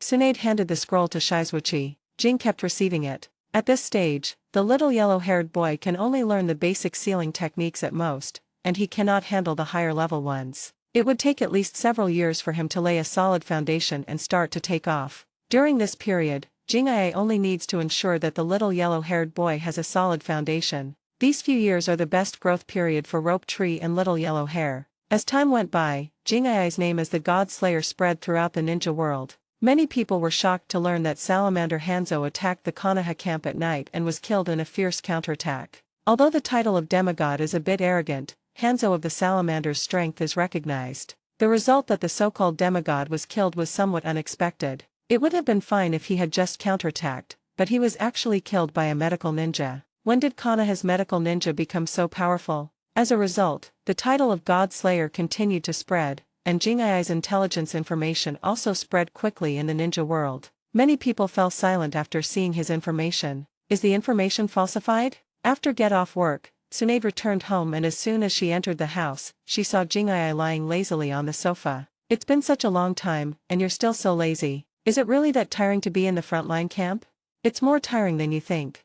Jing-ai yawned, changed into a comfortable position, and continued to lie down. During the day, I have to take care of all kinds of things in the medical room. At night, I have to be dragged to the wet bone forest by the slug immortal to learn immortal arts. I have been enduring this for several months. Do you think I am tired? If it were someone else, they would at least collapse. The slug sage knows how to choose the time. He directly chooses Jing-ai's busiest time period and pulls him to learn immortal arts. Tsunade inexplicably begins to sympathize with Jing-ai. It's understandable. After returning to the village, he lay lazily all day and always looked sleepy. Anyone who endures this long will become like this when their tense nerves begin to relax. Here, let's see for yourself. Tsunade was sitting at the other end of the sofa and threw 2 scrolls towards Shizuka. Jing suddenly caught the flying scroll, opened it and took a few glances at it, and ended up laughing himself. Falsified information? These people are really interesting. It is normal that the news that Hanzo of Salamander died in his hands would be questioned by some people when it spreads. What Jing-ai never expected is that these people also questioned whether his information was falsified. How could an ordinary useless person suddenly rise to prominence? This is an international joke. It took only more than 2 years from the time Jing-ai traveled through time to his rise, and his growth rate was astonishingly fast. 2 years ago, he was a little-known person in the family. Suddenly, he was diagnosed with a blood disease and then discovered a super medical talent. That was all, but his subsequent experiences were even more outrageous. When someone questions you, can you still laugh? It's not the people in the village who are questioning me, so why can't I laugh? What these people say is quite interesting and funny. Jing-ai was somewhat impressed by the people in the Ambu, who were collecting even this kind of intelligence information, and most importantly, they sent it to Tsunade. Tsunade was secretly relieved after confirming that Jing-ai didn't take these things to heart. He was afraid that Jing-ai was young and hot-tempered and would not tolerate others questioning him. Since Jing-ai doesn't take this matter to heart, she can rest assured. Tsunade stood up and walked towards the bathroom, saying, "Have a good rest, and you will be assigned to the Ambu in 3 days." What the hell? What the hell am I going to do? Jing-ai dropped the scroll in his hand and shouted to Tsunade. No way, big sister, you want me to go to Ambu? Do you think I am someone who can become an Ambu ninja? Tsunade walked to the bathroom door and looked back at him, curled her lips and shook her head. No, but it doesn't matter. I'm letting you join the Ambu and serve as a leader, not letting you become an ordinary Ambu member. The news came a little suddenly, and Jing was stunned on the sofa. It doesn't matter whether you are a ninja from the Ambu or not. What matters is that you can become their leader and manage the Ambu well. Shizuka suddenly realized that Tsunade was going to run away. You want to leave the village? In the bathroom, Tsunade, who was washing her face, replied unhappily. Otherwise, do you have to go to the battlefield in Kawanakuni? I am still a villager after all. Isn't it normal to serve the village during the war? Besides, I am needed on the front line. If a war were to go to war with other villages, medical ninjas like Tsunade and Shizuka would not have much room to play. But it's different if the enemy is the Sand Village. As long as either of them was on the battlefield, they could reduce the strength of the Sand Village's puppet troops by more than half. Can't we discuss it? Jing-ai rubbed his face helplessly. The Ambu is a good place, but it is not a great place either. There are a lot of messy jobs that can keep people busy. Chapter 132. What's the difference between this and the minister? The matters of other departments can be delayed and dealt with lazily, but not the secret department. The matters of the secret department basically have to be dealt with in a timely manner, otherwise something bad will happen. No discussion, either you go or I go, it's that simple. Tsunade leaned against the door frame and looked at Jing'ai calmly. She hoped that Jing'ai could understand her difficulties. How about, I should go? Jing'ai thought about it and decided that instead of staying in the village and having to run to the Hokage office building from time to see the ugly faces of the F4 group, it would be better to go to the battlefield. Besides, after Tsunade left, only God knew how many disgusting things the third Hokage and his men would do. Come on. Tsunade opened the refrigerator and took out a bottle of water. She drank 2 sips and complained. I've wanted to go out for a long time. I'm busy all day and my brain is about to explode. If I encounter any troubles, I have to communicate with you first. It's better for me to go out and you stay in the village and handle all the things directly. Besides, my temperament is not suitable for taking care of children. 1 Kushina is enough, and now there are 2 more kids, Nawaki and Minato. I can't take care of them all. Aren't you afraid that as soon as you leave, I'll have a conflict with those old guys? Jing'ai asked silently. What are you afraid of? If they provoke you, you just need to fight back. As long as we don't sell out the interests of the village and don't kill people at will, we are in the right. Besides, the old man and his men are already in a state of panic, so it's still a question whether they can cause trouble to you. Tsunade didn't care much about this, she believed that Jing'ai could handle these things. Besides, the full-scale war has already begun, and there are a lot of troubles in all aspects. The third Hokage and others still have the mind to stir up trouble. Tsunade has to admire them. Okay, you have the final say. Jing'ai yawned and walked upstairs. Why go? Go to sleep. There are only 3 days left of vacation. What else do you expect me to do? No, you want to sleep, why do you drag me along? The leisurely time passed quietly, and Shizuka followed Tsunade to the Embu. This was Shizuka's first time to come to the Embu headquarters. Under Tsunade's order, all the Embu members who were in the village returned to the headquarters. The headquarters is not far from the Hokage's office building. After all, when the Embu was established, it belonged to the Hokage's direct line. However, no one expected that one day the third Hokage would divide the Embu out for the sake of exchange of interests. Minister. The lobby of the headquarters was crowded with people. Because they had returned to the headquarters, the people in the Embu were not wearing masks. Tsunade nodded and raised her voice and said, I think you all know this person next to me. From today on, he will be the deputy director of the Embu. After I leave the village, he will be in charge of all Embu affairs. Deputy Minister? How is this any different from being the bucko when Tsunade is about to leave the village? Is this a one-step approach? Many people showed surprise and doubt on their faces. Tsunade said coldly, I know that many people are not convinced, but I hope you will not forget your responsibilities. The appointment of the Embu positions is decided by me. If anyone is dissatisfied, they can come to me. Of course, they can also go directly to Jing'ai, but I have to remind you that he is not as easy to talk to as me. This is just a joke. If you are not satisfied, go find the minister, looking for trouble? If you are still not convinced, go find the deputy minister, looking for a fight? The story of the God's Lair is still circulating in the village. If it were in the past, Tsunade would have directly thrown Shizuka into the position of deputy minister, which would definitely cause a lot of trouble. It's different now. Jing'ai entered the Embu with achievements and glory that were incomparable to ordinary people. Even if he directly sat in the position of deputy minister, it would at most make some people feel uncomfortable. The onboarding went smoothly. After getting to know each other, Tsunade brought Shizuka to the office area. Embu members need to hand in their equipment after get off work every day and receive it when they are on a mission. You must remember this. Coming to a wall covered with masks, Tsunade motioned for Shizuka to choose one for herself. Jing'ai raised her head and glanced at the densely packed masks, and couldn't help asking, can I change to another one? They are either cats, dogs, pigs or monkeys. Who designed these masks? The advanced mask is even weirder, it's just a white monkey face, it looks like a clown mask. When Tsunade heard this, she knew that Shizuchi was dissatisfied with the ugly masks. I asked you to look at these so that you can distinguish the ranks of the Embu members, not to let you choose the masks. What do you think? As the head of the Embu, you want to make a unique mask for yourself and put it on your face? Glancing at Shizuka, Tsuna pointed at the mask on the wall. Each mask has a number printed on it, which can be directly translated into the code name of each Embu member. You need to write them down. Chongjing waved her hand and Tsunade took him to the office. The establishment of the Embu began during the time of my second grandfather. At that time, the Embu existed to carry out some special assassination missions. As time went on, the Embu's authority became greater and greater, and the types of missions it carried out also began to increase, from assassination, guarding, protection to intelligence gathering. The Umbu can interfere in all kinds of matters. After I leave, you have to pay attention to the two old guys in the Elder Council. They have been complaining that the Umbu has too much power and that it affects other departments. Before the Umbu was assigned to Tsunade, no one thought that the Umbu had too much power. Instead, no one thought it was justified. On the contrary, after it was assigned to Tsunade, he began to become dissatisfied and complained about the excessive power of the Umbu. Of course, the old man is definitely involved. There are some things he cannot say or do, so the elders need to step in. Shimura Danzo was originally the most suitable candidate, but unfortunately he is in jail. Walking into the office, Tsunade patted the thick folder on the desk. These are the information of all the Umbu members. You need to write them down as soon as possible. You need to be familiar with the intelligence information of each Umbu member. This is very important.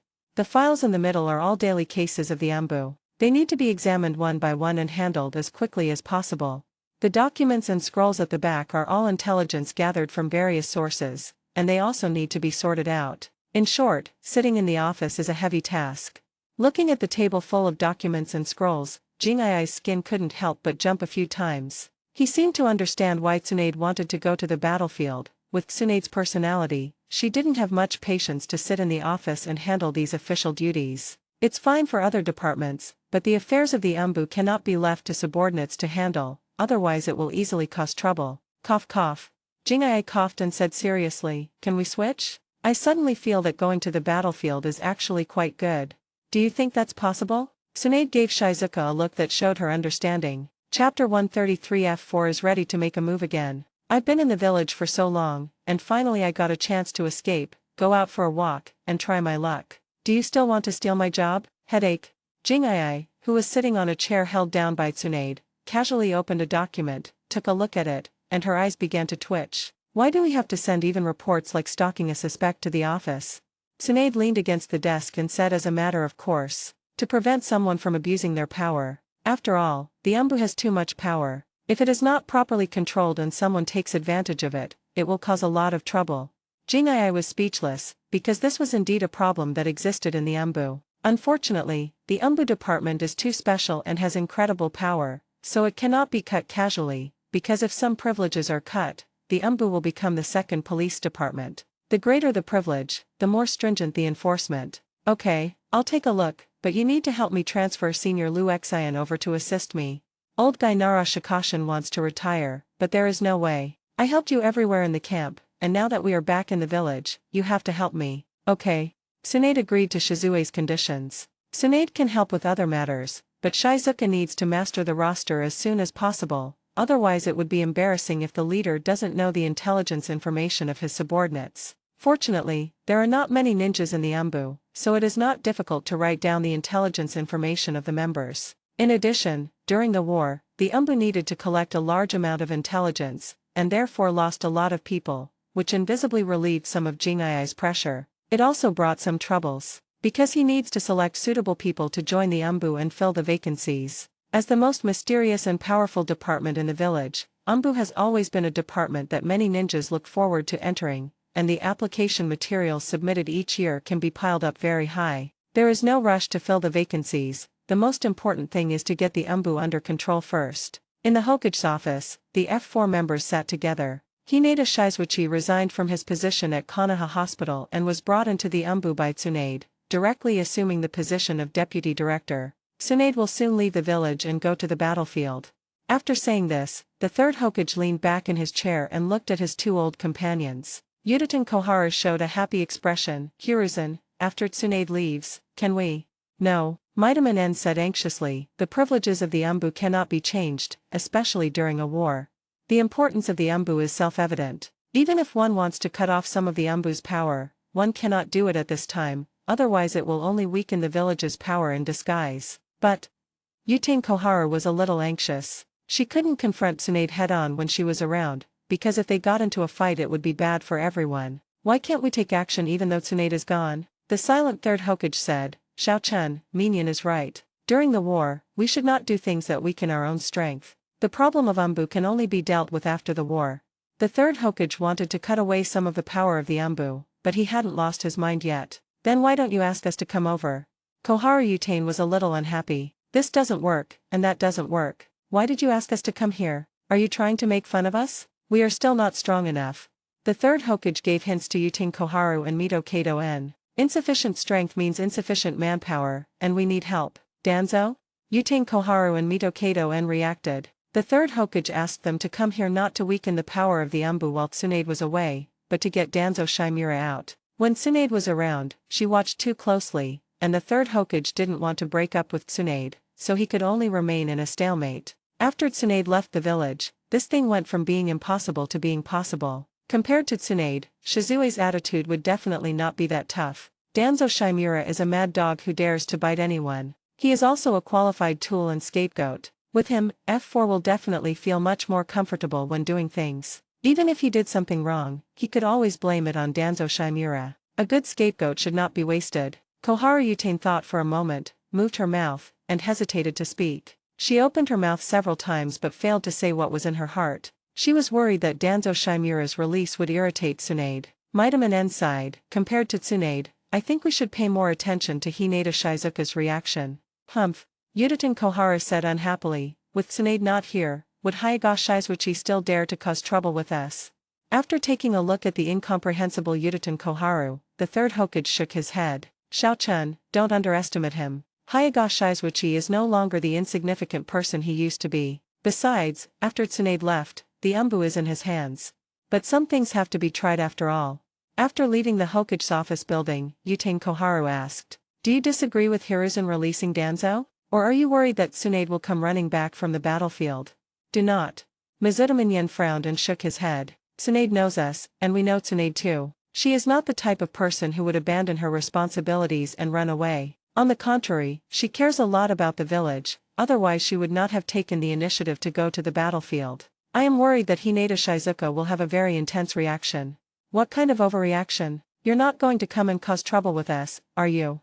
Yutain Koharu still thought that Jingai would not dare to make trouble with them. Even though Jingai is no longer the unknown person he used to be, even though he is in charge of the Anbu and has extremely strong strength, his status and position are still not comparable to theirs. Looking at the confident Yutain Koharu, Midaman N didn't know what to say. I hope there won't be an overreaction. On the third day after Shizuka entered the Anbu, Nara Shikashin returned. He had just finished his work at the Hokage's office building, but was caught by the Anbu before he could go home. After learning that he needed to enter the Anbu to cooperate with Jingai in managing the Anbu, Nara Shikashin immediately put on a mask of pain. Senior, although Jingai's reputation is enough, he is still young and needs someone with enough weight to cooperate with him in managing the Anbu. I hope you can understand my painstaking efforts. Tsunade used her feelings to keep Nara Shikashin. You did this on purpose, kid? Nara Shikaksen, who was sitting on the side of the desk, felt more and more aggrieved the more he thought about it. I had just returned to the village and had no time to rest when I was pulled out and entrusted with an important task. You can't use the production team's donkey like this. After Tsunade left, Nara Shikashin went berserk, slammed the table and asked loudly, tell me what you are planning, kid. Don't say nonsense like you can't manage it, and don't say you can't control the situation. I want to hear the truth. Some people are not good at management, but Jingai is definitely not one of them. When he was in the frontline camp, he was able to arrange all the matters in the medical room properly, which proved that he had the ability to do so. Chapter 134 Heitake Sakamo's fame grows, and the conspiracy begins to emerge. As for the fact that he couldn't control the situation, that was even more ridiculous. He returned to the village with glory and fame, and sat in the Anbu office. Who would dare to make trouble? The body of Salamander Hanzo has not been made into a puppet yet. Facing the questioning from the old senior, Jingai smiled unscrupulously. Nothing, I just feel like there are too many trivial things to do, so I want to find someone to help. You boy. Nara Shikashin suddenly felt his blood pressure soaring. Good man, if you think there are too many things to do, you just drag me over to help you with the chores? Can I refuse? Sorry, can't. Are you sure you're just going to deal with trivial matters, and you can decide the important matters yourself?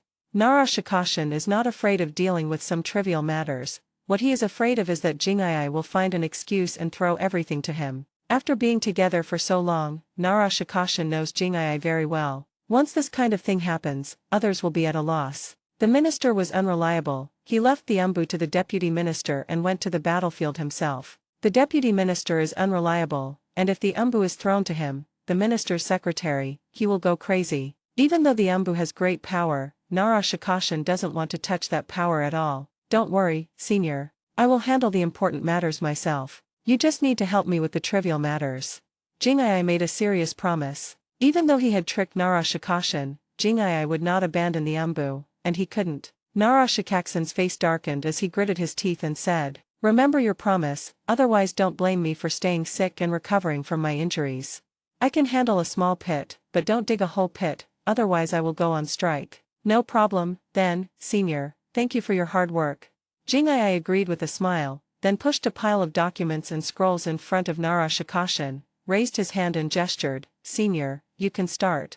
Nara Shikashin, "Can I regret it? He has been destined to work hard all his life. He used to help the third Hokage deal with all kinds of messy chores. Now, he has been dragged into the Umbu to help Shizuka handle miscellaneous tasks. There is no doubt about Nara Shikashin's abilities. Capture his able-bodied men now, and when his son grows up, capture him as well. Who makes the Nara clan so smart? Not only are they smart, they are also capable. As the saying goes, those who are capable will do more work." Nara Shikashin, who was working as a laborer, didn't know that Jing'ai had already set his sights on his son Nara Shikaku. After Shizuka successfully took over the Umbu, Tsunade rushed to the front line. With the assistance of Nara Shikashin, she could safely hand over the Umbu to Jing'ai. The only thing that worried her was the person in the Hokage's office and the 2 Hokage advisors of the Elder Council. After all the Umbu chores were handed over to Nara Shikashin, Jing'ai had more free time. On the 5th day after Tsunade left, an exciting news came back to the village. Thanks to the efforts of the village, the enemies who sneaked into the territory of the Land of Fire have basically been cleared out, and Heitake Sakumo even killed 2 big figures from the Sand Village. These 2 big shots were none other than old lady Cho's son and daughter-in-law. The young couple was unlucky. When they decided to retreat, they ran into the powerful Heitake Sakumo. After the battle, both of them became victims of Heitake Sakumo's sword. The latest intelligence scrolls were placed on the table. Jing'ai opened one of the scrolls and took a look at it. "Senior, do you feel that something is not right with Sakumo-senpai? Is there something wrong?" The news that Heitake Sakumo killed Cho's son and daughter-in-law spread throughout Konoha like the wind. The Umbu had a lot of things to do, and Nara Shikashin was busy all day long and didn't have much time to pay attention to the news. "Here." Jing'ai handed over the scroll, and Nara Shikashin took it and looked at it carefully. Looking at the scroll seriously, Nara Shikashin's originally relaxed brow slowly frowned. "You're right, there is something wrong. The news spread too fast and too aggressively. It seems like someone is actively pushing it from behind, specifically promoting Heitake Sakumo.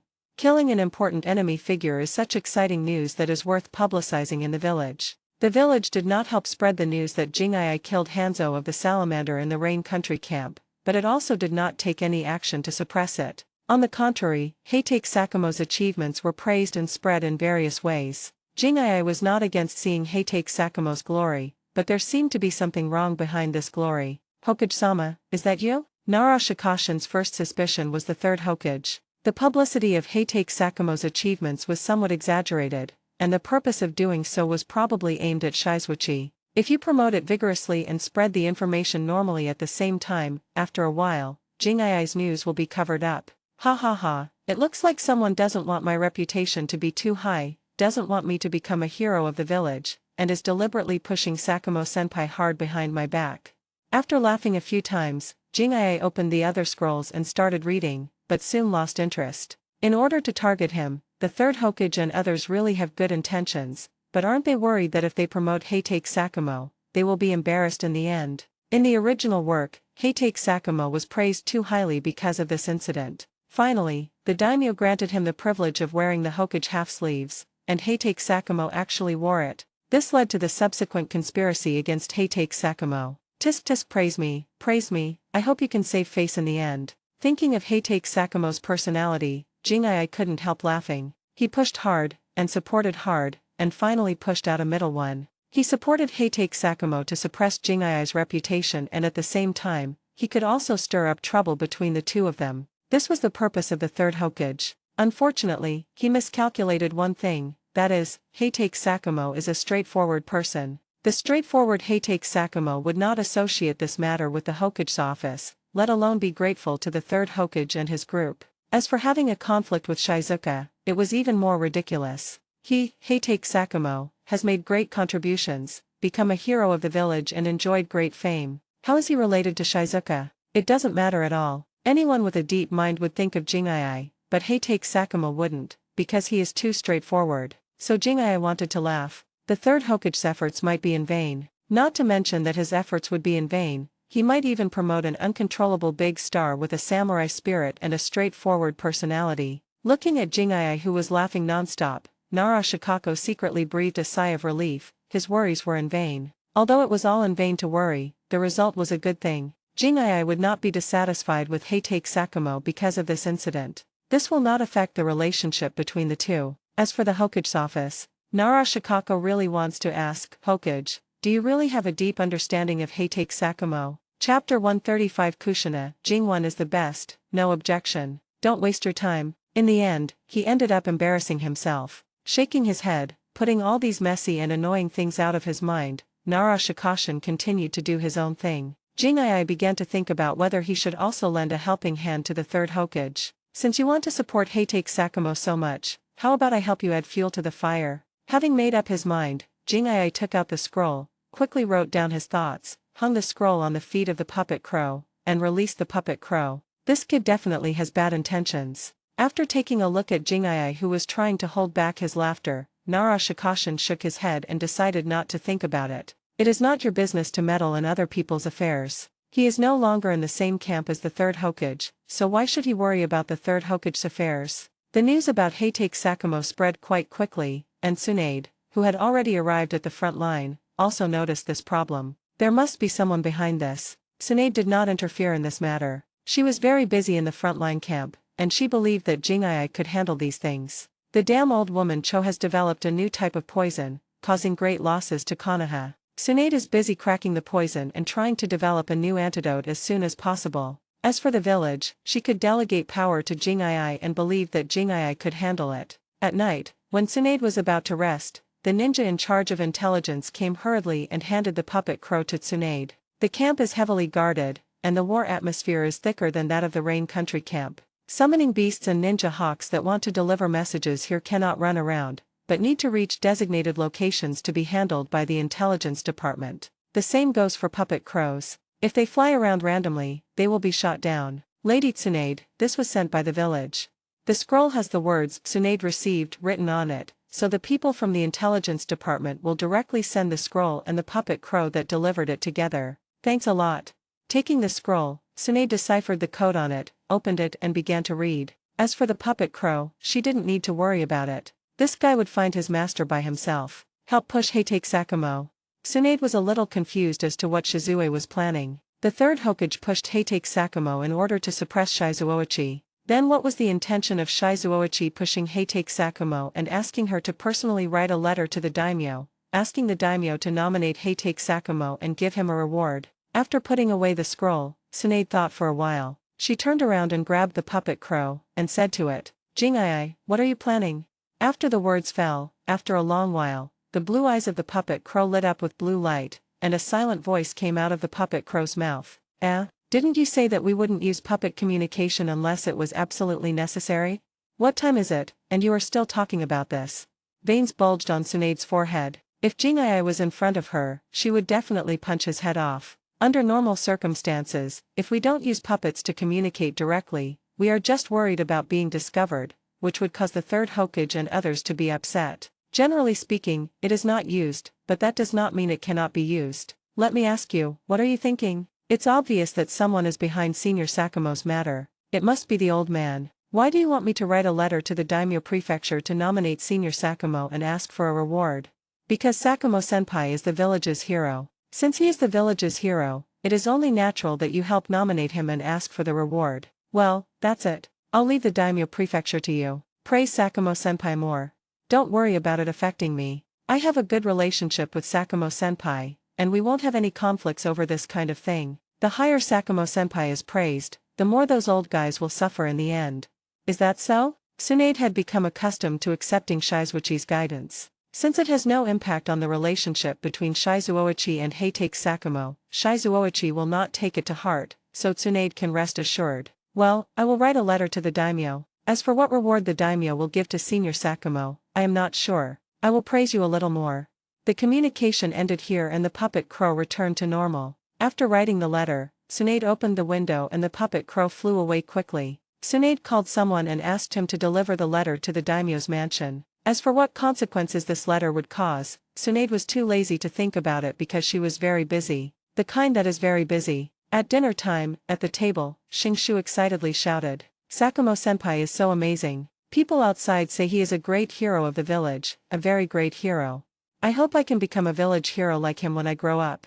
Rope Tree's face was full of longing. The little yellow-haired boy raised his foot and kicked the Rope Tree to make him talk less. Before Noeki could react, Kushina put her hands on her waist in dissatisfaction and accused Noeki. "Brother Noeki, Shizuaichi is also a great hero of the village, okay? The strong men of the Sand Village are definitely not as powerful as the demigods.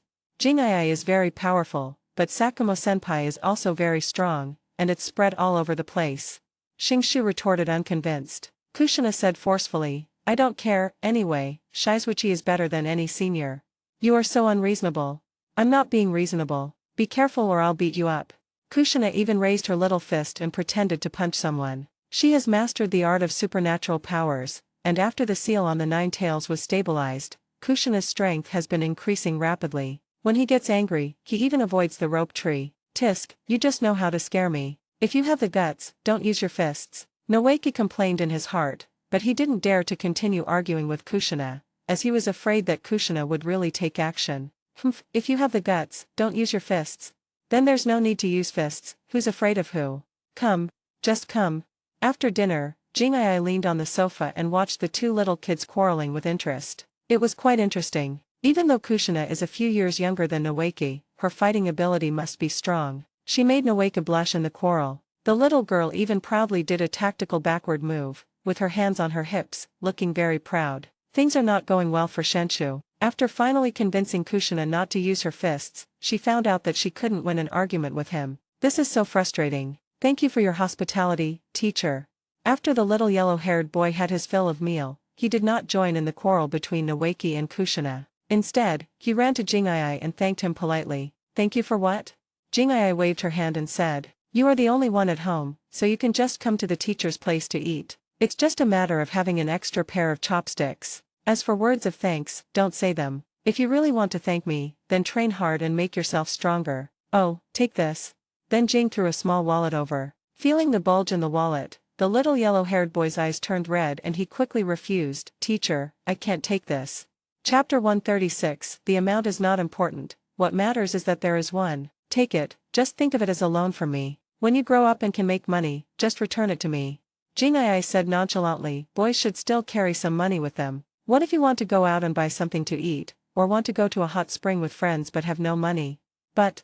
"Okay, don't say but, just leave it at that." Faced with Jingai's dictatorship, Namikaze Minato had to put the wallet away. The little guy secretly swore in his heart that he must listen to his teacher obediently and repay his teacher when he grows up. "Ah, why don't I have one?" The sharp-eyed Noeki noticed that Jingai gave Minato Namikaze a wallet. Judging from the thickness of the wallet, it must contain a lot of money. Rope Tree didn't bother to quarrel with Kushina anymore. He ran over and shouted, "Jingai, I want one too. Go ask your teacher." Jingai raised his foot in annoyance and pushed the Rope Tree away. "Ask my teacher for it? I don't even know where my teacher is hiding, how can I get it?" The smile on Shingshu's face gradually froze, and seeing his expression becoming more and more aggrieved, Jingyi couldn't help but say, "I admire you. Take it and use it sparingly. Also, don't go to buy the emperor's uncle, or I won't give you a penny in the future." After giving the little yellow-haired boy some pocket money, of course there should be some for Shenshu as well. It's just that this boy likes to do naughty things when he has money. He is the same as her sister and needs to be controlled. Little Yellow Hair can give more and Rope Tree can give less. When Rope Tree's flowers are gone, Little Yellow Hair will definitely take care of him. Hey hey hey. Shenshu, who was almost crying, held his wallet and smiled foolishly. "And I." Kushina also came over. The little rich woman also wanted some pocket money. Jingai didn't know whether to laugh or cry. Here, you have a share too. It doesn't matter whether the money is a lot or a little, what matters is the thought behind it." Kushina didn't care whether she had pocket money or not, but the little yellow-haired boy and Noeki had them. If she didn't have them, she would feel very disappointed, even if she was not short of money. After getting the pocket money, Kushina raised her head proudly, as if to say, "Humph, I have some too, and Xiaoqian has more money than you." Shingshu, who had just laughed, couldn't laugh anymore. "Teacher, about Sakumo-senpai."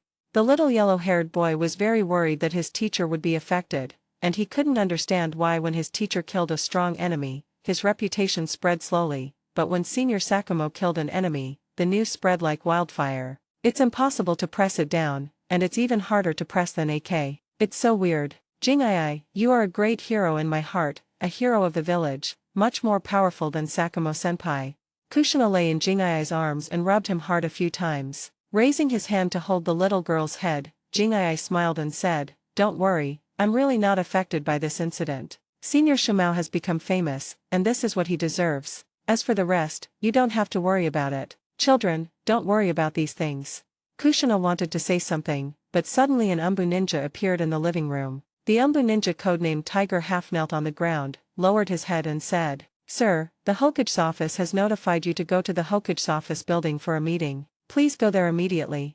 "I know, I'll be there right away." Tsunade was not in the village, so when a meeting was held in the Hokage's office building, Shizuichi was to attend, participating on behalf of the Umbu. In the past, these meetings had nothing to do with the Umbu, but the situation has changed since the Umbu was separated. "Yes." Tiger left quickly. Jing'ai picked up Kushina and put her aside, then stood up and said to the three children, "You guys stay home. I'm going to the Hokage's office building for a meeting. If you're bored, you can do your homework or train in the yard. Don't run around, especially you, Kushina." In the original work, the Cloud Ninja Village took advantage of the outbreak of war to sneak into the village and kidnap Kushina. Jing'ai couldn't figure out whether people like the third Hokage were just there to do nothing. They actually sent someone to sneak into the village and kidnap Kushina. This operation is so amazing that it makes my scalp tingle. After instructing the three little guys, Jing'ai set off for the Hokage's office building. "Jing'ai, here." In the conference room, Chiodea Kufeng saw Jing'ai coming and quickly waved for him to sit next to him. Jing'ai didn't choose a seat, he just walked over and sat down. After Jing'ai sat down, Chiodao Kufeng teased him. "So, the Umbu is hard to manage, right? Are there too many things to do?" "It's okay. After all, I don't have much to deal with personally. Most of the chores are handled by Senior Liu Xian, so it's still pretty easy for me." Jing'ai smiled and replied, "At present, I am mainly responsible for personnel selection. I can't say I am very busy, but I can't compare with my seniors." "Are you kidding me or making fun of me?" Akimichi Tofu was very busy before, but now he is so idle that he is just picking his toes. Unfortunately, no matter how idle he is, he cannot give up the position of assistant to the Hokage. Otherwise, the F4 group will definitely send someone to occupy the spot the next day. It would be more appropriate for Akimichi Norifuge to hold this position. He is afraid of trouble and does not want to be in charge of things. It just so happens that the position of Hokage's assistant is quite idle right now. Akimichi Tofu only needs to show up occasionally for a meeting to show his presence. What? At this time, Jing'ai noticed the arrival of two special people. Seeing Jing'ai staring at the other person, Akimichi Tofu chuckled and said, "Why, Liu Xian didn't tell you that the heads of the Uchiha and Hayaga families have not been in good health recently, so their young heads have begun to take charge." "Not really." Jing'ai slapped his forehead. It seems that he needs to pay more attention to the trivial matters of the Umbu in the future. Hayaga and Uchiha are already considered the representative ninja families of Konoha. The fact that the old clan leader is in poor health and the young clan leader is in charge already explains a lot of problems. It's time for a change. The Umbu will collect all this intelligence and keep it in the Umbu office. However, Nara Shikashin felt that this information would have little impact on the Umbu, so he did not specifically remind Jing'ai. It was their first time attending a meeting on behalf of the family, and both Uchiha Fugaku and Hayaga Hayashi seemed a little nervous, but the two of them had the same poker face. Glancing at the seats in the conference room, Hinata Hayashi walked toward Shizuka and sat next to him. Uchiha Fugaku thought for a moment and sat down next to Hinata Hyuga. When important meetings are held in the Hokage's office building, large ninja families are required to send people to attend, because these families have seats in the Elders' Council. Unfortunately, having seats does not mean they can interfere in the affairs of the Elders' Council.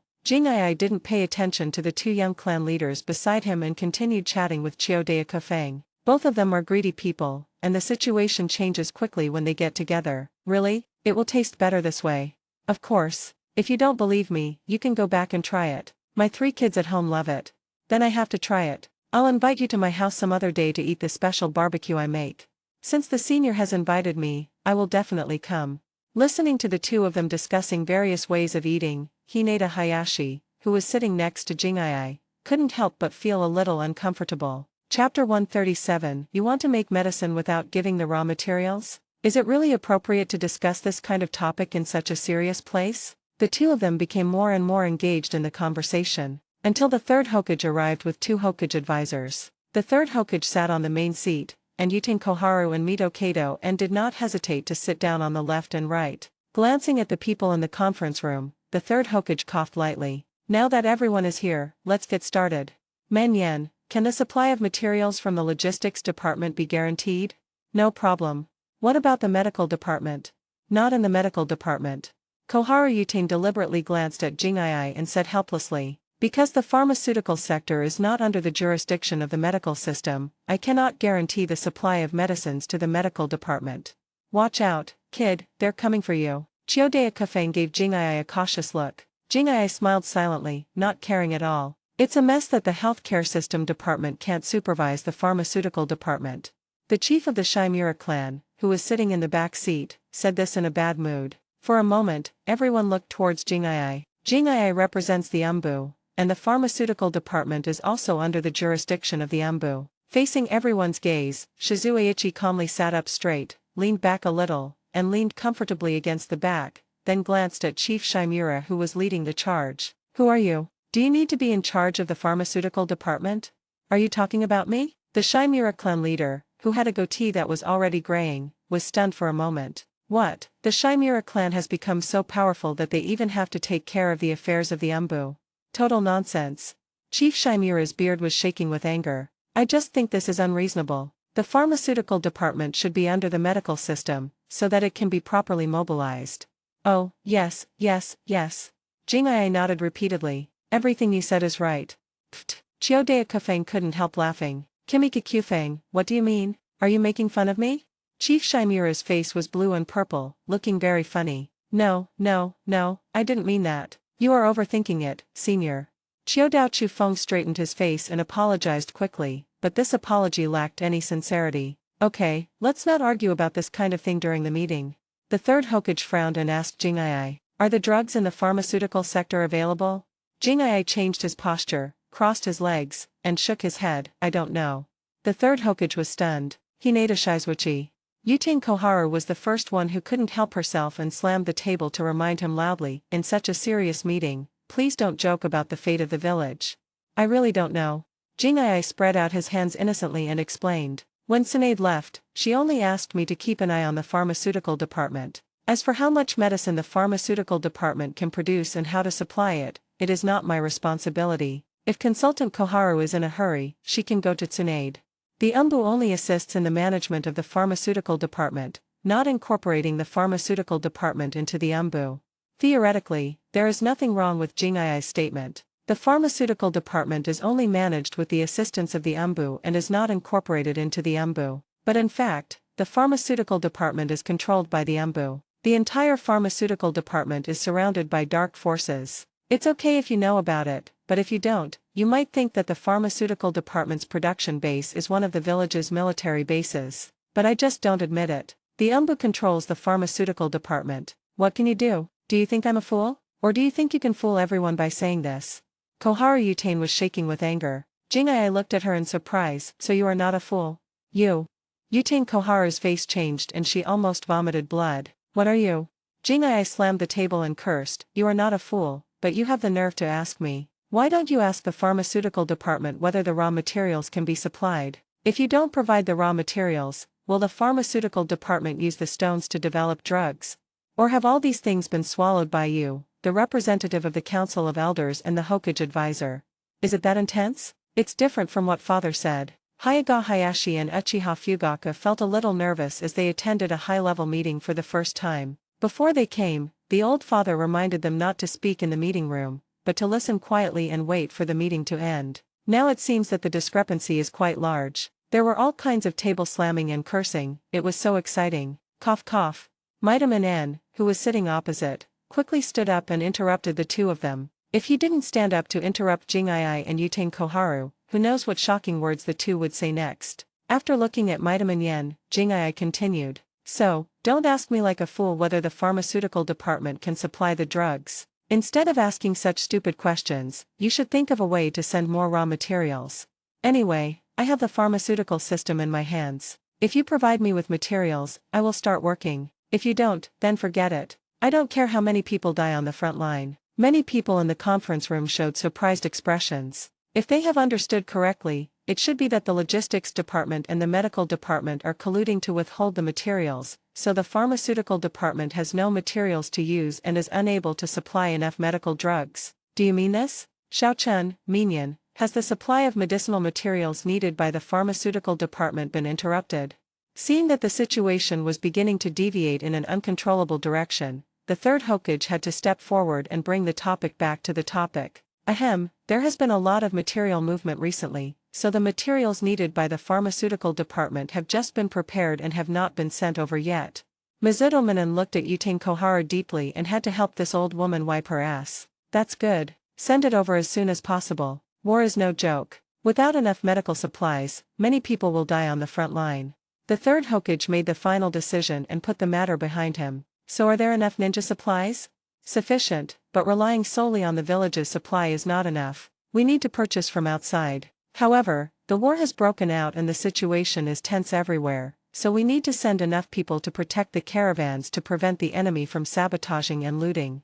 Well, I'll find a way. The third Hokage nodded in satisfaction. Except for the very tense segment at the beginning, the second half of the meeting was rather boring. At least Jing'ai found it very uninteresting to listen to. In fact, there is nothing much to say. With Konoha's foundation, as long as there are sufficient supplies and enough combat readiness personnel, the Sand Village can be brought down. The scale of the war between the two villages is not on the same level at all. Jing'ai. Seeing that the meeting was about to end, the third Hokage suddenly said, Umbu needs to send a certain number of people to protect the caravan going to other countries to purchase supplies. What caravan? What supplies are they purchasing? Jing'ai asked with a frown. Chapter 138, Akimichi Kyufeng. Oh my god, this guy is tougher than Tsunade. It's a caravan that's responsible for purchasing on behalf of the village.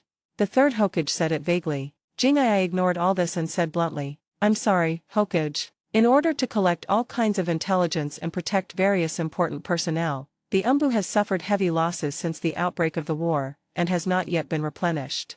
I think that important matters like purchasing supplies should be handled by the village sending a certain number of ninja troops, rather than entrusting any task to the caravans, which are unreliable.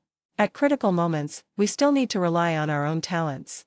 Are you pretending to be stupid or do you really not know? Akimichi Norifu helplessly pulled Jing'ai's clothes and reminded him that the caravan responsible for purchasing supplies was jointly formed by the Sarutobi and Shimura families. That's why I can be responsible for purchasing on behalf of the village. A caravan formed by several ninja families was responsible for purchasing under the banner of the village, making a lot of money. Jing'ai ignored Chiodea Kufeng and continued. I don't agree with letting the caravan purchase important supplies on behalf of the village. It would be better for the village to send a ninja unit to take charge. As for protection, it is impossible. The Umbu don't have enough manpower. Send Umbu to protect the caravans of your families so that your families can make money? Is it possible? Just get out of here as far as you can. The third Hokage's face turned ugly, but Jing'ai didn't care about it. If it doesn't work, it doesn't work. If they have the ability, they can do the purchasing themselves and take care of the security issues themselves. If they don't have the ability, they shouldn't take this job. You want to make money but don't want to take risks, and you still need someone from the Umbu to protect you. What a big face. If this caravan is unreliable, then I suggest changing it as soon as possible. Konoha doesn't have much else, but there are many ninja families. We should select a group of ninjas from each family. Let alone accepting supplies, I'm afraid the enemy will have to take a detour when they see it. Is there something wrong? No problem. The Hayaga, Uchiha, Inoshikacho, and some small and medium-sized families are brought in, with each family selecting a few people to form a caravan. Ordinary people would never dare to have any bad intentions. Jing'ai is still giving his suggestions. For example, does the Uchiha clan lack strong men? No. Does the Hayaga clan lack strong men? No. It's okay for these two clans to draw 10 jonins, right? And for the Inoshikacho clan to draw 10, right? Is there a problem? Seeing Jing'ai's eyes sweeping over, Hinata Hayashi and Uchiha Fugaku wanted to say no problem. Especially for the Uchiha, let alone 10, even 20 is not a problem. With a caravan organized like this, who would dare to commit fraud? If the village really formed such a caravan, the chosen family would definitely laugh in their dreams. Another point is that Uchiha, Hyuga, and Inoshikacho can draw people in this way, but Shimura and Sarutobi cannot. Ultimately, it's because of their lack of family foundation. The Uchiha and Hyuga families were powerful before the village was established, and their family background is not comparable to that of ordinary families. When Sarutobi and Shimura founded Konoha, they were still small ninjas. Even though they are now taking off with the help of the third Hokage and the number of ninjas has skyrocketed, it will take time for the number of strong people to increase. Even though the Sarutobi clan has the largest number of ninjas among many ninja families, if the Sarutobi clan were to be pulled out to fight with the Uchiha clan, I'm afraid the Sarutobi clan would be beaten to death. Let's end today's meeting here. The third Hokage doesn't want to say anything more. I told you to send Umbu people to protect the caravan, but you brought up the Uchiha and Hyuga families. What do you mean? Look down on Sarutobi Shimura? The third Hokage stood up and left, which meant the meeting was over. Chiyoda Kafang smiled bitterly and said, Master, can I call you Master? Can you go to the front line and exchange with Tsunade? I beg you.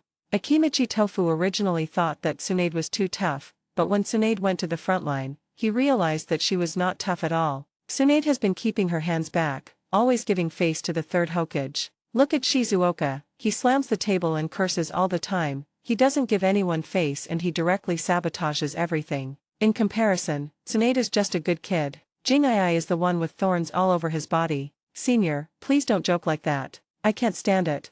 Jingai laughed. You're still like this even though you can't stand it? I'm almost scared to death, you know that?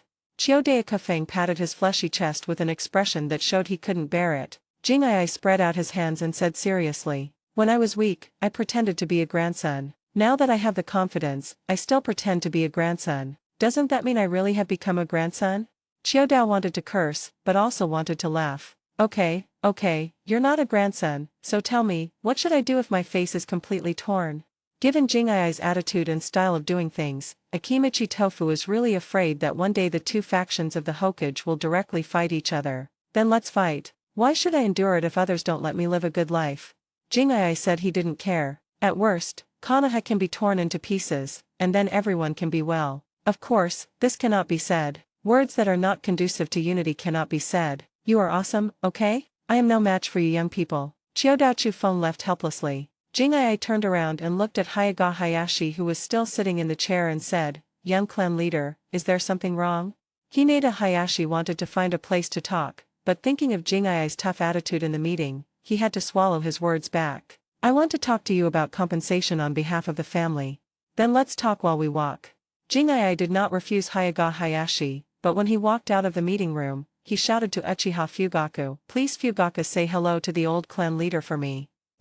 Uchiha Fugaku stood there in a daze, nodded subconsciously, but felt something was wrong. There should be no connection between Uchiha and Shizuka. Why did you suddenly bring this up? Could it be that he wants to win over the Uchiha? Thank you for your concern. Keeping this thought in his heart, Uchiha Fugaku quickened his pace and left the Hokage office building. The people around him looked at Jingai with changed eyes. As we all know, the Hokage's office and the Elders' Council have always had a bad attitude towards the Uchiha people. But Jingai took the initiative to show goodwill at this time. What does this mean? Once Tsunade's faction really wins over the Uchiha, then, the situation in the village might be interesting. To win over the Uchiha, there is no need to consider whether the other party is willing, because the Uchiha are eager to find a backer to rely on. Not to mention winning them over, they are willing to pay for it. The targeting of Uchiha has been there since Tobirama Senju became the second Hokage. By the time of the third Hokage, it had intensified, but it had not yet reached the blatant targeting during the Night of the Nine Tails. Chapter 139, Hinata Hayashi, why should I help you? At this time, the F4 group was targeting the Uchiha, but they were only acting in secret. Walking out of the Hokage's office building, Hyuga Hayashi said with a complicated expression, Lady Tsunade, are you planning to win over the Uchiha? Who knows what will happen in the future? I can only say that those who are won over may be fine, but those who remain neutral will definitely be in trouble.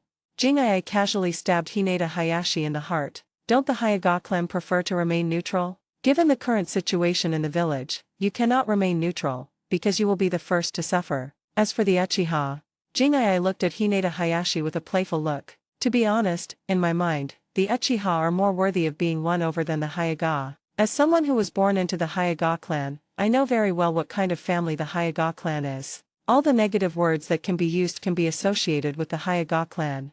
At least Uchiha people can create value by winning over Uchiha, but the Hyuga clan, especially the main family, has no value in my mind. To win over the Hyuga clan actually means to win over the main family. But are the people from the Zone family valuable? In fact, it has no value. This is why Jingai said that it is better to win over Uchiha than Hinata. Hinata Hayashi was about to speak but hesitated. He wanted to say something, but then he found that what Jingai said was right and he had no way to refute it. Whether it is questioning the family or the positioning of the family, neutral people are always the first to be attacked at special times. As for the moral character of the Hyuga clan, as the young patriarch of the family, Hyuga Hayashi knows it too well. He wanted to change all this, but he didn't know how to start. Is it true that the grievances between the main family and the branch family cannot be reconciled? This is the problem that Hinata Hayashi has been worrying about. Jingai couldn't help laughing because it sounded kind of funny. Young patriarch, are you kidding? If so, then I admit that this joke is a little funny. I'm not kidding. Hinata Hayashi's defense was completely broken. Hinata Hisashi's experience made him think of changing his family, but he didn't know how to do it. As a result, Hisai was met with Jingai's ridicule, which completely broke down his defenses. But what you said was funny. Facing Hinata Hayashi's angry gaze, Jingai raised his hand and rubbed his temple. To be honest, I am also a member of the branch family, but you asked me whether the grievances between the main family and the branch family can be reconciled. This is really funny. For the people of the branch family, the family system is unfair. Some people are born into the superior main family, and they can only be cursed as a caged bird. No, they are tied with a dog chain and are required to be obedient dogs of the clan. If they disobey or resist, the dog chain will tighten around their necks. Young patriarch, if the dog chain is too tight, it can kill people. Not to mention the humiliation. Patting Hinata Hayashi's shoulder vigorously, Jingai said with a smile, "Don't you want to change all this? Then let me tell you, there is actually nothing wrong with having the caged bird curse to guarantee the inheritance of the family. The problem is, why is it that only the people of the branch family are branded with the caged bird curse? How can the people of the main family master the spell and control the lives of the branch family members? Why would you put something so ugly on your forehead that makes people want to cut off the flesh on their forehead after seeing it?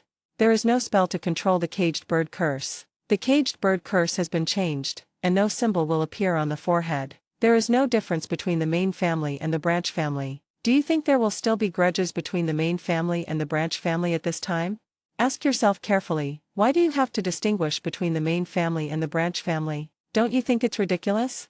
What a bullshit inheritance of the main family and branch family. It's ridiculous. Just to protect people with high Byakugan purity? Could it be that after a person with high purity of white eyes is cursed with the caged bird seal, the purity of the white eyes will decrease? Do not make jokes. This inheritance system has had various problems since it was first used. You said you wanted to talk to me about compensation on behalf of the family? To be honest, the Hyuga clan doesn't have anything I value, whether it's money or other things. After saying that, Jing waved her hand and prepared to leave. Help me, Hinata Hayashi said anxiously. I want to change my family, but I need someone to help me. Go play with your balls, how can you do that? Jingai hit him mercilessly. You, Hyuga Hayashi, are no different from other members of the main family. As for helping you, why should I help you? Do you really treat me as someone from another branch family? What a bullshit inheritance, I don't care at all. It would be better if this corrupt and unfair family were to be destroyed sooner rather than later. Even though Hyuga Hayashi's mind is full of thoughts on how to change the family, he himself has bound himself within the various frameworks of the family. With someone like him, even if he were given 100 years, he wouldn't be able to make the Hyuga clan change. Therefore, changing the main family and the branch family, and resolving the grievances between the main family and the branch family is simply a joke. For example, Naruto, before he became Hokage, he always shouted the slogan of changing the Hyuga clan. After becoming Hokage, nothing happened. It is not impossible to change the Hyuga clan, but the problem of the caged bird curse must be solved first. Only after this problem is solved, and the knees of the main family members are broken, the spell of the caged bird curse can be abolished, and the caged bird curse can be placed on everyone. Only then can this family be completely changed. Either no one performs the caged bird curse, or everyone performs it. This is the fundamental solution. Unfortunately, Hyuga Hayashi doesn't have the courage or ability to do so. Not to mention that Hyuga Hayashi is still the young clan leader. Even if he becomes the clan leader, he can only live within the framework of family inheritance and cannot get out of it. Therefore, any slogan to change the family is ultimately a joke. Is it really impossible to do this? Hinata Hayashi seemed to have lost his soul, and walked towards his family like a walking corpse. Young patriarch? The guards who had been guarding outside the Hokage's office building almost jumped out of their throats when they saw him like this. Young patriarch, are you okay? The continuous calling made Hinata Hayashi gradually come back to his senses. After recovering from the shock, Hinata Hayashi resumed his original composure and walked towards his family with an indifferent look. Seeing that the young patriarch had returned to his usual self, the guards breathed a sigh of relief. This is the first time that Hayaga Hayashi has represented the family to attend an important village meeting. If anything goes wrong, he, as a guard, will be in trouble. Chapter 140. If you dare to be the first grade, then I dare to be the 5th grade. I won't give up. Hinata Hayashi's hands hidden in his sleeves were clasped together tightly. Hokage's office. After the meeting, the 3rd Hokage, Yuditen Koharu, and Mito Kato came here. The 3 of them sat in the office in silence, because they could see the helplessness in each other's eyes. It seems that conventional methods are not enough to get the pharmaceutical department back. After a long time, the 3rd Hokage spoke first. Yeah, this kid is young, but he's much more difficult to deal with than Tsunade. Mizuto Minen raised his hand and rubbed his eyebrows. He thought Tsunade was difficult enough to deal with, but he didn't expect that Jingai was even more difficult to deal with than Tsunade. In order to take back the pharmaceutical department, the 3rd Hokage kept trying to trick Tsunade by mentioning the casualties on the front line. Because he knew Tsunade would go to the front line for the village. The plan went smoothly and without much effort. Tsunade handed over the umbu to Shizuichi and went to the front line herself. The next step is to find an excuse to make trouble, and then take the opportunity to take back the pharmaceutical department. However, the 3rd Hokage never expected that as soon as the person he arranged opened his mouth, Jingai overturned the table and exposed the matter of the logistics department withholding the raw materials of medicinal materials. He scolded the Shimura clan leader harshly. It's difficult, but we have to deal with it. Without the pharmaceutical department, the village's medical system is like a person with a broken leg, or even worse than that. Yutane Kohara looked unhappy. People are greedy. Having finally taken back various departments of the medical system, she certainly doesn't want to see the pharmaceutical department left alone. The pharmaceutical sector is controlled by outsiders, and the entire medical system has to look to others. This damn brat actually dared to contact Uchiha Fugaku in front of everyone. Is he warning us?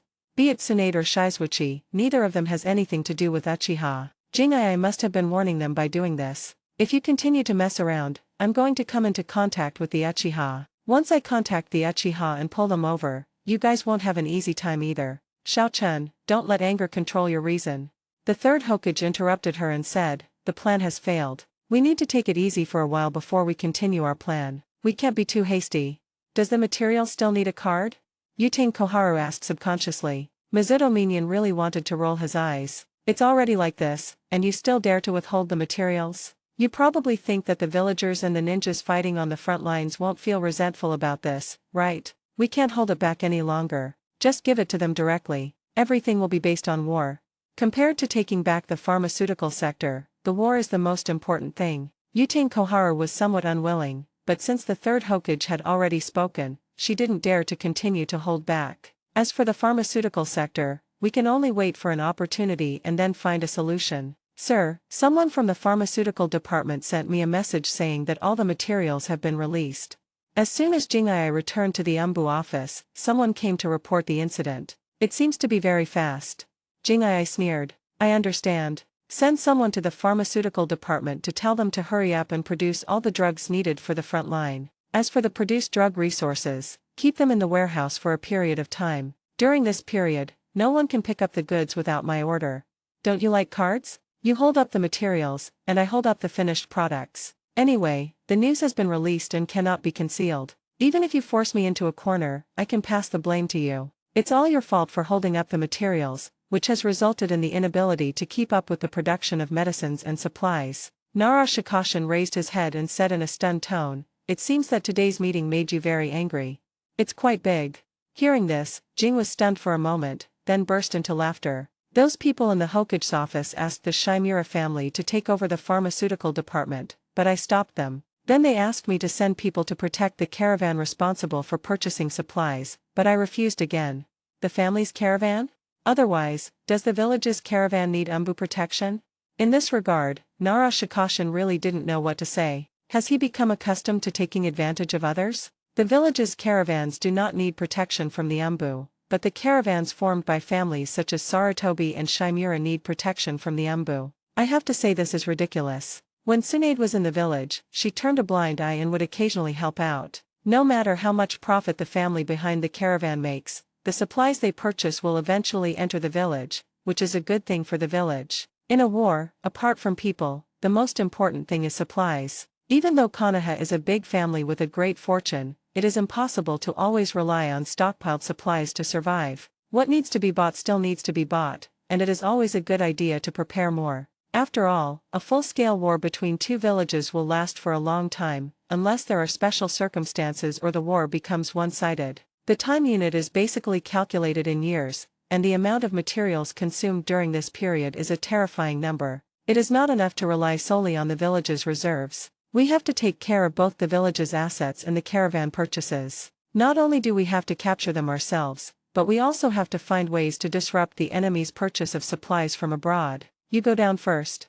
Yes, my lord. And many more. When the Umbu ninja who came to report on his work was about to walk out of the office, Jingai suddenly called him. Go to the archives room and ask the people there to bring me all the files left by the Shimura clan. I can use them. Yes. The Umbu ninja quickly left the office and went to look for the files. After hearing this, Nara Shikakoshi knew that the Shimura clan was in trouble. Jingai wouldn't ask for their files for no reason, he must be targeting them. It depends on whether the third Hokage can protect the targeted person when Shizuka attacks. The people of the Shimura clan served as guns for the third Hokage and got involved in the struggle for interests among the top leaders. Whether or not they can win the interests is one thing, but being used as guns will definitely make them targeted. But Hokage-sama should kill someone from the Hoshimura clan, right? Nara Shikashin put a question mark around this sentence, because he himself was not sure whether the third Hokage would protect the people who helped him. After all, there was the precedent of the Hyuga clan. Who could guarantee that the third Hokage would not sell out the Shimura clan? Grown-ups. Soon, all the files Jingai wanted were brought. Jingai picked out from a pile of files. No matter what the outcome of his fight with the Hokage's office was, the bird that stuck out would always be beaten. If he didn't take action, and didn't use force, they would dare to jump out again next time. Accidentally killing a villager?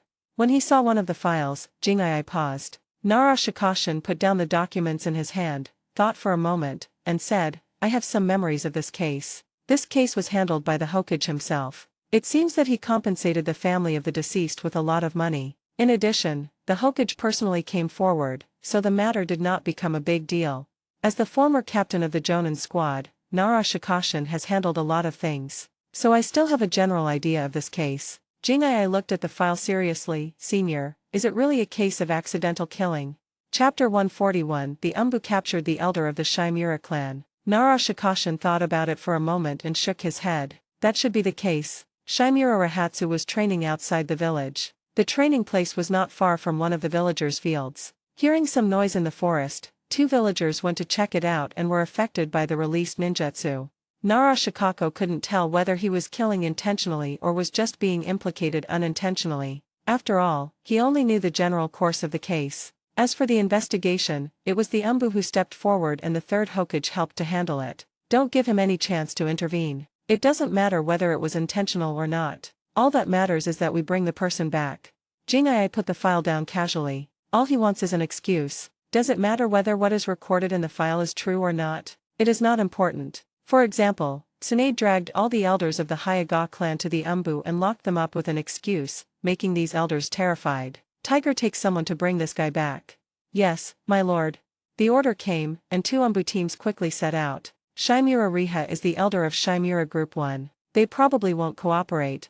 Nara Shikako told the truth. Tsunade was able to bring all the elders of the Hyuga clan to the Umbu because her identity was too special. Tsunade can do it, but Shizuichi may not be able to. Since the Shimura clan has taken the lead in speaking up for the third Hokage, they will definitely stand firmly on the side of the third Hokage. It is not easy to bring their people back to the Umbu. The reason why the elders of the Hyuga clan were packed up and sent away was not only because of Tsunade's special status, but also because the Hokage's office did not intervene. If Shizuka wants to take away the elders of the Shimura clan, the Hokage's office will definitely not sit idly by. It's fine as long as the matter becomes serious. It doesn't matter whether the person can be brought back or not.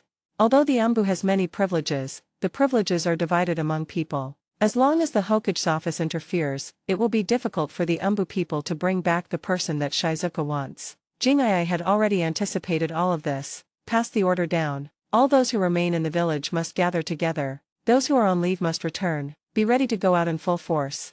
At the headquarters, the Umbu people quickly gathered. On the other side, the Sarutobi clan's territory. Tiger brought 2 small teams to the Shimura clan's territory. By order of the Vice Minister, please ask Shimura Rissa to come to the Umbu to cooperate in investigating some cases. In the past, when the Umbu were still directly under the Hokage, the arrival of the Umbu would most likely mean good things for the Shimura clan, because the Umbu people were probably running errands for the 3rd Hokage. Ever since the Umbu was separated out, whenever someone from the Umbu came to visit, it meant that nothing good was going to happen. Excuse me, what did Shimura Rahatsu do wrong? Does he need to cooperate with the Umbu investigation? Patriarch Shimura, who had just returned to the family, had a terribly gloomy expression on his face. He knew that this was Jingai's revenge. He had just stepped forward to help the 3rd Hokage in the conference room, and right after that the Umbu people arrived, taking the elders of the family away. What is this if not revenge? Please hand the person over to us. Tiger didn't explain anything. The Umbu didn't need to explain this to anyone, unless the 3rd Hokage came to ask in person. Impossible. Our Shimura clan will never hand over the person. I have already sent someone to inform the Hokage. Please make a decision for my clan members.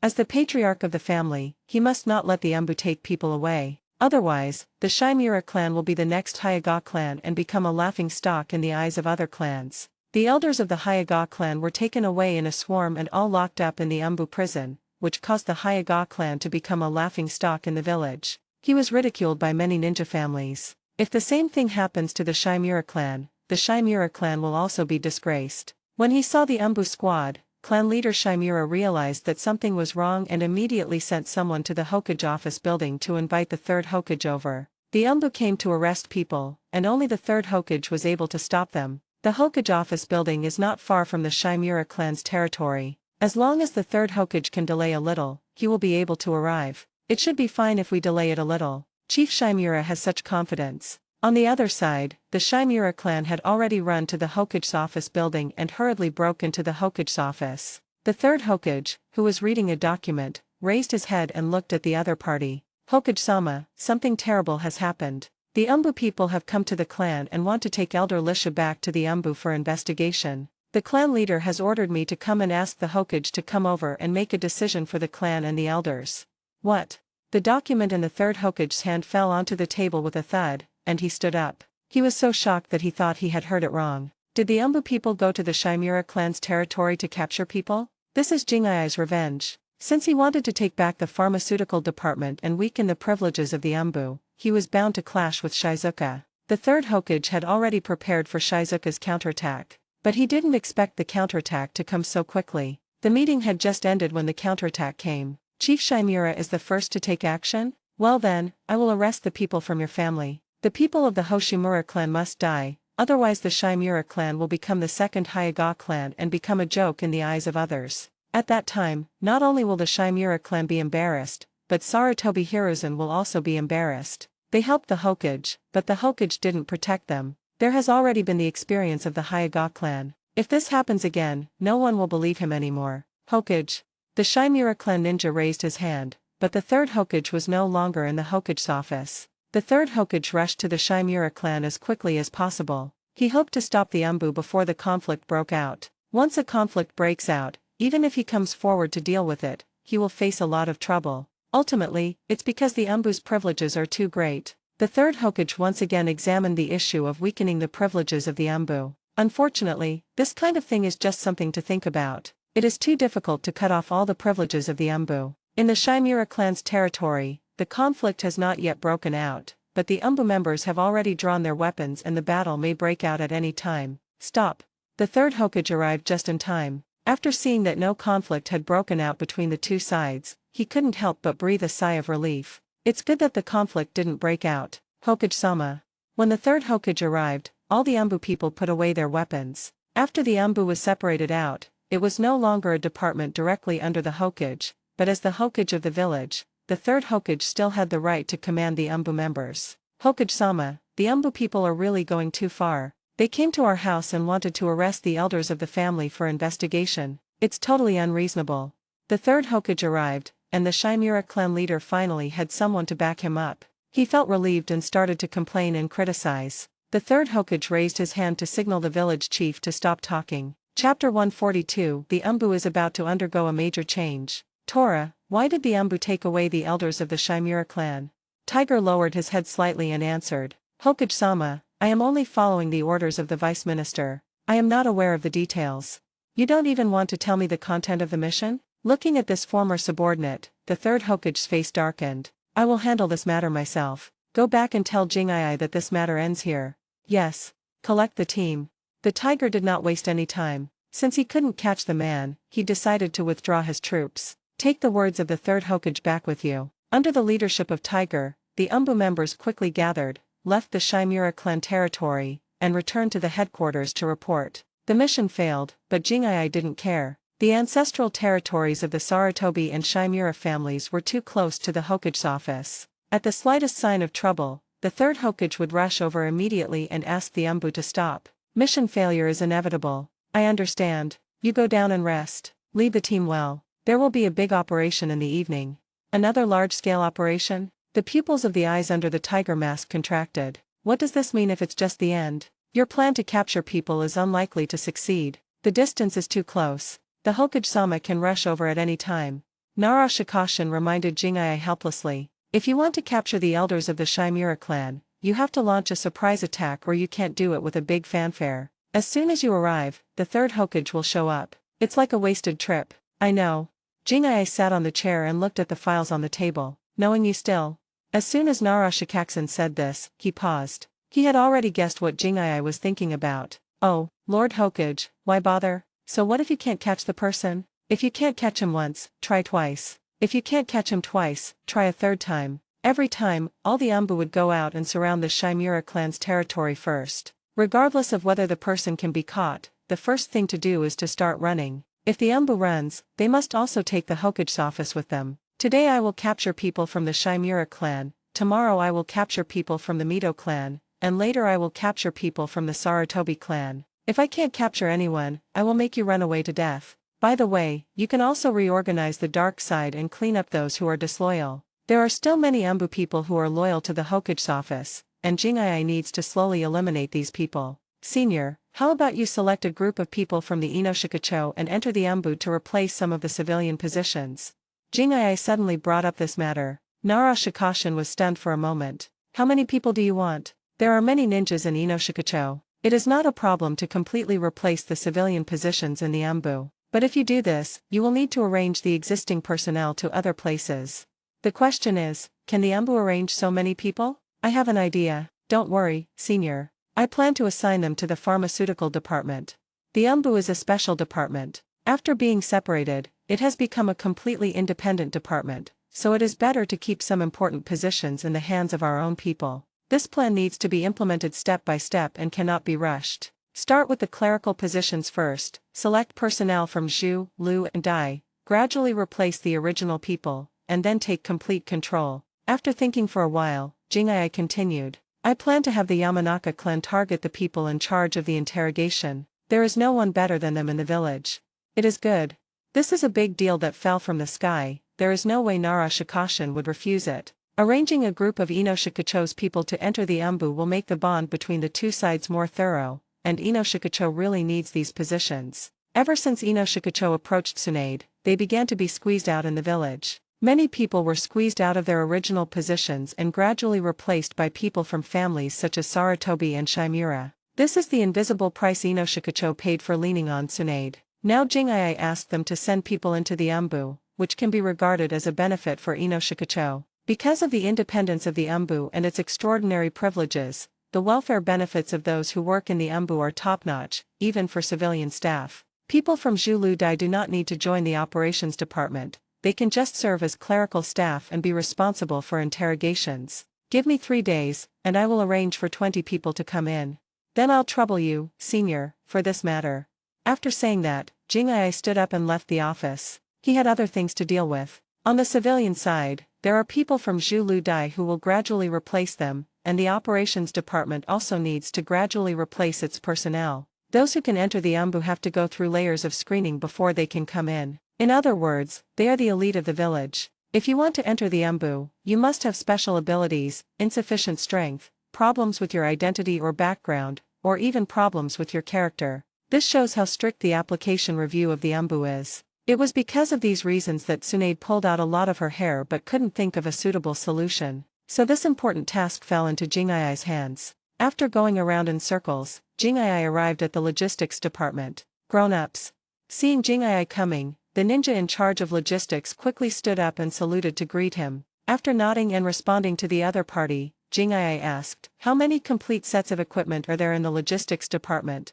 The equipment of the Umbu are all customized and very expensive. Even the headquarters will store too much at one time. Full body armor, masks, weapons, ninja tool bags, etc. The cost of each set of equipment is extremely expensive. The logistics ninja immediately responded, "Sir, the logistics department still has 50 sets of spare equipment."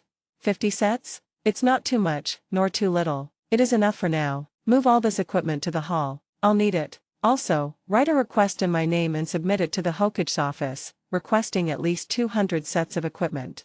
Jingai ordered the logistics ninjas to move all the equipment to the hall, and asked them to write an application and send it to the Hokage's office. What? 200 sets, at least?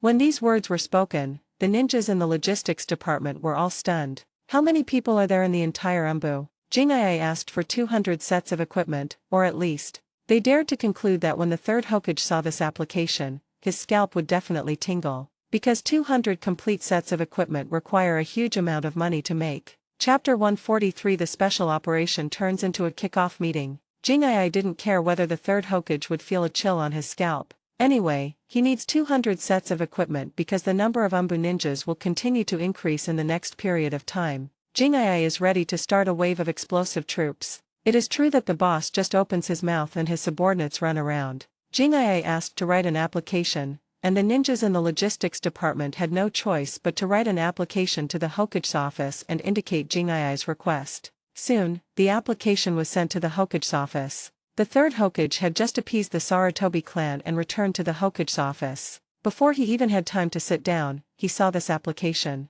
Pfft. The third Hokage, who was drinking tea, suddenly widened his eyes and the tea in his mouth sprayed several meters away. Putting down the teacup in panic, the third Hokage quickly picked up the document and looked at it carefully. He thought he was dazzled. 200 sets of equipment? Instead of 20 sets? Are you sure you didn't write an extra zero? Nonsense. Where did all these Umbu people come from? The third Hokage's first reaction was that the Umbu were messing around, or to be more precise, it was Shizuka who was messing around, and he asked for 200 sets of equipment as soon as he opened his mouth. Doesn't he know how much a full set of Umbu ninja equipment costs? 200 sets. It's enough to make the Ministry of Finance and the Ministry of Logistics bleed. Send this application to the Umbu and have them review it carefully to make sure there are no mistakes. Don't ask for 200 sets of equipment right away. The Umbu doesn't have that many people. After calling over the guards, the third Hokage threw the application to them and continued reviewing the documents. Not long after, the guard came back and walked into the Hokage's office with a helpless look on his face. "Hokage-sama, the people from the Umbu said that there is nothing wrong with this application. Umbu Master Shizuichi is planning to expand the Umbu, so he needs 200 sets of equipment. He also reminded me to tell the Hokage to send the equipment as soon as possible, otherwise he will have to take people to the logistics department to get it." The third Hokage. This kid is causing trouble again, right? The Umbu people rushed to the Shimura clan to arrest people, and scared the Shimura clan members to death. After he talked a lot, he finally calmed the Shimura clan members down. Turning around, Jingai came up with a new trick. This time they are not arresting anyone, but asking for equipment, a full 200 sets. Damn equipment. Where did the logistics department get so much equipment for your Umbu? If you want to expand, find a way yourself. The third Hokage decisively threw the application aside and selectively ignored it. Anyway, there are definitely no 200 sets. After the application was sent to the Hokage's office again, there was no further response. Jingai knew that the third Hokage did not intend to approve this application and give the equipment to the Umbu. Early morning. Most of the people in Konoha fell asleep and the village fell into silence. Except for some places where lights were still on, the whole village was plunged into darkness. At this time, the hall of the Umbu headquarters was brightly lit. All the Umbu ninjas who received the notice arrived. There were more than 100 of them standing in the hall. At a glance, there were densely packed human heads and various animal masks. Time is up. Jing'ai walked out of the passage leading to the office and walked step by step to the podium in the hall, with Nara Shikashin following him. Standing on the podium, looking at the densely packed animal masks below, Jing'ai coughed lightly and raised her voice. It's a pleasure to meet you all here. Some of you may be seeing me for the first time. Let me introduce myself. My name is Hinata Shizuka, and my current position is the Deputy Director of the UMBU. Tonight, the UMBU will have a relatively large operation. I hope everyone can be mentally prepared. Tiger. Grown-ups. Tiger, wearing the captain's mask, stepped forward. Jing'ai handed over a list. Bring out everyone on the list. From today on, they will no longer be members of the UMBU.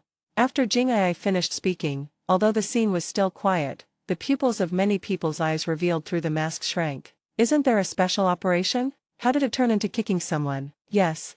Who didn't understand why Jing'ai chose to kick out some people at this time, but the order came, and as a subordinate, he could only obey. So people were pulled out one after another, and after a careful count, there were more than a dozen of them. There were not many people in the UMBU to begin with, and now more than a dozen of them were killed, which meant that the number of people present was reduced by 1/10. Mr. Deputy Minister, why do you want to fire us?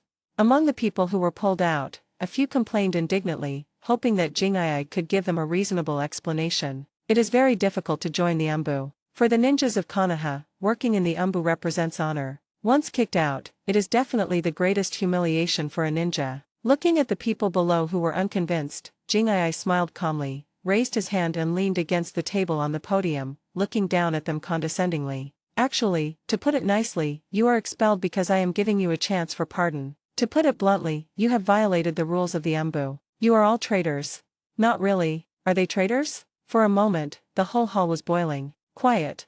Who was standing below Jing'ai, growled. The scene immediately became quiet. Jing'ai then continued, as for why they are called traitors? Not to mention the distant past, ever since I entered the UMBU, these people like to run towards the Hokage's office building for no reason. I'm very curious. The UMBU is no longer responsible for the Hokage's safety. The Hokage's safety has been handed over to the Hokage Guard. Why are you running towards the Hokage's office building for no reason? The headquarters of the UMBU is very close to the Hokage's office building. Really close. When you tipped off, couldn't you be more careful? Why did you have to let me find out? Why did you have to make things difficult for me? Now, all those who were protesting and dissatisfied lowered their heads and dared not say another word. Because according to the latest regulations of the UMBU, their behavior is indeed considered as treason against the UMBU. Because of these people, they secretly sent the intelligence of the UMBU to the Hokage's office and handed it over to the third Hokage. Since its establishment, the UMBU has always been directly under the Hokage. It has been less than a year since the UMBU was designated as an independent department. Some people do not abide by the new UMBU regulations and still hang around the Hokage. I understand, and I will not make things difficult for you. Take off your equipment, leave all your weapons behind, and leave on your own. You will no longer be a member of the UMBU. I will destroy your files myself and won't leave any stains on your records. Everyone, please. Now that things have come to this, those on the list can only take off their equipment and hand over all their weapons in a depressed mood. Chapter 144, Use puppets to replace the UMBU people? Just because they tipped off the third Hokage doesn't mean they want to leave UMBU. Still got kicked out. Once the news spreads, they will lose all face. Even if Jing'ai does not record this incident in their files to avoid leaving a stain on the files, they themselves will be the biggest stain. You will become a traitor in the eyes of others. After these people took off their armor and weapons and left in disgrace, Jing'ai said solemnly, "This is the first time, and I hope it will be the last time. If someone makes such a mistake again, it won't be as simple as leaving the UMBU. The UMBU will not collapse or become lonely no matter who leaves." As he spoke, Jing'ai took out the scroll. After the sealed scroll was opened, dozens of puppets emerged from the scroll. Put on these gear. Under Jing'ai's command, dozens of puppets silently picked up the equipment on the ground and began to put it on. Looking at the dozens of people who walked out of the sealed scroll, each of them had green light in their eyes. Combined with the previous rumors, everyone realized that these new guys were puppets of the deputy minister. The puppets put on their equipment as quickly as possible and stood neatly under the podium, facing the UMBU ninjas from the operations department, their green eyes constantly scanning over them. Jing'ai put away the seriousness on his face and made a joke with a smile. In fact, I don't really care how many people can stay in the UMBU. I hate betrayal. If you can't accept it, you can leave on your own. I won't force you to stay, nor will I deliberately embarrass you or leave some stains on your file. But as long as you stay, you must do your job obediently and obey orders, otherwise I will replace you with my puppets. In fact, there are many advantages to using puppets to replace you. For example, these puppets are only loyal to me. For example, these puppets can serve as communication props at any time. No matter where they are in the ninja world, I can see everything they see. They can also serve as my mouthpiece. And their cost is very low, so low that it's only enough for you to buy a few detonating talismans. What do you think? Are these puppets useful? The Umbu ninjas at the scene all had constipated expressions on their faces. They could never have dreamed that one day they would be replaced by puppets. It's a cheap puppet that only costs a few detonating talismans. This is outrageous. Off the mark. From today on, it will be impossible for others to reach out to the Umbu. Nara Shikashin was full of admiration for Jingai's amazing move. First, use special operations to lure out some people, then send these people out of the Umbu, and then use your own puppets to replace the reduced people, so that the number of people in the Umbu did not decrease, but increased instead. Then tell the remaining people that my puppets can replace you at any time, and these puppets are very cheap to make. It is also very useful, which will make the remaining Umbu ninjas feel a sense of crisis of being replaced. Replacing the Umbu members with puppets was a result no one expected. Not to mention, these puppets of Jingai are indeed quite suitable, because they are even more cold-blooded than the Umbu ninjas, because they are puppets themselves. People have human weaknesses, but puppets have no humanity. For example, if Jingai asked the Umbu people to besiege the third Hokage, these people would definitely not dare to take action, even due to the Umbu regulations. But if Jingai asked the puppets to surround and kill the third Hokage, these puppets would be disrespectful to their master if they hesitated for a second. Now, the special operation has begun. Surround the Chimera clan territory. Without my order, no one is allowed to evacuate. No one is allowed to enter or leave. Yes. Dozens of Umbu ninjas responded in unison. The special operation began, and Jingai's puppets dispersed and stood guard at various locations in the headquarters. Without receiving orders, they were like statues, standing in the corner with their eyes closed, motionless, as if they had no life. Once there is any unusual movement, these puppets will immediately attack and kill the enemy. Jingai, I am old and cannot stand any stimulation. I will go back and rest first. The Umbu's special operation has already begun, and Nara Shikashin found an excuse to slip away. It's not that his body couldn't bear it, but he was afraid that when the third Hokage came over, he would deliberately take the blame. So it's better to leave early. Okay, go ahead, senior. Jingai smiled slightly and reminded Nara Shikashin to have a good rest and remember to select people to join the Umbu. Puppets have a comprehensive role to play, but they can only perform work in the operations department. Clerical work still requires real people. After sending Nara Shikashin away, Jingai planned to contact Orochimaru. In a hidden underground research base somewhere in Konoha, Orochimaru is trying to extract the special chakra from the puppet. In the laboratory, there were many corpses of puppets piled up. It is obvious that these puppets are scrapped. Suddenly, the puppet, which was lying quietly on the research table, began to flicker green light in its eyes like flames. Seeing the puppet's unusual movement, Orochimaru stopped what he was doing. The corners of his mouth also slightly raised. Jingai-kun, have you changed your mind? How many bodies do you have? Jingai was too lazy to talk nonsense with Orochimaru. He didn't want the puppets made from these corpses before, but now looking back, he found that this thing was really good. I was really moved. Orochimaru smiled and said, there are still hundreds of bodies. If that's not enough, I can go to the Kawanakani camp. There must be a lot of bodies there. Okay, as usual. Help me make the puppet. You pay for it yourself. I can give you a portion of the finished puppet, but you need to make all the materials you have first. And by the way, help me deal with the demigod's body. I have prepared some special materials. I think you should be interested in the demigod's body. Of course, I'm very interested. The corpse of a demigod must be very interesting to study. I'll study it first and then make it into a puppet. It must be a powerful puppet. Jingai didn't want to touch the body of Hanzo's salamander, so he thought it would be better to leave this important task to Orochimaru, as this guy happened to be interested in the body. As for the corpse of the highly poisonous salamander, Jing will do it herself later. I don't know if it's a psychological problem, but Jingai has never wanted to touch the ninja's corpse. He always feels uncomfortable. If it is an animal corpse, there is no such concern. Then, happy cooperation. I will send all the puppets to the Umbu within 10 days.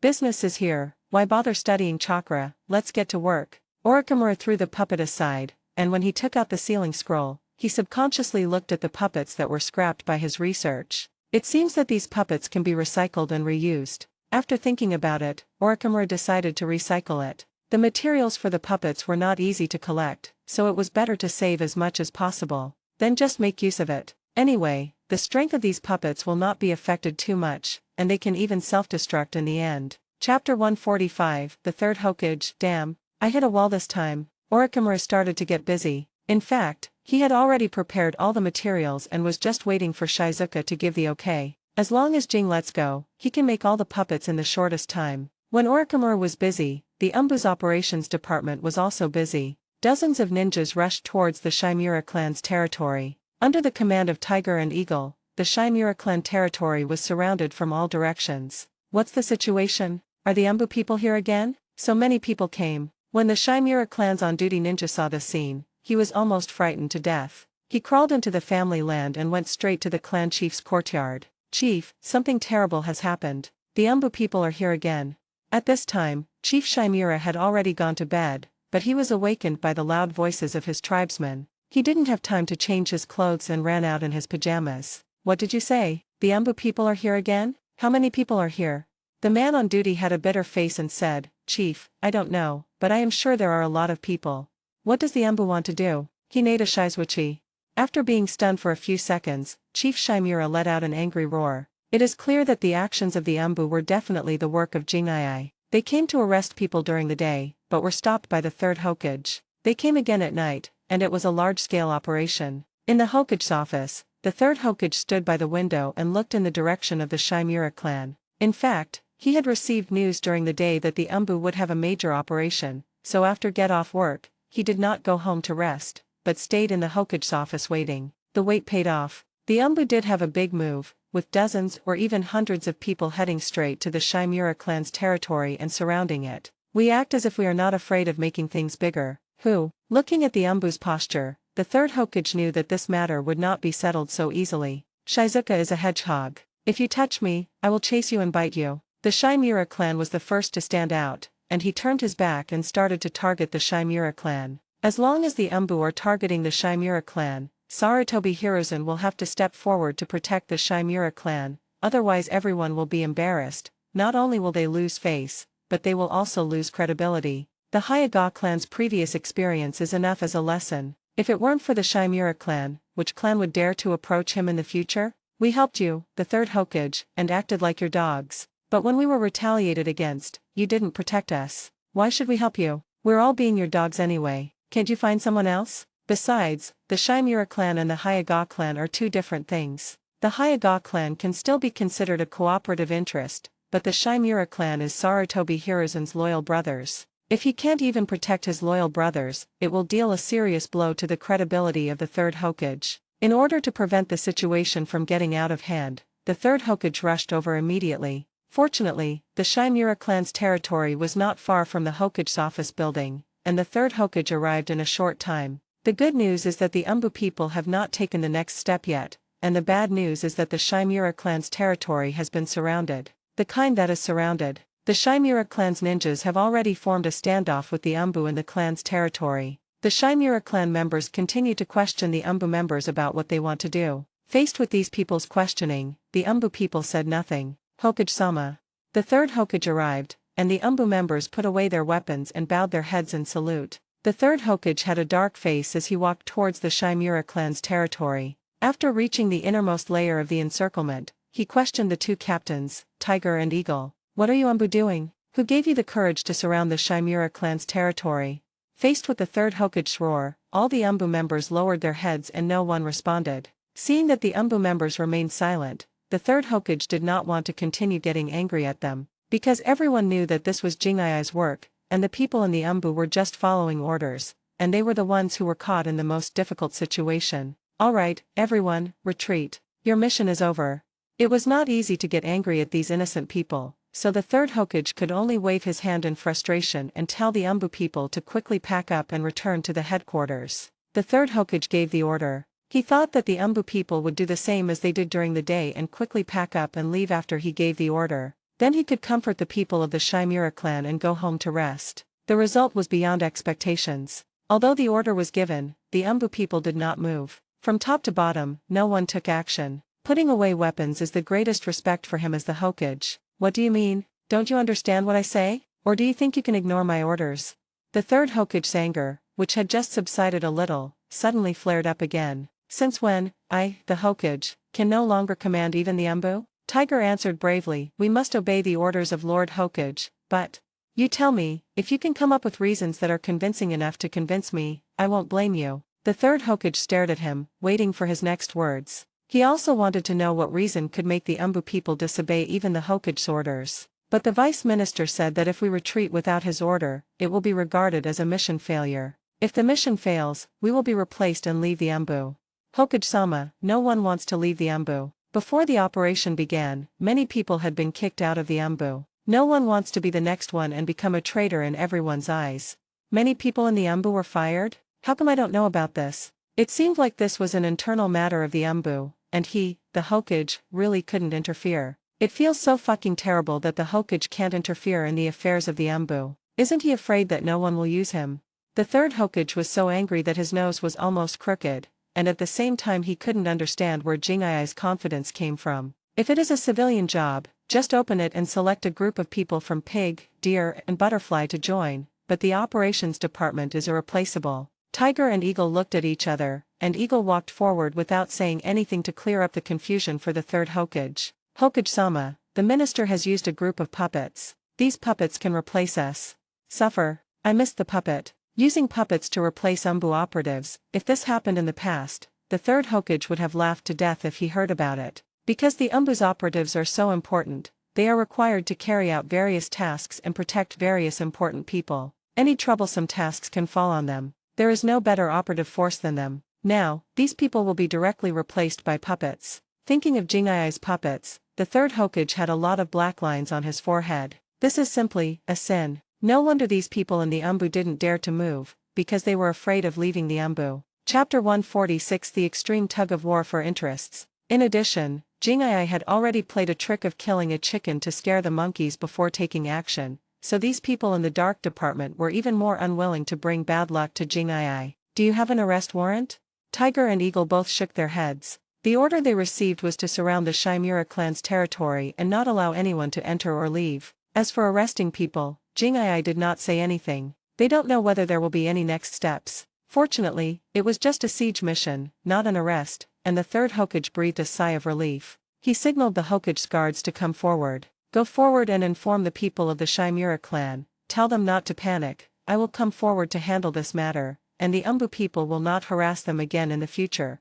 The people from the Embu were caught in the middle and were in a difficult position, and the third Hokage didn't want to target them. It was just asking the Hokage's guards to shout a few times across the encirclement, and it didn't count as touching the bottom line of their mission. The third Hokage left decisively after handing the matter over to the Hokage guard. He needed to go to the Embu headquarters to find Shizuoka. He needed to sit down and have a good talk with Shizuoka. The village is at war with the Sand Village and River Country, so the village needs stability and can't allow any more unrest. If Jingai continues to make such a fuss, God knows what kind of trouble he will get into. What a shitty pharmaceutical department, what a shitty Embu privileges. The third Hokage couldn't care less about these, he needed the village to stabilize. As for what the F4 group wants, they can only plan slowly after the war is over. I can't move now, and I dare not move. After leaving the Chimera clan's territory, the third Hokage headed straight for the Embu headquarters. Jingai has not yet left the headquarters and is in the minister's office, looking over the documents selected by Nara Shikashin.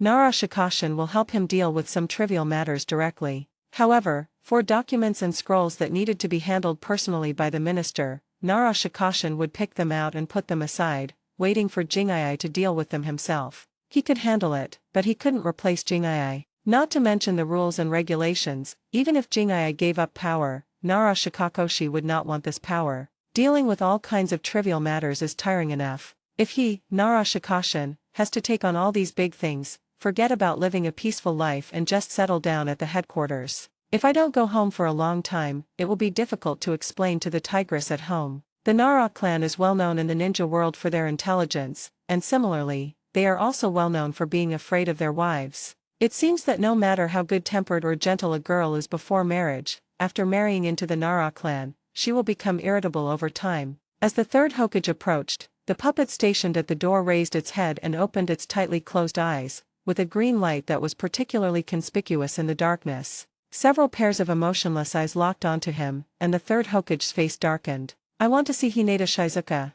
Jing'ai, who was sitting in the office, asked the puppets to move aside and let the third Hokage in. Humph. Looking at these retreating puppets, the third Hokage snorted in dissatisfaction and strode into the Umbu base. Without the obstruction of the puppets, the third Hokage reached the minister's office unimpeded. However, the third Hokage was very unhappy because he found that Jing'ai's puppets were guarding every location in the headquarters. In other words, Jing'ai can firmly control the entire headquarters just by sitting in the office. No one could enter or leave without his order. Walking into the office, the third Hokage said bluntly, Jing'ai, we need to sit down and have a good talk.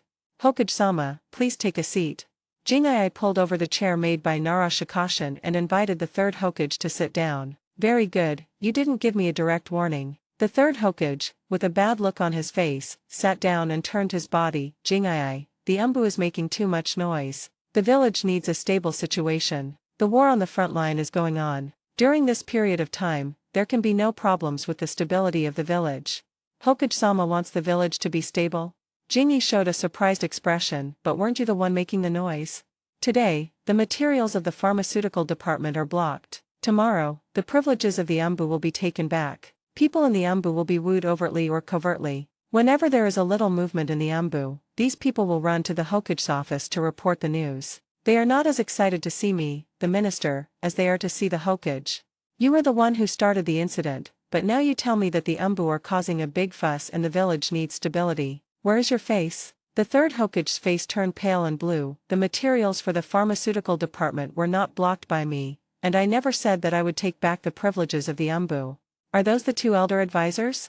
Is this an attempt to shirk responsibility? Well, then I will go directly to Yuting Koharu and Mito Kato and see if they will shift the blame to you, the Hokage. When there are common interests, even hostile relations can become allies. On the contrary, when interests come into question, not to mention the cooperative relationship, even brothers will fall out. Are the interests of the Hokage and the elders secure? The third Hokage was choked and speechless on the spot. Anyone else would definitely not go to the two elders for advisors, but be quiet for a while. Once they get into trouble with those two, given their behavior, they will definitely push it to the third Hokage first. The F4 group has become accustomed to this mode of shifting responsibility, except for the unlucky and miserable guy Danzo Shimura, who is destined to always take the blame because he cannot push it away. Jing'ai, how can you let go of your prejudice against the Shimura clan? Peace talks are the most important thing right now. The third Hokage did not respond to Shizue's question, because this question will put people in an awkward situation. I have no prejudice against the Shimura clan, but they have a lot of complaints against me.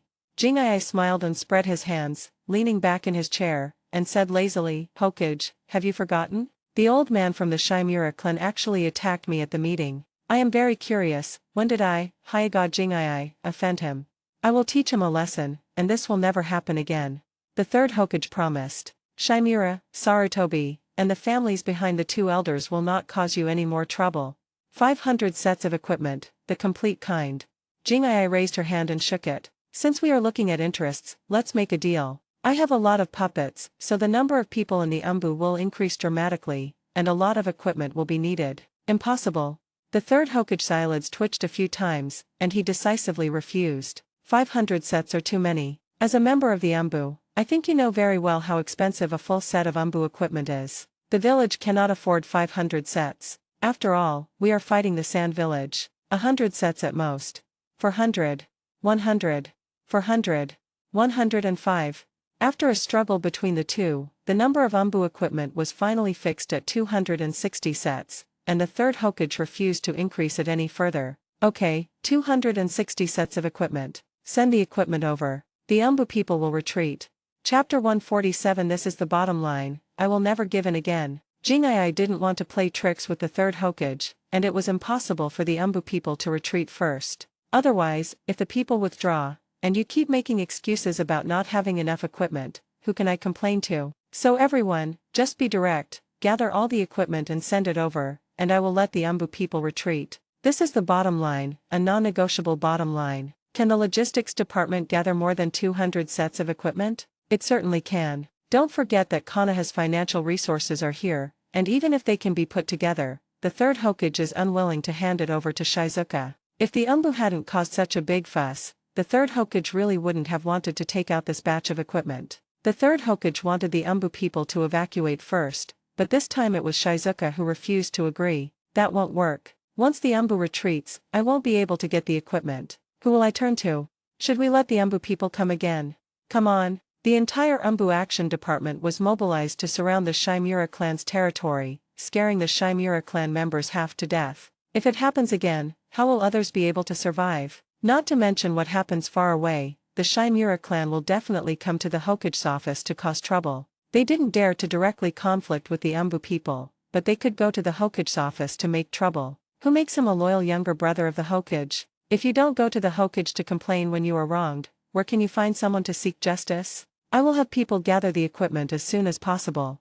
After saying this, the third Hokage left quickly with a dark face. At this moment, he didn't want to say another word to Jing. I just want to gather all the equipment as quickly as possible, let the Umbu people evacuate, and then let the village return to peace and stabilize the situation. If the Umbu people were allowed to continue surrounding the Shimura clan's territory, who knows how many rumors would spread. Just look at the future Uchiha. The Umbu people were just monitoring the Uchiha, and rumors were flying everywhere. The treatment that the Shimura clan enjoyed was not monitoring, but encirclement. The clan land that surrounds the entire family. Family members are unable to enter or leave, and even their basic living needs are cut off. If the Umbu people don't evacuate, the entire Shimura clan will be in chaos within 5 days. As for whether the Shimura clan will launch an attack, Jing-ai could only say, is there such a good thing? After the peace talks, both sides need to abide by the rules of the game. Jing-ai will not let the Umbu people rush into the Shimura clan's territory to cause trouble. If the Shimura clan can't help but take action first, then they are wrong. Attacking an Umbu member is a serious crime.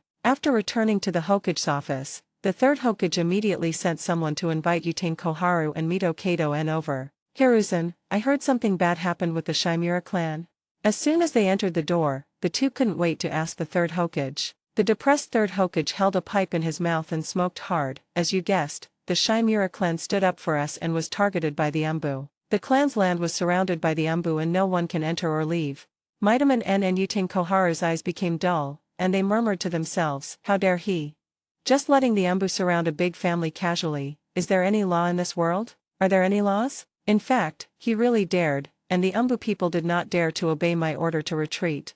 Thinking of this, the third Hokage's calm chest began to heave. As the Hokage of the village, he was unable to order the Umbu to retreat. This was simply outrageous. If we change the time and the place, the people in the Umbu will definitely be obedient. But after Jing gave the death order, they would dare to retreat, as they would be kicked out if they did. So how do we deal with this?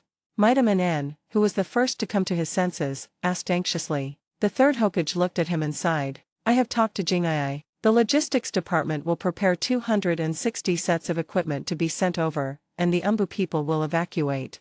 This is impossible. Mitaman-en cried out in surprise and shouted out of control. Hiruzen, are you crazy? Do you know how valuable the equipment of Umbu members is? What does 260 sets of equipment mean? Even if Umbu expands, they won't need so much equipment. As someone who was in charge of logistics, he knew best that the value of this batch of equipment was a huge number. The third Hokage smoked calmly. The Umbu increased by dozens of people overnight. Impossible. Yutain Koharu retorted loudly, ninjas who can enter the Umbu have to go through layers of selection. It's good enough if 10 people can be selected in each batch. How is it possible that there are dozens more overnight? And there hasn't been any movement in the selection of Umbu in recent times. Where do these people come from? Have you forgotten something? The third Hokage's eyes swept across the faces of his 2 old companions and he sighed helplessly. The additional people are all puppets of Hyaga Shizuka. He intends to use a group of puppets to replace the people in the action department because these puppets have absolute loyalty, are not afraid of sacrifice, and can be used as eyes for monitoring and communication, etc., which are advantages that Umbu ninjas do not have.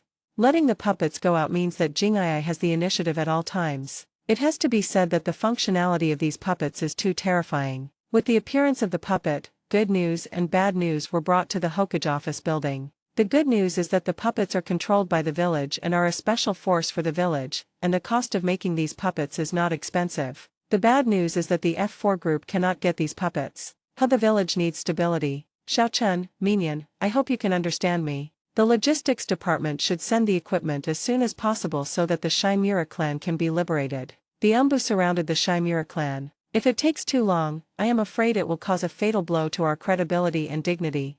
How the hell could I refuse? 260 sets of equipment are no joke. The logistics department can give them out, but this is cutting meat. The equipment worn by Umbu ninjas is of high value, and each set is a complete set of equipment. Maitaman N, who is in charge of the logistics department, put on a mask of pain. Yutain Koharu on the side was not in a much better situation, because after the peace talks, it meant that the third Hokage would pursue the stability of the village. At least the village had to be stable before the end of the war. If the village wants stability, it cannot take action against the Umbu. If the Umbu's privileges cannot be cut, all previous efforts will be in vain. Chapter 148. People may fail, but puppets won't. Moreover, the pharmaceutical department is still excluded, leaving the village's medical system in an embarrassing situation. Looking at the third Hokage who had made up his mind, Mizuto Manin could only accept this result in the end. I understand. I will arrange personnel as soon as possible, prepare the equipment, and send it to the Umbu.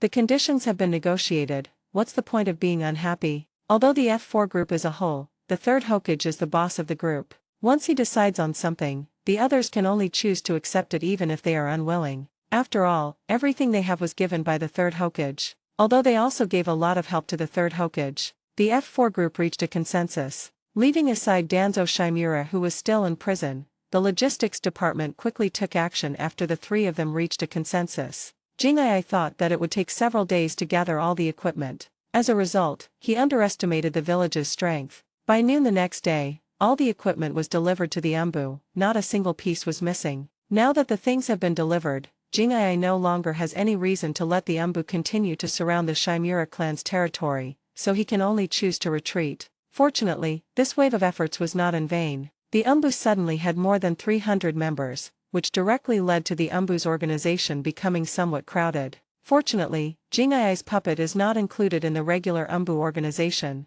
As more than 300 puppets entered the Umbu, the guarding forces in some places were directly taken over by the puppets. As long as the base was guarded by puppets, the guards of the Umbu base also became puppets, and even the people who followed Kushina and were responsible for protecting Kushina secretly also became puppets. People can fail, but puppets can't. As for the enemy sneaking into Konoha and kidnapping Kushina, Jingai would not allow it to happen. The guards of the pharmaceutical base and the headquarters were replaced by puppets, and even the task of protecting Kushina became the job of the puppets, resulting in a situation that embarrassed the Umbu ninjas. It's that they don't seem to have much to do. It just so happened that some tasks in the village that needed to be performed by the Umbu were snatched away by the puppets, so the Umbu people could no longer sit still. Eagle and Tiger, as representatives, went straight to Jingai. They had to take the initiative, because if this continued, all the work of the Umbu would be completely replaced by puppets, and they might then be unemployed and have nothing to do.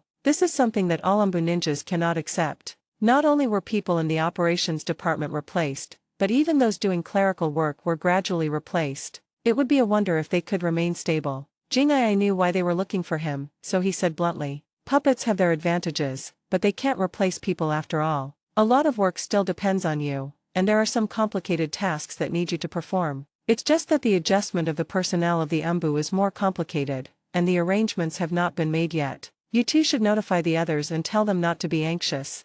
You will not be replaced, nor will you lose your job, nor will you leave the Umbu." Jingai is still considering how to arrange the existing people in the Umbu after many jobs have been replaced by puppets. But he won't give up on these people. It's just that the work arrangements need to be gradually adjusted. "Senior, where do you think these people should be placed?" "How would I know?" Nara Shikashin said unhappily. In the past, the Umbu has never had enough manpower. Everywhere, small teams of the Umbu are needed to save the situation. Only you can make the Umbu have an oversupply of manpower. As he spoke, Nara Shikashin also had an expression as if he had seen a ghost. The Umbu has always been short of manpower, and this problem exists not only in Konoha, but also in other villages. After all, the screening criteria are too harsh, and there are many places that need the Umbu to guard, and many tasks that need the Umbu to perform. As a result, there are too few people in the Umbu and they are not enough. Only Jingai directly pushed the number of people in the Umbu to a huge limit, causing many of them to have nothing to do and even fear that they would lose their jobs. If this gets out, it will definitely shock countless people. It was like a knife cutting my butt. It really opened my eyes. Despite all the complaints, Nara Shikashin still helped find a way to resettle these people. "Do we need to send a group of people to the front line?" Tsunade has left at least 3 teams with her, and several more teams are actively on the battlefield gathering intelligence on the enemy. What about Konoha prison? There are enough people. The Hokage's office. There is no need for Umbu over there anymore. The new Hokage guard will be responsible for protecting the Hokage's safety. Damn it, no one is needed here, and no one is needed there. Don't ask me about this kind of shit. I don't know how to arrange it myself. Nara Shikakusen successfully broke through the defense, and silently lowered his head to look at the documents, not intending to pay any attention to Jing'ai. Forget it, just think about it yourself. There was nothing important to do in the Umbu, so he skipped work and went home to rest. On the way home, Jing'ai was thinking about this problem. He always felt that no matter where he put it, it would not be right. He couldn't just use the Umbu people as coolies. If they are really to be sent to do hard labor, it would be better to just let them disband and leave the Umbu on the spot. Are there guests at home? Looking at the neatly arranged shoes at the door, Jing'ai glanced into the living room. Jing'ai, you're back. Hearing the sound of someone changing shoes at the door, Kushina ran out happily and hugged his arm tightly. Misaki-sama is here as a guest, and she brought a guest with her. Where are Naoki and Minato? Raising his hand, he ruffled Kushina's red hair, then Shizue changed his shoes and walked into the living room. Kushina jumped up and down beside him, saying unhappily, "Little yellow hair was taken out by Shenshu. I don't know where he went. They didn't take me with them." Kushina likes to argue with Noeki, and Noeki often gets embarrassed, but Noeki still can't win the argument with her. It is common to see Shenshu screaming in anger. Since he couldn't argue and didn't dare to take action, Noeki could only stay away and not take Kushina with him when he went out to play. This was the only revenge he could have on Kushina. If you don't want to bring him, then don't bring him. Don't take him with you when you go out to play. Jing'ai was amused by Shenshu's behavior. Sure enough, kids are kids. Grown-ups. Uchiha Mikoto and Uchiha Fugaku, who were sitting on the sofa in the living room, quickly stood up and greeted them. At the last high-level meeting, Jing'ai's casual greeting made the third Hokage and others very unhappy, while the Uchiha people racked their brains to guess what Jing'ai meant. Is it intentional to provoke the third Hokage and others, or is he trying to win over the Uchiha? If the intention is to provoke the third Hokage and others, then the Uchiha should stay away. The Uchiha already has enough troubles, and they don't want to be involved in the struggles between the Hokage factions. How the Hokage faction fights is its own business. Once the Uchiha is involved, things become distorted. Unless Tsunade's faction is willing to stand up for Uchiha. Chapter 149. What benefits can we get by winning you over? After several days of discussion, the Uchiha finally decided to give it a try. So there was the scene where Uchiha Fugaku found Uchiha Mikoto and paid her a visit. Uchiha Fugaku couldn't just go over there rashly, so he could only step back and follow Uchiha Mikoto. No need to be polite. You are a guest here, so just be casual. Jing'ai smiled and waved her hand. After glancing at the teacup on the table, she walked to the kitchen, took a bottle of juice, drank it, and returned to the living room. Kushina, take your sisters out of hiding. After sitting on the sofa, Jing'ai gave Kushina a suggestive look. Kushina understood, walked forward, took Uchiha Mikoto's hand, and walked upstairs, leading the living room to Jing'ai and Uchiha Fugaku. After Kushina and Uchiha Mikoto left, Uchiha Fugaku said apologetically, "My lord, it is a pity to come to visit you." Fine. Jing'ai has no prejudice against Uchiha, and will not deliberately show disrespect to Uchiha Fugaku. The premise is that Uchiha Fugaku does not fall ill. After all, the probability of people from the Uchiha clan becoming mentally ill is quite high. Putting down the juice in his hand, he found a comfortable position to sit down and asked, "I wonder if the young leader of the Uchiha clan is here as a guest or..." "I'm not familiar with you Uchiha, nor Tsunade, so if you have anything to say, please be direct and don't beat around the bush." Hearing this, Uchiha Fugaku hesitated for a moment and said frankly, "Sir, what do you think of the Uchiha situation in the village?" Uchiha Fugaku was the first to ask a question. "What is the situation of you Uchiha people? Need I tell you?" Jing'ai looked at Uchiha Fugaku speechlessly. The Uchiha's problems have existed since the village was founded. Madara Uchiha's departure and defection added fuel to the fire, leading to the targeting of the Hokage faction. I am aware of these problems, and you are aware of them too. If you Uchiha have anything to say, just speak up.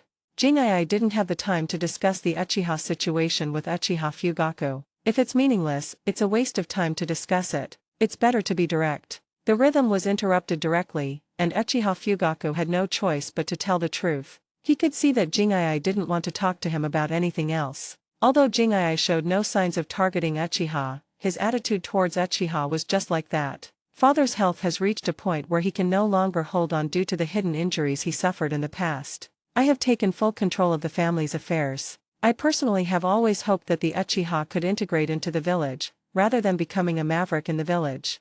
But the Hokage faction is very prejudiced against Uchiha, so I need your help. You are the only one who can change the current situation of the Uchiha. The old Uchiha clan leader couldn't hold on for too long. It was only a matter of time before Uchiha Fugaku came to power as clan leader, took control of the family, and became the head of the police department. If he wanted to change the current situation of his family, he could only open a gap with Shizuka and Tsunade. The F4 group is too prejudiced against the Uchiha and will never accept their kindness. Jingai leaned on the sofa and asked directly, Tsunade and I have no prejudice against Uchiha, but accepting Uchiha and helping Uchiha improve their situation and bad impression in the village will not do us much good. If the Uchiha wants to change their bad impression and improve their situation in the village, they need to rely on Shizuichi and Tsunade. Then the problem is coming. What benefits can I get from helping you? Uchiha Fugaku lowered his head in thought for a moment, then raised his head. Sir, Uchiha has no shortage of funds and various materials. As long as we reach a cooperation, Uchiha can provide these things. In terms of manpower, Sir can also mobilize Uchiha ninjas to work for you. After hearing these words, Jing kept shaking her head. Let's stop talking about this. Tsunade and I have no shortage of funds and supplies. As for mobilizing Uchiha people, Jingai saw that Uchiha Fugaku's eyes were a little strange, and asked bluntly, Tsunade and I ordered the Uchiha people, can you refuse? Uchiha is not Inoshikacho. Becoming an ally with Inoshikacho will be beneficial to both him and Tsunade. But Uchiha, becoming allies with them would only bring a lot of trouble. To put it bluntly, even if they were not allies, if Shizuka and Tsunade gave orders and asked the Uchiha people to do something, would they dare to refuse? As for funds and materials, that's even more nonsense. There is no family behind Shizuka and Tsunade that requires a large amount of money and materials, so the village is responsible for all other expenses. They are only responsible for their own personal income and expenses. Let me ask, what is the meaning of Uchiha's funds and supplies to them? You can't use the Uchiha's money to support the Umbu people. Jingai is not crazy yet. Even if Jingai wanted to win over the Uchiha would not receive the same treatment as Inoshikacho. When we were trying to win over Inoshikacho, they were providing timely assistance. But now trying to win over Uchiha would not only cause a lot of trouble, but at best it would be icing on the cake. Therefore, it is not worth taking the risk to win over the Uchiha. Grown-ups. Uchiha Fugaku stood up anxiously. Jingai raised her hand to interrupt him. The external war requires the internal situation of the village to be stabilized. The Uchiha have too many problems and troubles. Involving the Uchiha at this time will only cause more conflicts and troubles. Besides, I don't see the sincerity of the Uchiha. Please come back. The targeting strength is still not strong enough. Look at the Uchiha after the Night of the Nine Tails, begging to be dogs for the F4 group, but the F4 group is not happy about it. The current Uchiha wanted to get rid of him with just a little money and supplies. The abacus makes a really loud noise. Uchiha Fugaku, the young clan leader, hasn't suffered enough, but it doesn't matter. The F4 group will arrange various packages for the Uchiha clan. All Jingai needs to do is sit back and watch the show. The current situation of the Uchiha is not very good, but it is not to the point where they need to work as dogs for others to survive. In addition, Konoha is at war with the Sand Village, and the old scoundrel Danzo Shimura is still imprisoned in Konoha prison. In the short term, the F4 has no intention of targeting Uchiha. At best, the status quo is maintained. Misaki-san, is the Uchiha situation really that bad? Kushina and Uchiha Mikato were hiding at the corner of the stairs on the second floor, and the conversation between Shizuka and Uchiha Fugaku was heard by the two of them. Jingai didn't expose them, and neither did Uchiha Fugaku. Chapter 150. Why double it? Because I want to. It's a bit uncomfortable. This topic was difficult to continue, and Uchiha Mikato's smile seemed a bit forced. As for how the family arranged it, she didn't know. Although she was a talented girl in the family and had a great reputation in the village, she was still young and did not have a very high status in the family. There was no room for Uchiha Mikato to interfere in family affairs. Kushina, what are we having for dinner? After seeing off the unwilling Uchiha Fugaku, Shizuichi shouted towards the stairs. I want to eat beef. Kushina answered subconsciously, but realized something was wrong as soon as the words came out of her mouth. Isn't this a typical example of selling out yourself? There is nothing embarrassing about eavesdropping. What is embarrassing is being caught. Hey. Kushina blushed, stood up, and smiled foolishly at Jing'ai in the living room. Jing'ai smiled and gave her a reassuring look in return. This is not something shameful, as long as you don't tell anyone. As for whether Uchiha Fugaku will have any ideas, Jing'ai can only say that if he has any ideas, he should keep them to himself. Seeing Jing'ai waving at her, Kushina could only walk down obediently, and Uchiha Mikado followed behind awkwardly. After the two came down, Jing'ai looked at them seriously. What I said to Uchiha Fugaku today cannot be told to anyone else, understand? Yeah, of course I won't tell you. Kushina nodded seriously and blinked her big eyes. Uchiha Mikado also quickly assured, don't worry, senior, I won't tell anyone. Okay, go play. I'll call you guys when it's time to eat. After stretching his neck, Jing'ai took off his coat and threw it on the sofa, then walked into the kitchen. Instead of worrying about Uchiha's affairs, you might as well study food. When the fragrance wafted through the kitchen, Rope Tree came back smelling the aroma. I'm back. As soon as Shingshu entered the door, he shouted loudly, fearing that others would not know that he was back. Jing'ai glanced outside and asked, where's Minato? We went to eat ramen. He absolutely loved Ichiraku ramen. I almost vomited after eating so much. When this was mentioned, Shingshu's face changed, as if he was recalling something bad. Jing'ai has been very busy recently and has come home to cook less often. So Shenshu and Xiaohuangmao came together to solve the problem. The little yellow-haired boy loves Ichiraku ramen and can eat it 3 times a day. The same cannot be said for Noeke. After eating a few more meals, his face changes color when he smells ramen. Jing'ai couldn't believe it. When there's no cooking at home, you guys always eat ramen? No. Rope Tree had an expression that said I can't stand it. Kushina giggled, I didn't eat ramen, Mikato-san brings me a lunchbox every day. Kushina is pickier about food than Noeke, and since Kushina is rich, she can have any feast she wants. It's not the same for Shenshu. This guy can't keep the money, so when Jing'ai is not cooking, he can only follow her around. As a result, after eating ramen for a few days, I almost became crazy. Ichiraku ramen tastes really good, but you can't eat it every day. How did Minato eat it? It seems that Naruto is the same, he never gets tired of eating every day, and the so-called big meal is to eat ramen. If it were him, he wouldn't be able to bear eating it for several days, let alone several meals in a row. Okay, stop looking so miserable. If you don't want ramen, just make it yourself. I can't get home on time to cook. If you want to live a life of ease and hardship, there are only 2 ways: either you do it yourself and have enough food and clothing, either you have a good sister like Kushina who can cook delicious dishes, or you have enough money and can just go to a restaurant. What's interesting is that Kushina never takes Noeke with her when she goes out to eat, and Noeke never takes Kushina with him when he goes out to play. These 2 siblings are at odds with each other. I don't know who will step back first. Jing'ai found it very difficult. Shenshu was cunning and liked to play tricks on people. If he took Minato out, the little yellow-haired boy would not tell on them even if he didn't like these things, unless Shenshu did something too outrageous. Kushina is different, the little girl will directly complain. So Shenshu doesn't like to take her to play. Kushina's idea is also simple. If you don't take me out to play, I won't take you out to eat unless you apologize to me. Of course, if Noeke really had no food to eat, Kushina would not let him starve, but Noeke was young and had a lot of thoughts, so he would rather follow Minato than hang out with Kushina. Senior, I'm going back first. Uchiha Mikoto bowed and was about to leave. Stay, now that you're here, there's no reason to just eat and leave. Jing'ai signaled her not to be polite and not to leave, but to stay for dinner. Misaki-san, let's go wash our hands. Kushina pulled Uchiha Mikoto away. Noeke shrugged his shoulders and showed a helpless expression to Jing'ai. Jing'ai was a little surprised. Can this guy Noeke get along normally with Uchiha Mikoto? Wasn't this kid very shy before? Is it because you feel there is no hope, so you choose to give up? It's normal to feel embarrassed when you like someone. If you give up and treat the other person as an ordinary classmate, you can get along with him or with a normal heart. Stop being naughty and go wash your hands and get ready for dinner. Soon, the group sat down at the dining table, and Shenshu grabbed the chopsticks in his palm and shouted, I'm going to eat. Just kidding, he started eating with big mouthfuls like a starving ghost, completely disregarding his image, which made Kushina look disgusted and Uchiha Mikoto laugh. Jing'ai felt speechless. After eating ramen for a few days, this kid is so greedy. Stop it, leave some for us. Seeing that her favorite dish was about to be eaten by the rope tree, Kushina suddenly became anxious. Joined the crowd rushing to eat. Only Shizuka and Uchiha Mikoto were not in a hurry. Senior, are you busy with work recently?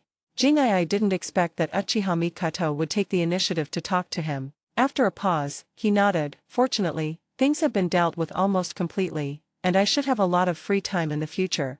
In fact, there are a lot of things to do in the Ambu. Fortunately, Jing'ai pulled in a helper, Nara Shikashin. With Nara Shikashin's help, there is not much work left for him. In addition, as one of the leaders of the Ambu, all Jing'ai needs to do is give orders and he doesn't need to do everything himself. Now that I don't have to deal with the Hokage's office building, I can have some free time. Then can you stay at home more often in the future? Kushina grasped the point. Shenshu, who was rushing to eat, also raised his head. Jing'ai's eyes were shining. What are you looking at? Forget Kushina. Even though the little girl is greedy, she still enjoys spending time with Shizuka. Rope Tree is different, this guy is just doing it for food. Starting tomorrow, your training will be doubled. I will assign someone to keep an eye on you. If you don't finish, you won't have any food. He knocked on the rope tree in annoyance. Why? Xingshu shouted in injustice, I didn't do anything wrong. Because? Jing'ai bared her teeth and said, because I want to double it for you. Xingshu was dumbfounded. Hello everyone, this is Shadow. Due to copyright restrictions on YouTube, I can't publish many of the audiobooks you love. That's why I've created a special paid service where you can enjoy over 300 high-quality audiobooks from platforms like Webnovel, Pocket FM, Audible, Wuxia, and more. Each novel comes as a one-time purchase, no subscriptions, no hidden fees. After payment, you'll receive full access via Telegram, along with all future updates for that novel. You'll find a wide selection of your favorite genres and titles, always in premium audio quality. Check the full list of available novels in the description. DM me now to get your favorite stories in audiobook form and start listening today.